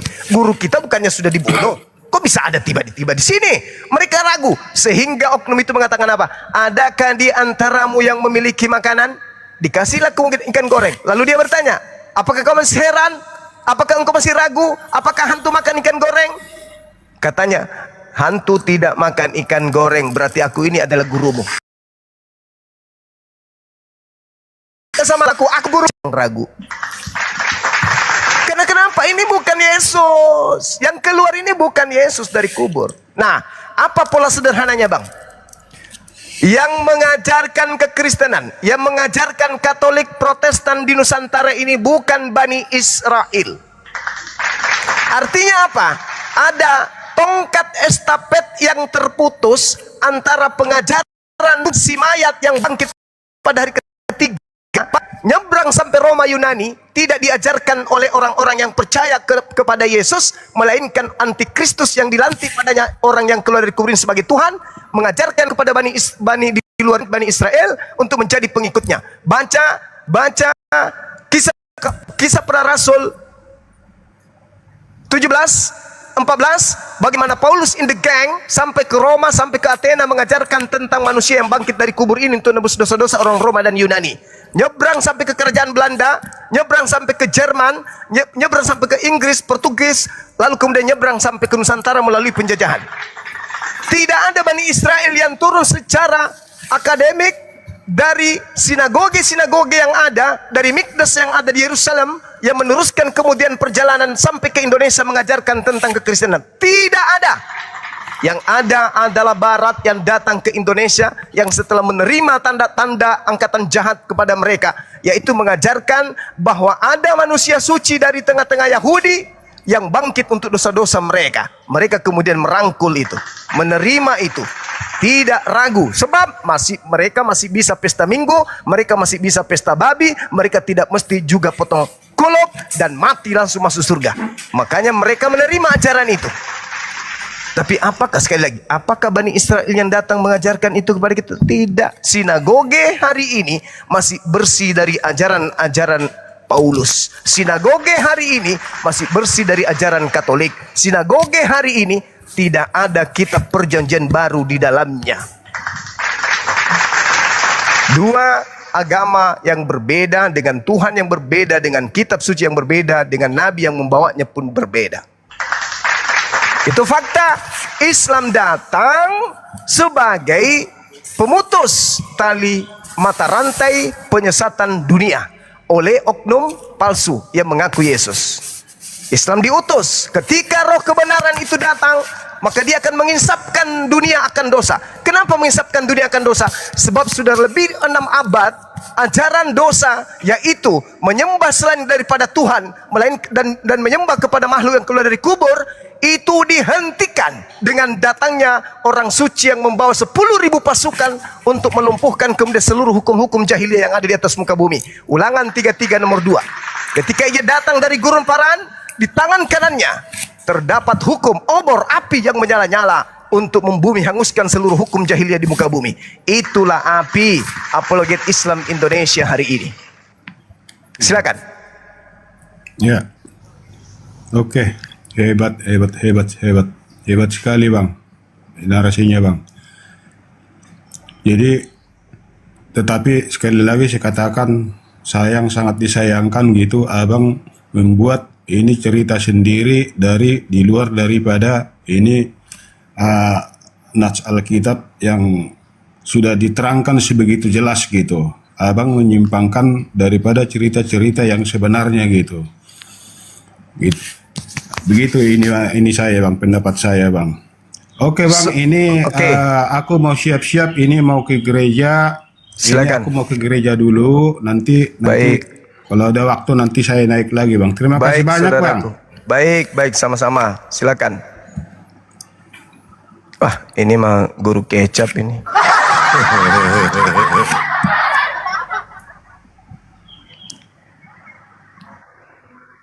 Silakan Guru Chandra. Dibuka mic-nya, Guru Chandra. Guru Chandra. Ya, nah gimana? Ngantuk aku dengerin Zulkifli. Silakan bantah pakai data. Silakan. Nggak tahu ngomongin apa tadi, nggak jelas. Adakah Yesus menyebut orang-orang di luar Yahudi sebagai dombanya? Tunjuk dalil. Yohanes 10 13-18. Apa? Saya belum menjawab, kamu sudah menyebut-nyebut, bisik-bisik sendiri gitu. Oh, sorry. Kirain kalau kuping saya yang ngomong nggak kedengaran. Rupanya dengar juga. Lanjut. Nah, ini bisik-bisiknya itu nggak jelas, makanya kan arahnya kemana. Oh iya. Adakah Yesus menyebut non-Yahudi sebagai domba? Nggak ada kayaknya. Ya, berarti kalian non-Yahudi, Kristen, domba atau bukan? Ya, saya memang non-Yahudi. Apakah Anda domba? Ya bisa, saya bisa dikatakan domba. Dalam makna masalah generasi. Dalam makna tertentu.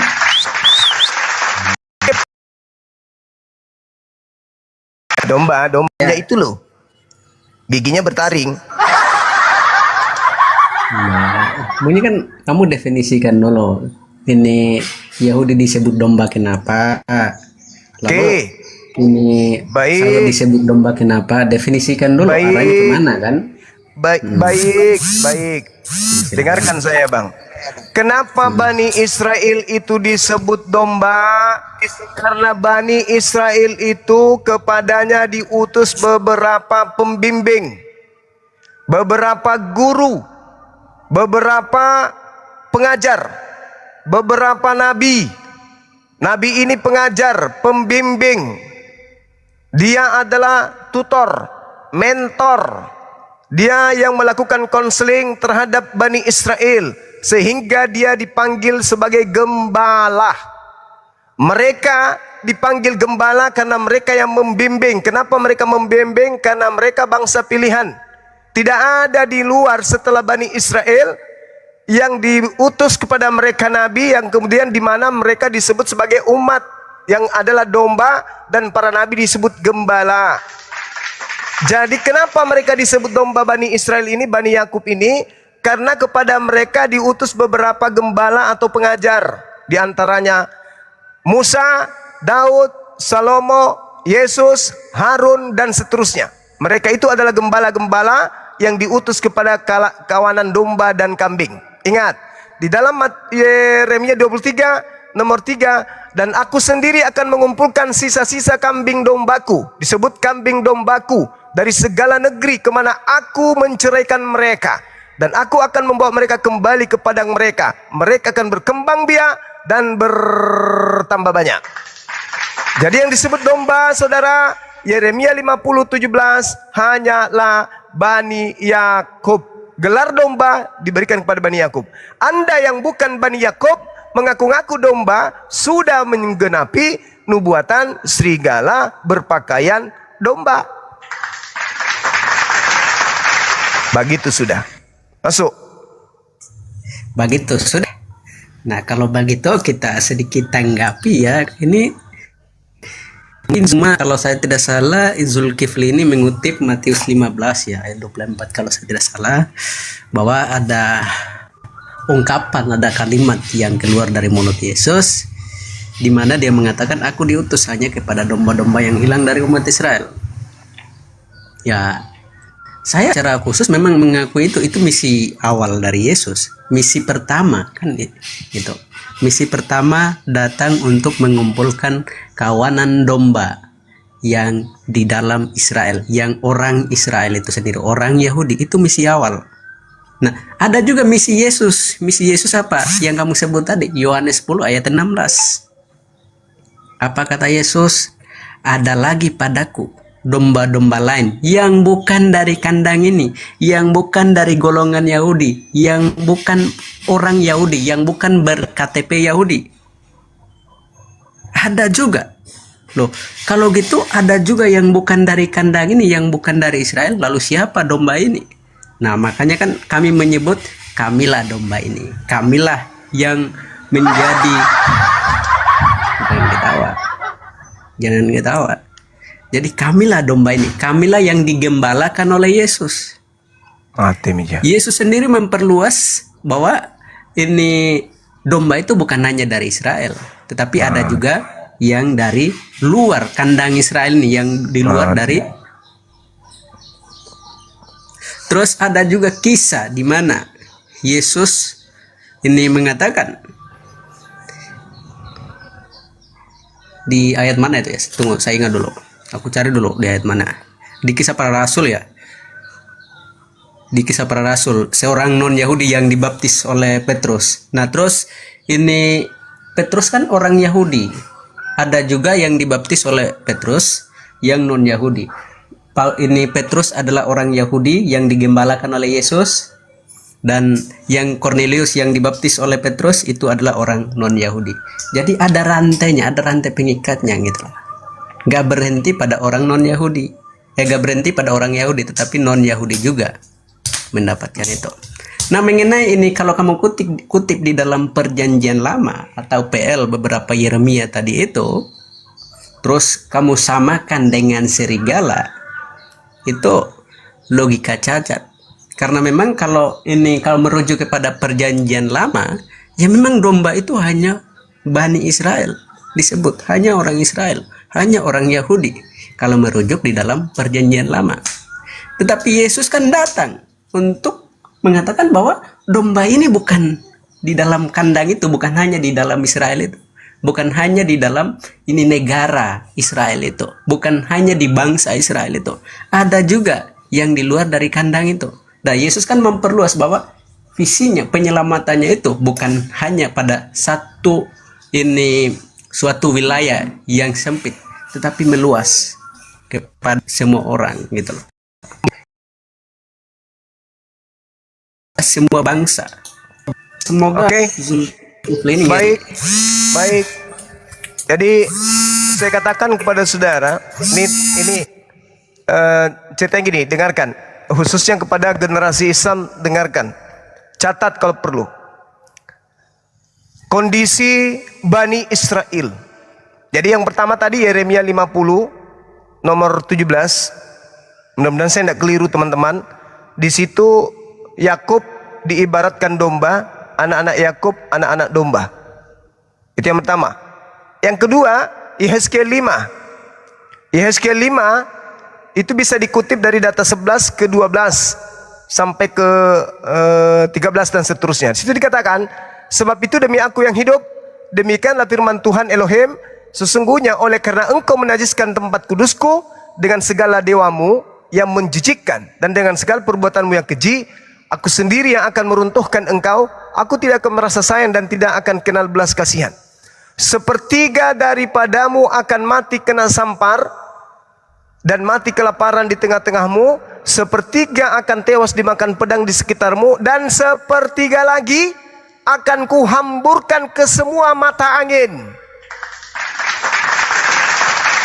Makanya Bani Israel, Bani Yakub itu berdasarkan Yehezkiel 11:17, Yehezkiel 34:13, Yehezkiel 37:21, Ulangan 33 sampai nomor 5, Mazmur 107 nomor 2 sampai 3, Yesaya 11:12. Sekali lagi saya katakan, data yang saya sebutkan ini adalah fakta akurat bahwa Tuhan telah mencerai-beraikan keturunan Yakub ke seluruh negara. Jadi ketika Yesus mengatakan masih ada lagi domba, masih ada lagi Bani Israel, Bani Yakub di luar kandang. Kandang dalam bahasa Yunani adalah aule. Aule artinya halaman. Halaman Yerusalem. Masih ada lagi domba-domba, masih ada lagi Bani Yakub, Bani Israel, anaknya Yakub, keturunan Yakub, manusia yang bersisila dari Yakub, yang terserak, yang berserak, yang bercerai-berai, yang bermukim, yang tinggal di luar Yerusalem kandang ini. Dan domba-domba itu harus kutuntun juga. Siapa yang dimaksud itu? Di luar aule, di luar kandang Yerusalem, anak-anak Israel keturunan Yakub yang ada di Belanda, yang ada di Inggris, yang ada di Amerika, yang ada di Jepang, yang ada di Indonesia.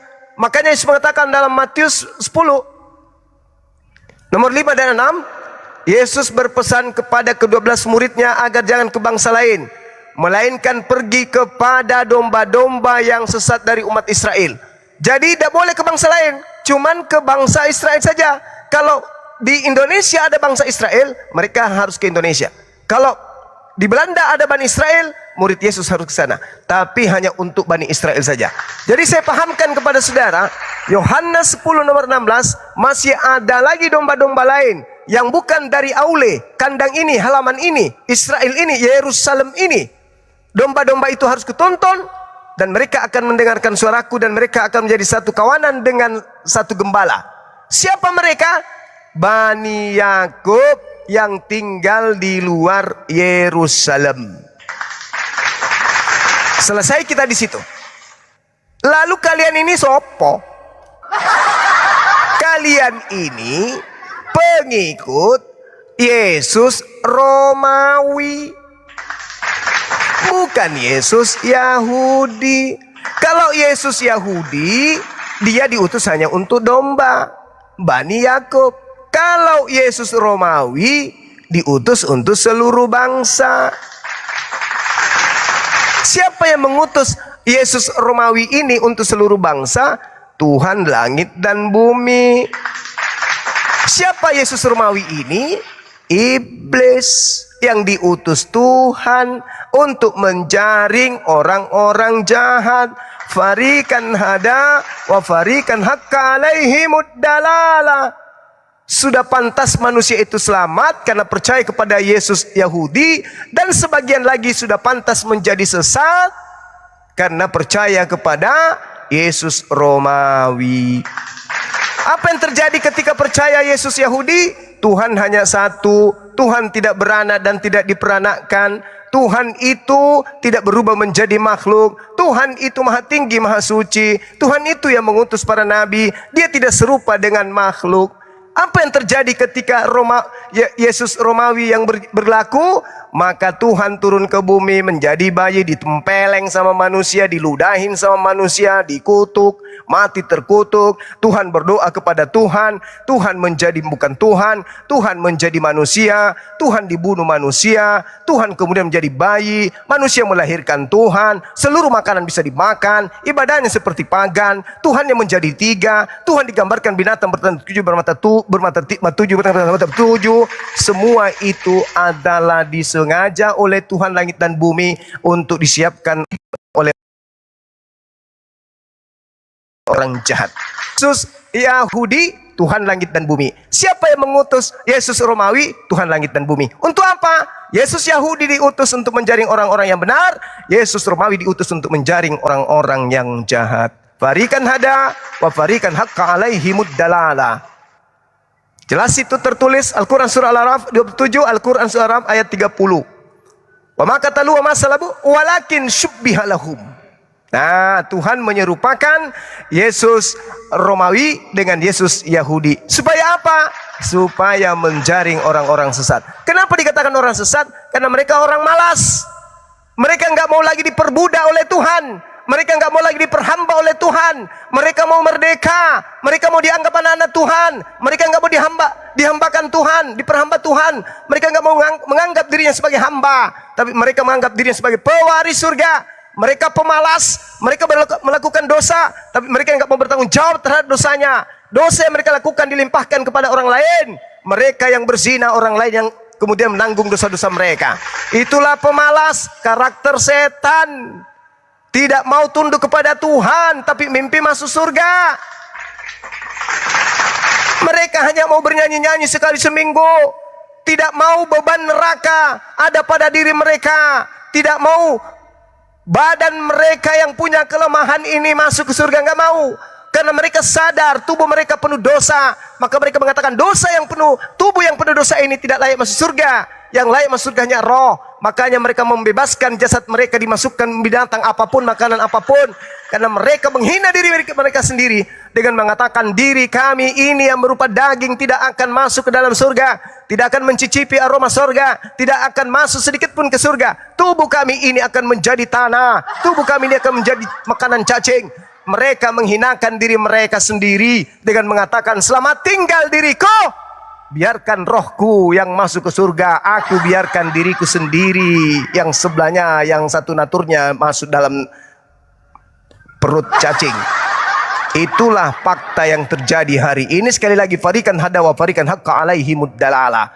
Sepantasnya manusia memang mendapatkan petunjuk karena menggunakan akal sehat, dan sepantasnya mereka sebagiannya masuk neraka karena mereka tidak menggunakan akal sehat. Sekali lagi, simpulan saya, wahai saudaraku umat Islam, yakinilah bahwa Yesus itu ada dua, Nabi Isa itu ada dua. Ada Nabi Isa yang asli, ada yang diserupakan dengan Nabi Isa. Ada Yesus yang asli, ada Yesus yang diserupakan dengan Yesus. Ada Yesus Yahudi yang kemudian memegang teguh kalimat tauhid, dan ada Yesus Romawi yang mengajarkan kemudian 3 dewa tapi dalam 1 dewa. Catat itu. Mudah-mudahan saudara-saudara kita Kristen bisa memahami apa yang saya jelaskan ini berdata, tidak diragukan, disebabkan karena ada di dalam Al-Quran dan ada di dalam Bible. Enyahlah daripadaku, aku tidak mengenal kalian. Sebab Yesus yang kau panggil pada saat kalian beribadah, sebab Yesus yang kau panggil pada saat kau mengobati orang, sebab Yesus yang kau panggil pada saat engkau bermujizat, sebab Yesus yang kau panggil pada saat engkau mengusir setan, bukanlah Yesus aku yang adalah orang Yahudi, tetapi Yesus yang ada dilemparkan kepada orang-orang Yahudi, non-Yahudi yaitu Romawi, di dalam Wahyu 12 nomor 9. Iblis tua dilemparkan ke tanah. Kemana? Kemana? Ekumene, persatuan gereja-gereja Romawi. Segera cukup dari saya karena di sini saya sudah mau memasuki waktu sholat asar. Silakan diambil alih oleh guru-guru saya. Kalau masih ada lagi murid yang mau bertanya silakan. Saya masih ada kasih kesempatan 5 menit waktu dan tempat, disilakan.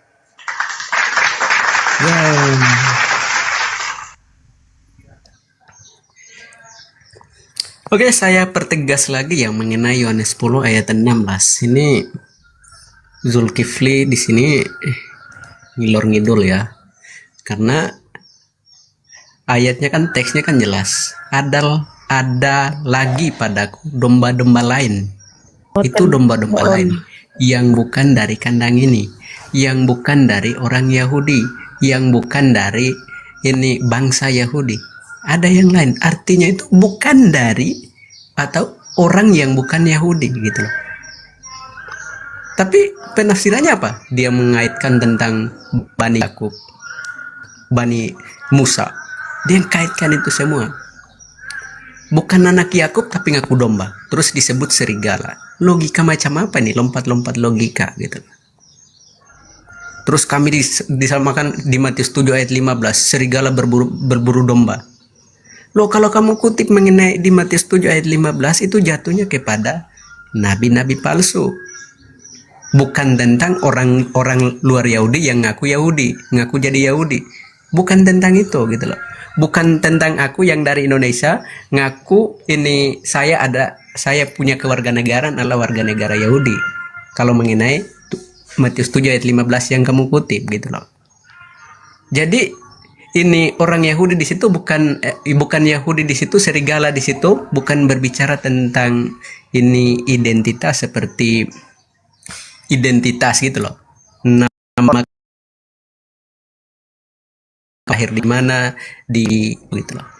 Tetapi perilaku itu yang tidak mencerminkan gembala ini. Gembala adalah Kristus ini, adalah Yesus ini gitu loh. Lalu kamu katakan Yesus adalah gembala bagi orang Yahudi. Kalau orang Yahudi yang sekarang yang kamu sebut seperti siapa ada di sini ya, seperti si Billy yang tidak mengaku Yesus, ya jelas si Billy atau antek-antek Yahudi yang lain menolak kok Yesus sebagai pimpinan mereka, menolak kok Yesus sebagai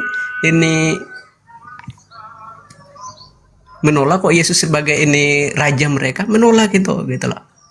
Jadi klaim kamu tadi gagal total, terpantakan oleh hal atau fakta yang terjadi sekarang. Dan orang Yahudi sampai sekarang menolak Yesus gitu loh, tidak gembalanya sebagai pemimpinnya secara spiritual.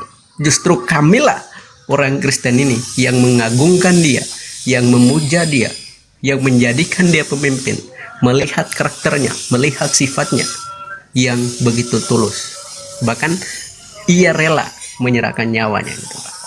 Jadi Zuma di sini ngilur-ngidul tentang ini Bani Israel, Bani Yakub. Loh, kalau kamu kutipnya di dalam Perjanjian Lama, ya memang di dalam Perjanjian Lama khusus memang ditujukan kepada orang Yahudi, bukan kepada non-Yahudi. Jadi ini lihat konteksnya lah. Tapi kalau sudah merujuk kepada Yesus, Yesus katakan semua orang. Nah, pertanyaan untuk kamu sekarang, kamu harus buktikan bahwa Yesus di sini menolak bahwa dia bukanlah siapa ya, bahwa dia menolak orang non-Yahudi gitu loh, atau menolak bahwa orang non-Yahudi, saya nggak gembalakan kamu bukanlah dombaku. Ada nggak? Itu silakan kau buktikan itu, silakan kau berikan jawaban atas itu atau tunjukkan datanya. Silakan. Jadi gini saudaraku, kalau Bani Israel hari ini tidak menerima Yesus, berarti terputuslah sudah mata rantai pengajaran orang-orang yang percaya kepada Yesus. Adapun Kristen ini berasal dari antikristus. Apa buktinya? Mereka menerima salib.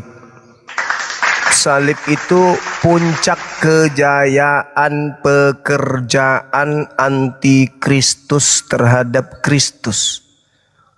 Ahli Torah, imam kepala mahkamah agama, orang Farisi berkongko-kongko ingin menyalib Yesus dan berhasil menurut pandangan Kristen. Berarti salib adalah buah karya dari antikristus yang diserahkan sebagai tanda hadiah pengikut kepada gereja. Gereja adalah pengamin, tukang sorak terkait apa yang antikristus lakukan kepada Yesus. Makanya orang Kristen itu percaya lambang salib disimpan di rumah sembahyang mereka, percaya digantung di leher mereka, di rumah-rumah mereka. Simbol mereka adalah orang-orang yang menerima hadiah dari antikristus.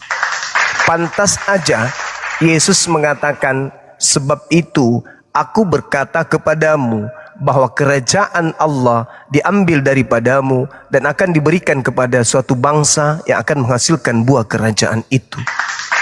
Kerajaan Allah apakah salib? Kerajaan Allah apakah simbol kutuk? Kerajaan Allah apakah pekerjaan iblis? No. Kerajaan Allah itu adalah ketundukan alam semesta ini terhadap Allah itu sendiri. Kerajaan akan diambil dari Bani Israel, diberikan kepada bangsa lain. Sekarang ketika kerajaan itu diberikan kepada bangsa lain, kerajaan itu akan menghasilkan buah kerajaan itu. Bani Israel ketika tidak menemukan sinagoge untuk mereka melakukan ibadah, mereka masuk ke masjid. Kenapa begitu? Karena kerajaan yang ada di Islam dan kerajaan yang ada di Bani Israel, yaitu kerajaan dari pencipta langit dan bumi, itu adalah kerajaan yang sama. Tapi orang-orang Yudaism, aktivis praktisi Yudaisme tidak akan mau melangkahkan kaki, bahkan hatinya pun sekedar hati untuk masuk ke gereja itu mustahil terjadi. Kenapa? Karena kerajaan gereja bukanlah kerajaan dari Elohim. Itu fakta, itu real. Kenapa Bani Israel tidak percaya kepada orang Kristen? Karena orang Kristen tidak mengajarkan tentang Mesias yang datang kepada mereka, tapi mereka mengajarkan tentang agnostos theos yang ada di Athena Romawi, yaitu dewa-dewa yang tidak dikenal oleh Bani Israel, yaitu dewa yang turun ke bumi mengambil rupa manusia, mati untuk menebus dosa manusia. Orang Yahudi tidak kenal dewa seperti itu. Mereka tahu Tuhan mereka Maha Pencipta ini maha mengampuni dosa, menebus mereka dengan menggunakan pola yang berbeda dengan pengajaran Kristen. Jadi saudara, sekali lagi saya katakan bahwa kerajaan diambil dari Bani Israel, diberikan kepada Bani Yishmael, dan kerajaan itu sudah berjaya 1400 tahun sampai hari ini.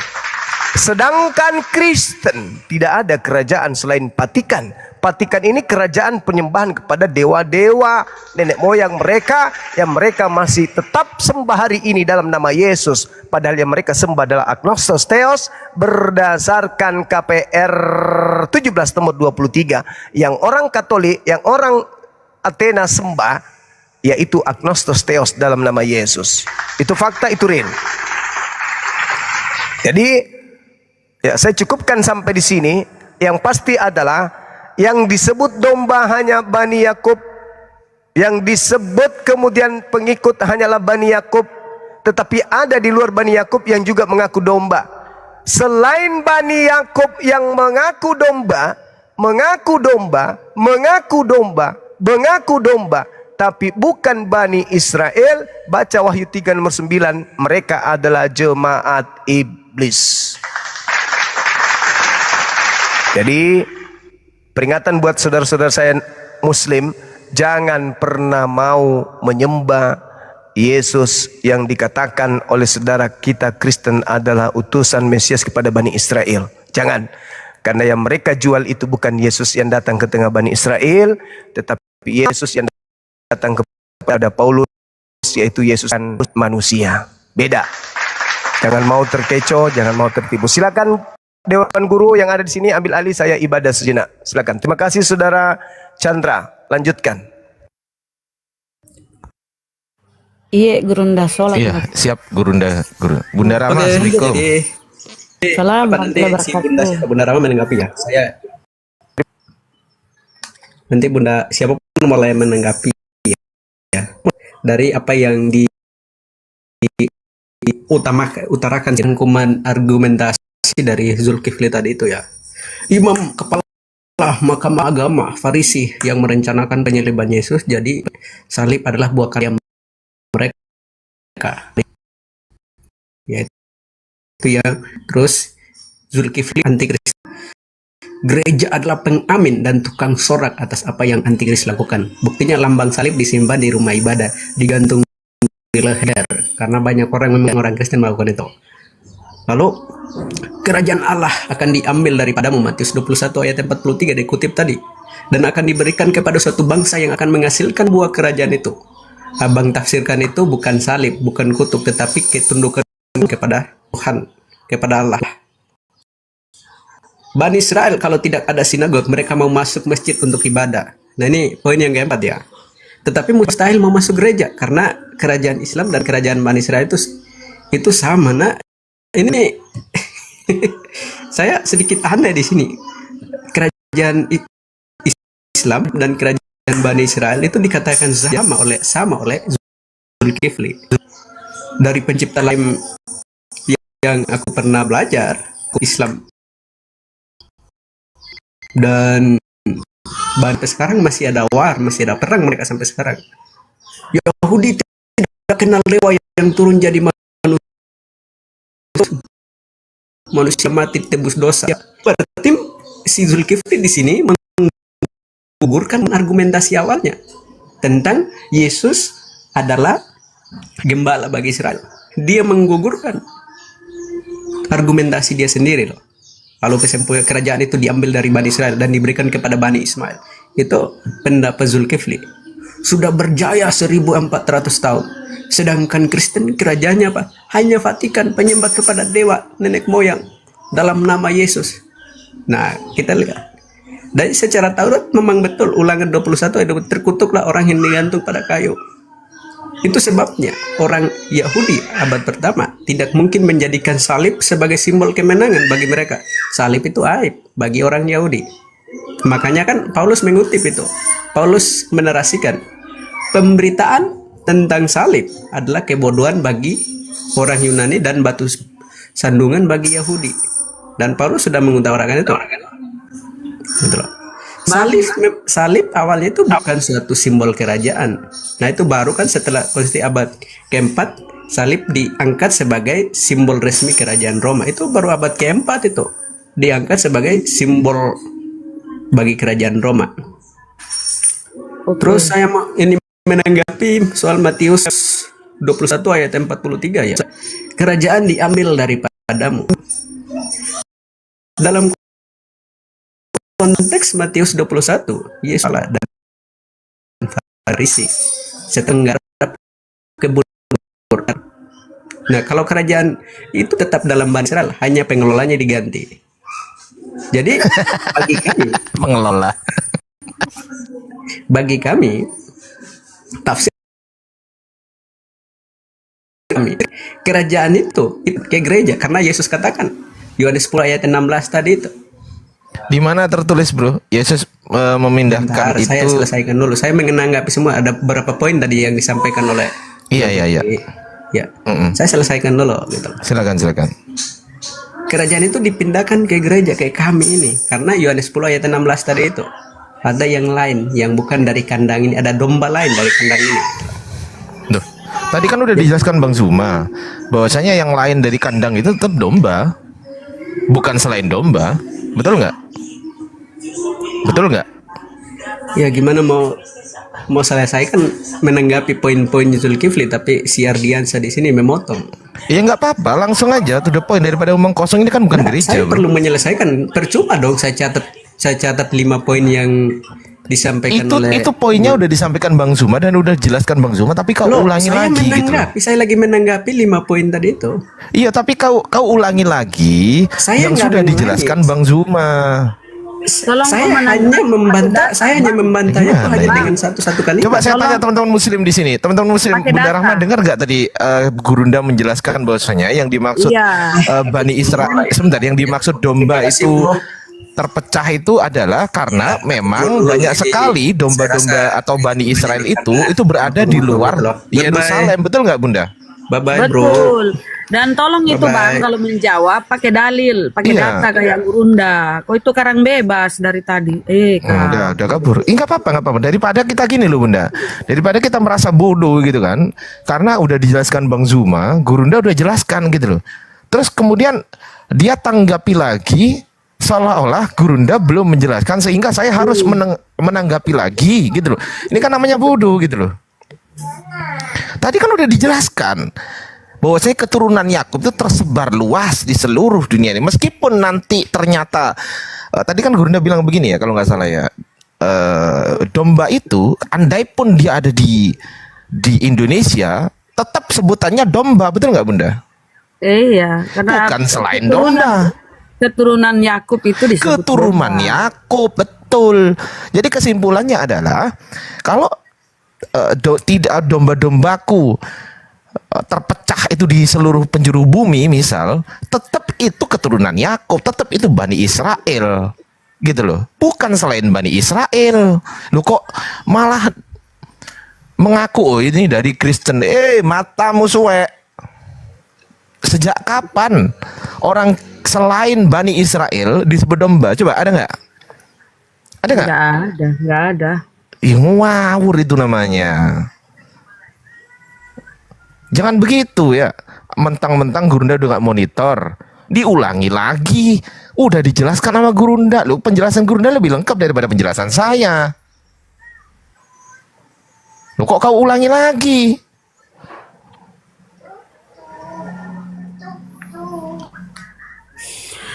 Iya. Silakan ada tambahan Bunda. Orang-orang Tambahan, Bunda, di silakan. luar orang-orang di luar Bani Israel dan mengaku Bani Israel itu adalah jemaat iblis. Jemaat iblis tuh kalian ya, bukan bagian dari Bani Israel. Tapi Betul. kalian ngaku Wahyu Bani 3 nomor 9 Bunda. Jemaat iblis dia tadi itu. Kasihan ya. Kita sapa Andre Kristen. Saudara Andre Kristen Muslim. Aku Muslim. Oh Muslim, oke. Thank you ya Bang. Assalamualaikum Bang Andre. Bang, oke. Waduh, ini tukang cari anu ini, apa cari nama aja ini. Halo bro. 1, 2, 3. Ya oke. Nama. Suara saya. Cari nama, masuk Pak De. Masuk Pak De. Tapi kecil Pak De. Ini seperti kalian cari duit, cari koin, buka komal. Oke, kita Tes, 1, 2, 3. Masuk ya. Masuk Ya, Pak De. masuk. Kita langsung aja Bang. Bagus, suaranya kencang. Waduh Pak De. Udah Pak De. Rupanya mau Jadi yang lucu itu gini Bang Arti. Bentar Bang. Bentar tuh. Yang lucu itu kerajaan Allah itu akan diberikan kepada Kristen. Ini pernyataan yang sangat ngaco. Tuhan itu jijik dengan orang-orang yang nggak sunat. Bagaimana mungkin kerajaan Allah akan diserahkan kepada orang yang nggak sunat? Betul. Apa orang Emangnya Kristen ini kalian nggak sunat? tahu Yang bahwa memerintahkan siapa? diam dulu. Santai. Diam dulu, biar Bicara saya selesaikan. Kau nggak bro, ngerti. Santai bro, santai. Diam Tenang, dulu tenang. kau. Mau dalil gue kasih dalil nanti. Saya pakarnya dalil saya. Yang dewasa bro, yang Dewasa. Dengar nanti kalau mau bantah-bantah nanti, gitu loh. Paham? Oke. Gak usah kayak anak-anak. Iya. Lanjut. Bro. Jadi, turunin lah kalau nggak bisa diatur. Enggak, Jadi- jangan diturunkan. Jangan diturunkan dulu. Sebentar. Tunggu. 1, 2, Cedret. Saya pikir. Cedret. Jengkel aku. Bukan cuma diturunkan. Itu Iya. itu akun yang menggunakan akun Mamat dulu Pak De, inget gak? Iya, itu yang MUI pusat apa itu juga. Sama.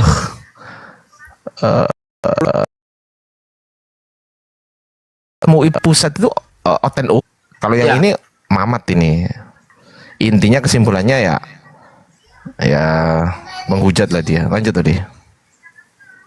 Iya, jadi apa kawan-kawan Kristen ini nggak tahu bahwa diserahkannya kerajaan Allah kepada Abraham itu ditandai dengan adanya perjanjian kekal. Ya inilah Ini kalian ini emang nggak punya adab ya, dasar emang ya. memang pantas lah Yesus menyebut kalian ini anjing. Iya kan, Ada pantas orang Yesus ngomong menyebut nggak- kalian ini anjing, betul. Ya. Ada orang ngomong kok. Sabar. Gitu loh, sabar. Nanti kalau kau mau bantah-bantah pakai dalil gitu loh. Kau kasih kesempatan kau, nggak mungkin nggak kau kasih kesempatan. Lu mau ngomong apa juga paling nipu doang ujung-ujungnya. Nah jadi kerajaan Allah diberikan kepada Abraham awal mulanya itu ditandai dengan sunat. Ya inilah perjanjianku, perjanjian kekal antara aku dan kamu, antara aku dan keturunanmu. Yakni setiap laki-laki harus dikerat kulit katannya. Itu perjanjian kekal diserahkannya kerajaan Allah itu kepada Abraham. Lah kok tiba-tiba kerajaan Allah mau diberikan kepada orang yang nggak sunat? Gimana ceritanya? Tuhan jijik dengan orang nggak sunat. Bahkan menurut Tuhan orang nggak sunat itu bunuh aja, itu sampah, itu bunuh, harus dilenyapkan dari bangsanya. Kejadian 17 ayat 14. Jadi mustahil kerajaan Allah itu akan diberikan kepada orang Kristen, itu mustahil. Jadi siapa yang berhak mendapatkan kerajaan Allah itu? Ya tentu keturunannya Abraham. Setelah diberikan kepada keturunan Abraham melalui Ishak, mereka menjadi bangsa yang tegar tengkuk, ya. Itu kalau Anda baca dari Hosea sampai Maleakhi itu, Tuhan mengutuk bangsa Israel itu. Pada awalnya memang bangsa Israel ini bangsa yang dicintai Tuhan, bangsa yang sangat dimuliakan Tuhan. Tapi ada masanya. Kapan itu? Zamannya Musa sampai zaman Hosea. Nah itu memang bangsa Israel dijunjung tinggi itu. Tapi nanti, ya, setelah Hosea, Nabi Hosea itu bangsa Israel dihinakan itu. Makanya ayat-ayat yang dibaca Bang Zuma tadi, seperti yang di dalam Maleakhi itu tadi, bangsa Israel itu akan dihamburkan, akan dicerai-berai, akan dibunuh dengan pedang, ya, dan sebagainya itu. Nah, walaupun demikian Tuhan tetap ingin mengembalikan bangsa Israel lagi, ya, dengan mengutus Nabi Isa Yesus. Tapi Yesus juga dikhianati, dituduh sebagai anak zina dan sebagainya. Nah, karena mungkin sudah mentok, ya kan, maka kerajaan Allah yang dipercayakan kepada bangsa Israel akan diberikan seorang, di situ dari kata ligoi, bukan goyim, seorang yang di luar bangsa Israel. Siapa seorang yang bisa menerima itu? Yang menerima apa? Kerajaan Allah itu. Ya tentu yang keturunannya Ismail. Begitu Bang Ardiansah. Lanjut. Ya, bagus. Luar biasa. Tapi kita kalau mau nanti sedikit disambung ya, barangkali. Tadi Gurunda juga sempat menyinggung Matius 15 ya, teman-teman ya, betul ya. Di dalam Matius 15 terutama ayatnya nomornya di nomor 24 gitu kan, sampai ke bawah gitu kan. Yang perempuan Kanaan itu loh, yang percaya itu. Kan tidak patut roti yang disediakan bagi anak-anak, kalau nggak salah ya, dan melemparkannya kepada anjing. Benar nggak saya ini? Benar ya? Betul. Yang saya katakan. Oh berarti hafal Bible dong saya dong. Hafal Bible ya dikit ya. Murid saya, maksud nggak hafal. Siap. Terus di ayat selanjutnya Pak D dikatakan bahwasanya kalau nggak salah itu kata perempuan itu membenarkan tuh, benar Tuhan, betul, benar Tuhan. Dia mengakui, dia membenarkan apa yang dikatakan oleh Yesus, betul. Bahkan ditegaskan dengan pernyataan dia. Namun anjing itu makan remah-remah yang jatuh dari meja tuannya. Yang namanya sampah, tadi kan Gurunda kan menyinggung sampah ya. Itu saya sama sekali benar ya, saya tidak menyalahkan. Kenapa? Karena yang namanya makanan sisa Pak D, itu pasti sampah itu. Coba saya tanya kepada teman-teman di sini. Pernah nggak teman-teman itu ketika makan terus kemudian sisa, diapakan? Dimakan lagi? Coba saya tanya. Kalau di sini Bang Ardi, kalau di sini diambil sama orang-orang Batak itu ya, pagi-pagi hari bawa bakcet itu ke rumah-rumah makan, nyari makanan sisa, diambil untuk makan babi. Oke, intinya kan kesimpulannya Pak D, kesimpulan tidak mungkin kita makan lagi, gitu loh. Nah, oke, ini kan Yesus kan udah mengatakan di awal, bro, apa namanya, wahai perempuan Kanaan, aku ini diutus hanya kepada domba yang hilang dari umat Israel gitu loh, ya kan? Terus kemudian kita tersebut memaksa, betul nggak, sujud ke Yesus gitu kan, bukan menyembah ya, itu harusnya itu sujud ya, sujud itu bukan sujud ya, bukan latrio ya, bahasa original teksnya bukan latrio, tapi di situ studio dia ya. Oke. Nah terus kemudian udah dikasih tahu kok masih ngeyel si perempuan Kanaan itu. Terus Yesus ngomong begini, maka Yesus menjawab dan berkata kepadanya gini kan, hai ibu. Kali kalian ngomongin agama orang bujang. Santai Dinda, jangan emosi Dinda.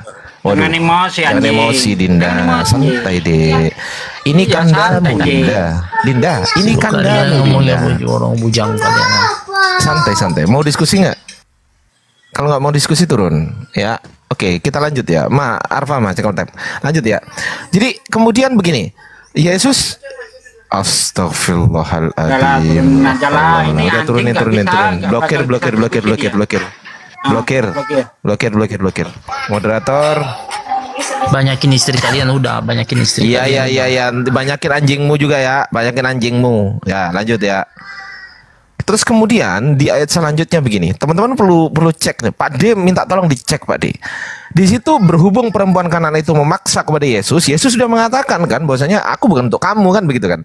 Terus kemudian, hai ibu gitu kan, besar imanmu, maka jadilah kepadamu seperti yang kau kehendaki. Pertanyaan saya Pak D, saya tanya kepada Sugi nih yang ahli Bible.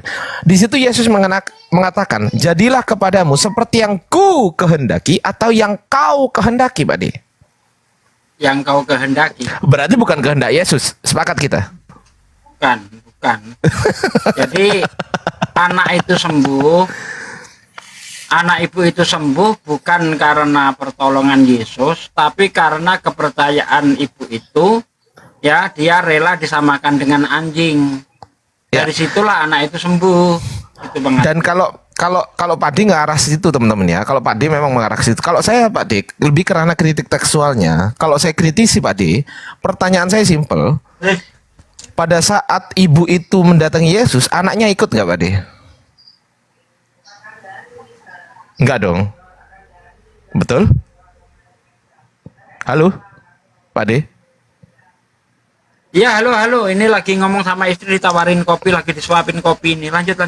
Oh iya. Nah, pada saat perempuan Kanaan itu menemui Yesus, anaknya ikut nggak itu sama perempuan Kanaan itu? Enggak dong. Enggak. Nah, pertanyaan saya Pak D, Matius tahu dari siapa kalau anaknya ibu itu sembuh? Ayo. Itu aku bingung kalau ditanya. Iya. Ranahnya saya malah ke kritik tekstualnya teman-teman. Bukan seperti yang ku kehendaki, bukan, tapi seperti yang kau kehendaki. Berarti karena perempuan Kanaan itu memaksa, ibarat paham nggak? Betul. Itu orang Jawa ngomong gitu. Wes sakarepmu, sakandani kok sudah tak kasih tahu kok, udah terserah kau gitu kan. Jadilah seperti yang kau kehendaki, bukan yang ku kehendaki. Pertanyaan saya simpel Pak D. Kalau memang Yesus Tuhan, kesembuhan itu hanya milik Tuhan atau selain Tuhan? Saya tanya. Tuhan. Milik Tuhan. Berarti kesembuhan, kalaupun ini mau diakui sebagai ayat yang benar, kesembuhan itu bukan berasal dari Yesus. Bukan. Tapi kemauan keras dari ibu itu.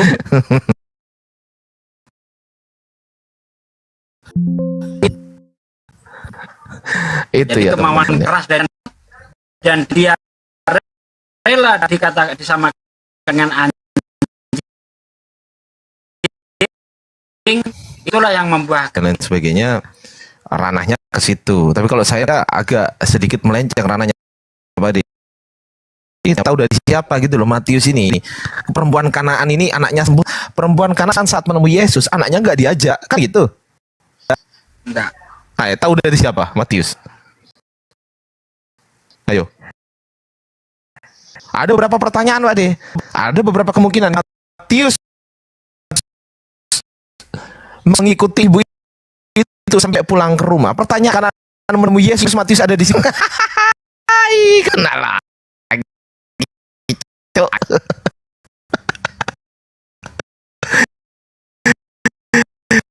Ada nggak Matius di situ? Ayo. Ayo. Nggak ada. Oh ya, ini kalau guru saya teman-teman, guru-guru saya itu luar biasa ya, sehingga menguasai. Tapi kalau saya lebih ke arah yang agak sedikit apa, bukan melenceng, agak aneh lah, agak sedikit challenge yang konteksnya saya membahas yang langsung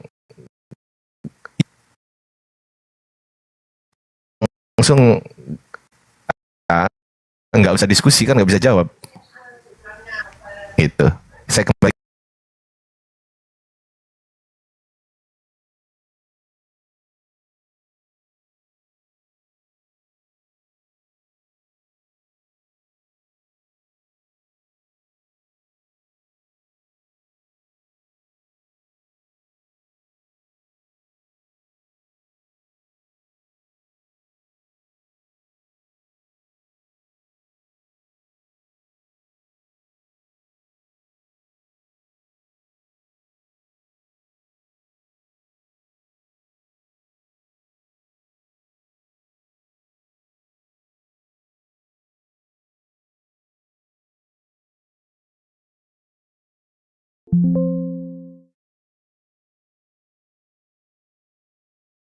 Thank you.